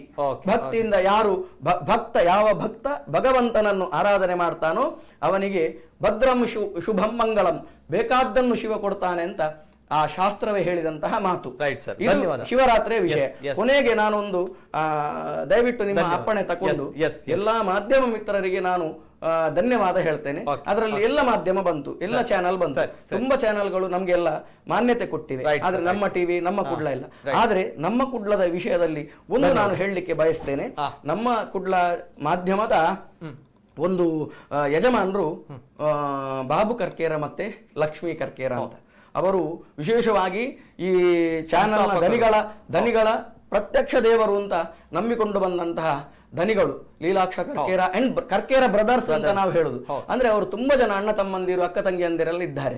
ಹಾಗಾದ್ರೆ ಒಂದು ಬಾಬಣ್ಣನ ಒಂದು ನಾನು ವಿಷಯ ಖಂಡಿತವಾಗಿ ಹೇಳ್ಬೇಕು. ನಾನು ಕಣ್ಣಲ್ಲಿ ನೋಡಿದಂತಹ ಮಾತು, ಕಣ್ಣಲ್ಲಿ ನೋಡಿದಂತಹ ವಿಷಯ ಸತ್ಯ. ಕದ್ರಿಯಲ್ಲಿ ಆಗಲೇ ಹೇಳಿದೆ, ಪರಶುರಾಮ ದೇವರಿಗೆ ಒಂದೇ ಲಿಂಗದಲ್ಲಿ 3 ದೇವರುಗಳು ಉತ್ಪತ್ತಿಯಾದದ್ದು, ಬ್ರಹ್ಮಾಚ್ಯುತೇಶ್ವರ ತನಂ ಸುರಸಿದ್ಧ ವಂದ್ಯಂ. ಹಾಗಾದ್ರೆ ಒಂದು ಈಶ್ವರ ದೇವಸ್ಥಾನದಲ್ಲಿ ಸತ್ಯನಾರಾಯಣ ಪೂಜೆ ಯಾಕೆ ಇಷ್ಟೆಲ್ಲ ವಿಜೃಂಭಿಸ್ತದೆ, ಯಾಕೆ ಶನಿ ಪೂಜೆ ಅಷ್ಟು ಫಲ ಕೊಡ್ತದೆ ಅಂತ ಹೇಳಿದ್ರೆ ಸಕಲ ಗ್ರಹ ಬಲ ನೀನೆ ಸರಸಿಜಾಕ್ಷ. ಆ ಎಲ್ಲ ನವಗ್ರಹರಿಗೆ ಅಧಿಪತಿ ನಾರಾಯಣ ದೇವರು ಮತ್ತೆ ಈಶ್ವರ ದೇವರು. ಆದ್ರಿಂದ ಅಂತಹ ಶನಿ ಪೂಜೆಯ ವಿಷಯ ಆಯಿತು. ಸತ್ಯನಾರಾಯಣ ಪೂಜೆ ಆ ಉದ್ಭವ ಲಿಂಗದಲ್ಲೇ ವಿಷ್ಣುವಿನ ಅಂಶ ಇರುವುದರಿಂದ ಸತ್ಯನಾರಾಯಣ ಪೂಜೆ ಅಷ್ಟು ಆಗ್ತದೆ. ಸರಾಸರಿ ಸಾಧಾರಣ 6,000 ಜನರ ತಿಂಗಳಿಗೆ 6,000 to 7,000 ಜನರ ಸತ್ಯನಾರಾಯಣ ಪೂಜೆ ಆಗ್ತದೆ. ಹುಣ್ಣಿಮೆಗೆ ಸಾಧಾರಣ 3 ಹೊತ್ತಿನ ಸತ್ಯನಾರಾಯಣ ಪೂಜೆ ಸೇರಿ 2,000 2,500 ತನಕ ಭಕ್ತರು ಬಂದು ಅಲ್ಲಿ ಪುನೀತರಾಗ್ತಾರೆ. ಅಂತಹ ಭಕ್ತರುಗಳಲ್ಲಿ ಬಾಬಣ್ಣ ಕೂಡ ಒಂದು ಸಮಯದಲ್ಲಿ ಒಬ್ಬರಾಗಿದ್ರು. ಅವರು ನಮ್ಮ ಕುಡ್ಲ ಚಾನೆಲ್ನ ದನಿ ಅಂತ ನಂಗೆ ಗೊತ್ತಿರಲಿಲ್ಲ. ಹಾಗೆ ಅಂತ ಹೇಳಿ ನಾನು ನನ್ನ ಕುಡ್ಲ ಚಾನೆಲ್ನ ದನಿ ಅಂತ ಒಂದು ಸಲ ಕೂಡ ಹೇಳಿಕೊಳ್ಳಿಲ್ಲ. ಅಲ್ಲಿ ಹೆಸರು ಕರೀಲಿಕ್ಕುಂಟು. ಸುರುವಿಗೆ ರಶೀದಿ ಮಾಡಿದವರದ್ದು ಹೆಸರು ಸುರುವಿಗೆ ಬರ್ತದೆ, ಕೊನೆಗೆ ಹೆಸರು ಮಾಡಿದವರದ್ದು ಕೊನೆಗೆ ಬರ್ತದೆ. ಬಾಬಣ್ಣ ಹೇಗೆ ಅಂತ ಹೇಳಿದ್ರೆ ಅವರು ಬಂದಂತಹ ಸಂದರ್ಭದಲ್ಲಿ ರಶೀದಿ ಮಾಡ್ತಾರೆ. ಯಾವಾಗ ನಾನು ಹೆಸರು ಕರೀತೇನೆ ಆಗ್ಲೇ ಬರುದಲ್ಲದೆ ಒಂದೇ ಒಂದು ಇನ್ಫ್ಲುಯೆನ್ಸ್ ಆಗ್ಲಿ ಶಿಫಾರಸುರ ಆಗ್ಲಿ ಮಾಡಿದವರಲ್ಲ. ಒಂದು ವೇಳೆ ಅವರನ್ನು ಎದುರಿಗೆ ಕರೆದ್ರೂ ಕೂಡ ನಂಗೆ ಸಾಮಾನ್ಯರಂತೆ ಪ್ರಸಾದ ಕೊಡಿ ಅಂತ ಹೇಳುವಂತದ್ದು ಅವರ ಒಂದು ಸಿಂಪ್ಲಿಸಿಟಿ, ಅಂದ್ರೆ ಒಂದು ಸರಳತೆ ಒಂದು ವಿಷಯ. ಹಾಗೆ ಅಂತ ಹೇಳಿ ಒಂದೇ ಒಂದು ಅವರಿಗೆ ಅವರ ಮಕ್ಕಳು ಎಷ್ಟು ಒಳ್ಳೆಯವರು ಅಂತ ಹೇಳಿದ್ರೆ ಇವತ್ತಿಗೂ ಕೂಡ ಹಿಂದೂ ಸಂಸ್ಕಾರವನ್ನು, ಹಿಂದೂ ಧರ್ಮದ ಒಂದು ಪದ್ಧತಿಯನ್ನು, ಮೊನ್ನೆ ಶ್ರೀಮತಿ ಲಕ್ಷ್ಮಿ ಅವರ ದೇಹಾಂತ್ಯ ಆಯಿತು. ಆ ಸಂದರ್ಭದಲ್ಲಿ ಅವರ ಗದ್ದೆಯಲ್ಲೇ ಅವರು ಹೋಗಿ ಅದನ್ನೆಲ್ಲ ಪ್ರಕ್ರಿಯೆ ಮಾಡಿದಂತ ರೀತಿ ಅದ್ಭುತವಾದಂತಹ ಕಲ್ಪನೆ.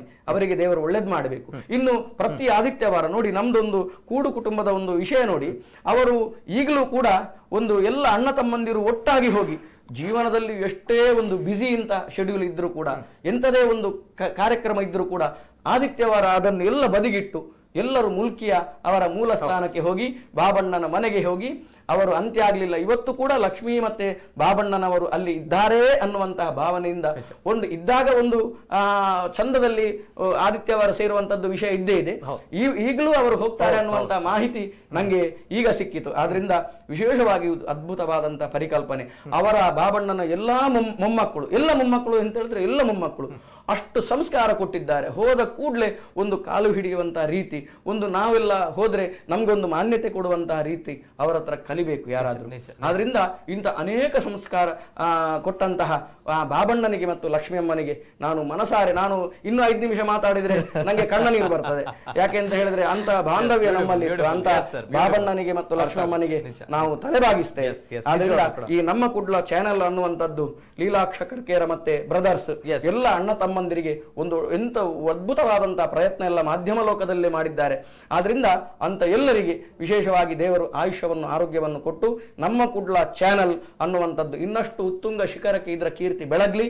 ಭಗವಂತ ಶಿವರಾತ್ರಿಯ ಆ ಒಂದು ಆರಾಧನೆಯ ಪುಣ್ಯ ಫಲ ಮಾಧ್ಯಮ ಬಂಧುಗಳಿಗೂ ಇಲ್ಲಿಯ ಸಿಬ್ಬಂದಿ ವರ್ಗದವರು ಅದೇ ರೀತಿಯಾಗಿ ಎಷ್ಟೋ ಲಕ್ಷ ಸಾವಿರ ಜನ ಈ ಮಾಧ್ಯಮದಲ್ಲಿ ಯಾರೆಲ್ಲ ಭಕ್ತರು, ನಾನು ವೀಕ್ಷಕರು ಅಂತ ಹೇಳುವುದಿಲ್ಲ, ಭಕ್ತರು ಯಾರೆಲ್ಲ ನೋಡ್ತಾರೋ ಅವರೆಲ್ಲರಿಗೂ ಭಗವಂತ ಸನ್ಮಂಗಲವನ್ನು ಕೊಡ್ಲಿ. ವಿಶೇಷವಾಗಿ ಈ ಕರೋನಾ ಅನ್ನುವಂಥದ್ದು ಕೂಡ ಮೃತ್ಯು ಕಂಟಕ ಅಂತ ಶಾಸ್ತ್ರ ಹೇಳ್ತದೆ. ಎಂತ ಹೇಳಿದ್ರೆ ಮೃತ್ಯು ಕಂಟಕ ಅಂತ ಹೇಳಿದ್ರೆ ಸಾಯುವುದು ಅಂತ ಲೆಕ್ಕ ಇಲ್ಲ. ನಾವು ನಮ್ಗೆ ಒಂದು ಹೋದಂತಹ ಜಾಗದ ಇಂತೆಲ್ಲ ಕಬ್ಬೆ ಬಂದಂತ ರುಜಂ ದ್ರಾವಯತೆ ಇದೆ ರುದ್ರಹ, ರುದ್ರನಿಗೆ ಈಶ್ವರನಿಗೆ ರುದ್ರ ಅಂತ ಹೆಸರು ಬಂದದ್ದು ಏನು ಅಂತ ಹೇಳಿದ್ರೆ ರುಜಂ ಅಂತ ಹೇಳಿದ್ರೆ ರೋಗ ರುಜಿನ, ದ್ರಾವಯತೆ ಅಂತ ಹೇಳಿದ್ರೆ ಮಂಜುಗಡ್ಡೆ ಸೂರ್ಯರಶ್ಮಿ ಎದುರು ಹೇಗೆ ಕರಗಿ ಹೋಗ್ತದೋ ಅದೇ ರೀತಿಯಾಗಿ ಎಷ್ಟೇ ದೊಡ್ಡ ಆಪತ್ತು ರೋಗ ರುಜಿನ ಭಯ ಇದ್ರೂ ಕೂಡ ಹರನಾಮದ ಸ್ಮರಣೆಯ ಮುಂದೆ ಒಂದು ದೊಡ್ಡ ಹತ್ತಿಯ ರಾಶಿಗೆ ಒಂದು ಬೆಂಕಿಯ ಕಿಡಿ ಬಿದ್ದರೆ ಕ್ಷಣ ಮಾತ್ರದಲ್ಲಿ ಹೇಗೆ ಭಸ್ಮಾಗಿ ಹೋಗ್ತದೋ, ಮಂಜುಗಡ್ಡೆಯ ರಶ್ಮಿಗೆ ಒಂದು ಸೂರ್ಯ ರಶ್ಮಿ ಬಿದ್ದರೆ ಹೇಗೆ ನೀರಾಗಿ ಹೋಗ್ತದೋ ಅದೇ ರೀತಿಯಾಗಿ ಎಲ್ಲಾ ರೋಗ ರುಜಿನ ಭಯ ರುಜಂ ರೋಗ ರುಜಿನ ಭಯ ದ್ರಾವಯತೆ ದ್ರವದ ರೂಪದಲ್ಲಿ ದ್ರವಿಸಿ ಹೋಗ್ತದೆ. ಹೇಗೆ? ಹರನಾಮ ಸ್ಮರಣೆಯಿಂದ, ರುದ್ರನಾಮ ಸ್ಮರಣೆಯಿಂದ. ಆದ್ರಿಂದ ಲೋಕಕ್ಕೆ ಬಂದಂತ ಎಲ್ಲ ಕಷ್ಟ ಕಾರ್ಪಣ್ಯವನ್ನು ಆ ಉಮಾಮಹೇಶ್ವರ ದೇವರು, ಪಾರ್ವತಿ ಪರಮೇಶ್ವರ ದೇವರು ಪರಿಹರಿಸಿ ಲೋಕಕ್ಕೆ ಸನ್ಮಂಗಲವನ್ನು ಕೊಡ್ಲಿ ಅಂತ ನಾನು ಭಗವಂತನಲ್ಲಿ ಪ್ರಾರ್ಥನೆ ಮಾಡಿಕೊಂಡು ವಾದಿರಾಜ ಕಲ್ಲೂರಾಯರಿಗೂ ಕೂಡ ನಾನು ಧನ್ಯವಾದ ಹೇಳ್ತೇನೆ. ಒಳ್ಳೆ ವಾಗ್ಮಿ ಅವರು ಯಕ್ಷಗಾನದಲ್ಲಿ. ಇನ್ನೊಂದು ನಿತಿನ್ ಸಾಲಿಯಾನ್, ನೀವು ನಿಜವಾಗಿ ಅವರು ಹೇಳಿದ್ರು ಈ ಚಾನೆಲ್ ನ ಕಥಾನಾಯಕ.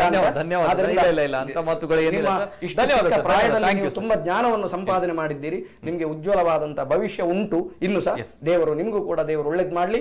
ಇಡೀ ಭಕ್ತರಿಗೆ ಆ ಶಿವರಾತ್ರಿಯ ಪುಣ್ಯ ಫಲ ಸಿಗ್ಲಿ ಅಂತ ನಾನು ಮಂಜುನಾಥ ಸ್ವಾಮಿಯಲ್ಲಿ ಪ್ರಾರ್ಥನೆ. ತಮ್ಮ ಆಶೀರ್ವಾದ ಅನಂತ ಧನ್ಯವಾದಗಳು ಸರ್. ನಿಜವಾಗ್ಲೂ ಕೂಡ ತುಂಬಾನೇ ಖುಷಿ ಆಯ್ತು. ಇವತ್ತಿನ ಒಂದು ಕಾರ್ಯಕ್ರಮ ಇಬ್ರು ಕೂಡ ಉಪನ್ಯಾಸಕರು ಅದ್ಭುತವಾಗಿರುವಂತಹ ವಿಮರ್ಶೆಯನ್ನ ಮಾಡಿದ್ದಾರೆ. ಜೊತೆಗೆ ನಮ್ಮ ಜೊತೆ ಇರುವವರು ಕೃಷ್ಣಾಡಿಗರು ಅದ್ಭುತವಾಗಿರುವಂತದ್ದು ಸಂಕ್ಷಿಪ್ತವಾಗಿರುವಂತಹ ಮಾಹಿತಿ ವಿವರಣೆಯನ್ನ ಇವತ್ತಿನ ಕಾರ್ಯಕ್ರಮದಲ್ಲಿ ಕೊಟ್ಟಿದ್ದಾರೆ. ಏನಿಲ್ಲ, ನಮ್ಮ ಹಿಂದೂ ಸಂಪ್ರದಾಯ ಸಂಸ್ಕೃತಿಗಳು ಆಚಾರ ವಿಚಾರಗಳು ಸ್ವಲ್ಪ ಬದಲಾಗ್ತಾ ಇದೆ. ನಾವು ಯಾವುದೋ ರೀತಿಯ ಆಚರಣೆಗಳಿಗೆ ಒಳಗಾಗ್ತಾ ಇದ್ದೇವೆ. ಇದು ತಪ್ಪು, ಯಾವ ರೀತಿ ಆಚರಣೆಗಳು ಮಾಡಬೇಕು ಅನ್ನುವಂಥದ್ದು. ಅದೇ ರೀತಿ ಪುರಾಣಗಳಲ್ಲಿ ಬರುವಂತಹ ಉಲ್ಲೇಖಗಳು ಇಬ್ರು ಕೂಡ ಹೇಳುವಂತಹ ರೀತಿ ನಿಜವಾಗ್ಲೂ ಕೂಡ ಅದ್ಭುತವಾಗಿರುವಂಥದ್ದು ಇವತ್ತಿನ ಒಂದು ಕಾರ್ಯಕ್ರಮದಲ್ಲಿ. ಅದೇ ರೀತಿ ಒಂದು ಮಾತು, ಇಬ್ಬರು ಕೂಡ ಹೇಳುವಂತಹ ಮಾತು, ಶಿವ ಅಂತ ಬಂದಾಗ ಆ ಶಿವನಿಗೆ ನಾವು ಯಾವುದೇ ರೀತಿಯ ಆಭರಣಗಳನ್ನ ಅಥವಾ ವಿಧ ವಿಧವಾಗಿ ಅರ್ಚನೆಗಳು ಅಥವಾ ವಿಧ ವಿಧವಾಗಿರುವಂತಹ ಪೂಜೆಗಳನ್ನ ಮಾಡುವಂತಹ ಅವಶ್ಯಕತೆ ಇಲ್ಲ. ಬದಲಾಗಿ ಪರಿಶುದ್ಧವಾಗಿರುವಂತಹ ಮನಸ್ಸಿನಿಂದ ಯಾವುದೇ ರೀತಿಯ ಡಾಂಬಿಕತೆ ಇಲ್ಲದೆ ನಾವು ಶಿವನನ್ನ ಭಕ್ತಿಯಿಂದ ಶ್ರದ್ಧೆಯಿಂದ ಪೂಜಿಸಿದ್ರೆ ಭಜಿಸಿದ್ರೆ ಆತ ನಮ್ಗೆ ಒಲಿತಾನೆ ಅನ್ನುವಂಥದ್ದು. ಅದೇ ರೀತಿ ಬೇಡಿದ್ದೆಲ್ಲವ ಕೊಡುವಂತಹ ಅಭಯ ಹಸ್ತ ನೀಡುವಂತಹ ಶಕ್ತಿಶಾಲಿ ಪರಮಶಿವ, ಆ ಶಿವನನ್ನ ಧ್ಯಾನ ಮಾಡೋಣ. ನಾಳೆಯ ದಿನ ಮಹಾಶಿವರಾತ್ರಿ, ಶ್ರದ್ಧಾ ಭಕ್ತಿಯಿಂದ ಧ್ಯಾನ ಮಾಡೋಣ, ಪೂಜೆ ಮಾಡೋಣ, ಜಾಗರಣೆ ಮಾಡೋಣ. ಎಲ್ಲದಕ್ಕೂ ಕೂಡ ಎಲ್ಲರಿಗೂ ಕೂಡ ಒಳಿತಾಗ್ಲಿ ಅನ್ನುವಂಥದ್ದು ನಮ್ಮ ಆಶಯ. ಧನ್ಯವಾದಗಳು ಸರ್. ವಾದಿರಾಜ ಕಲ್ಲೂರಾಯ ಸರ್, ಯಕ್ಷಗಾನ ಕಲಾವಿದರು, ಖ್ಯಾತ ಯಕ್ಷಗಾನ ಕಲಾವಿದರು. ಧನ್ಯವಾದಗಳು. ಅದ್ಭುತವಾಗಿರುವಂತಹ ವಿವರಣೆಯನ್ನು ತಾವು ಕೊಟ್ಟಿದ್ದೀರಾ. ಅದೇ ರೀತಿ ನಮ್ಮ ಜೊತೆ ಕೃಷ್ಣ ಅಡಿಗ ಅವರು, ಅರ್ಚಕರು, ಶ್ರೀ ಕ್ಷೇತ್ರ ಕದ್ರಿ. ಧನ್ಯವಾದ ಸರ್. ಧನ್ಯವಾದಗಳು ಸರ್. ಎಸ್ ವೀಕ್ಷಕರು, ಇದು ಇವತ್ತಿನ ವಿಶೇಷ. ನಿರಂತರ ಸುದ್ದಿ ಹಾಗೂ ಮನೋರಂಜನೆಗಾಗಿ ನೋಡ್ತಾ ಇರಿ ನಮ್ಮ ಕುಡ್ಲ ನ್ಯೂಸ್ 24/7.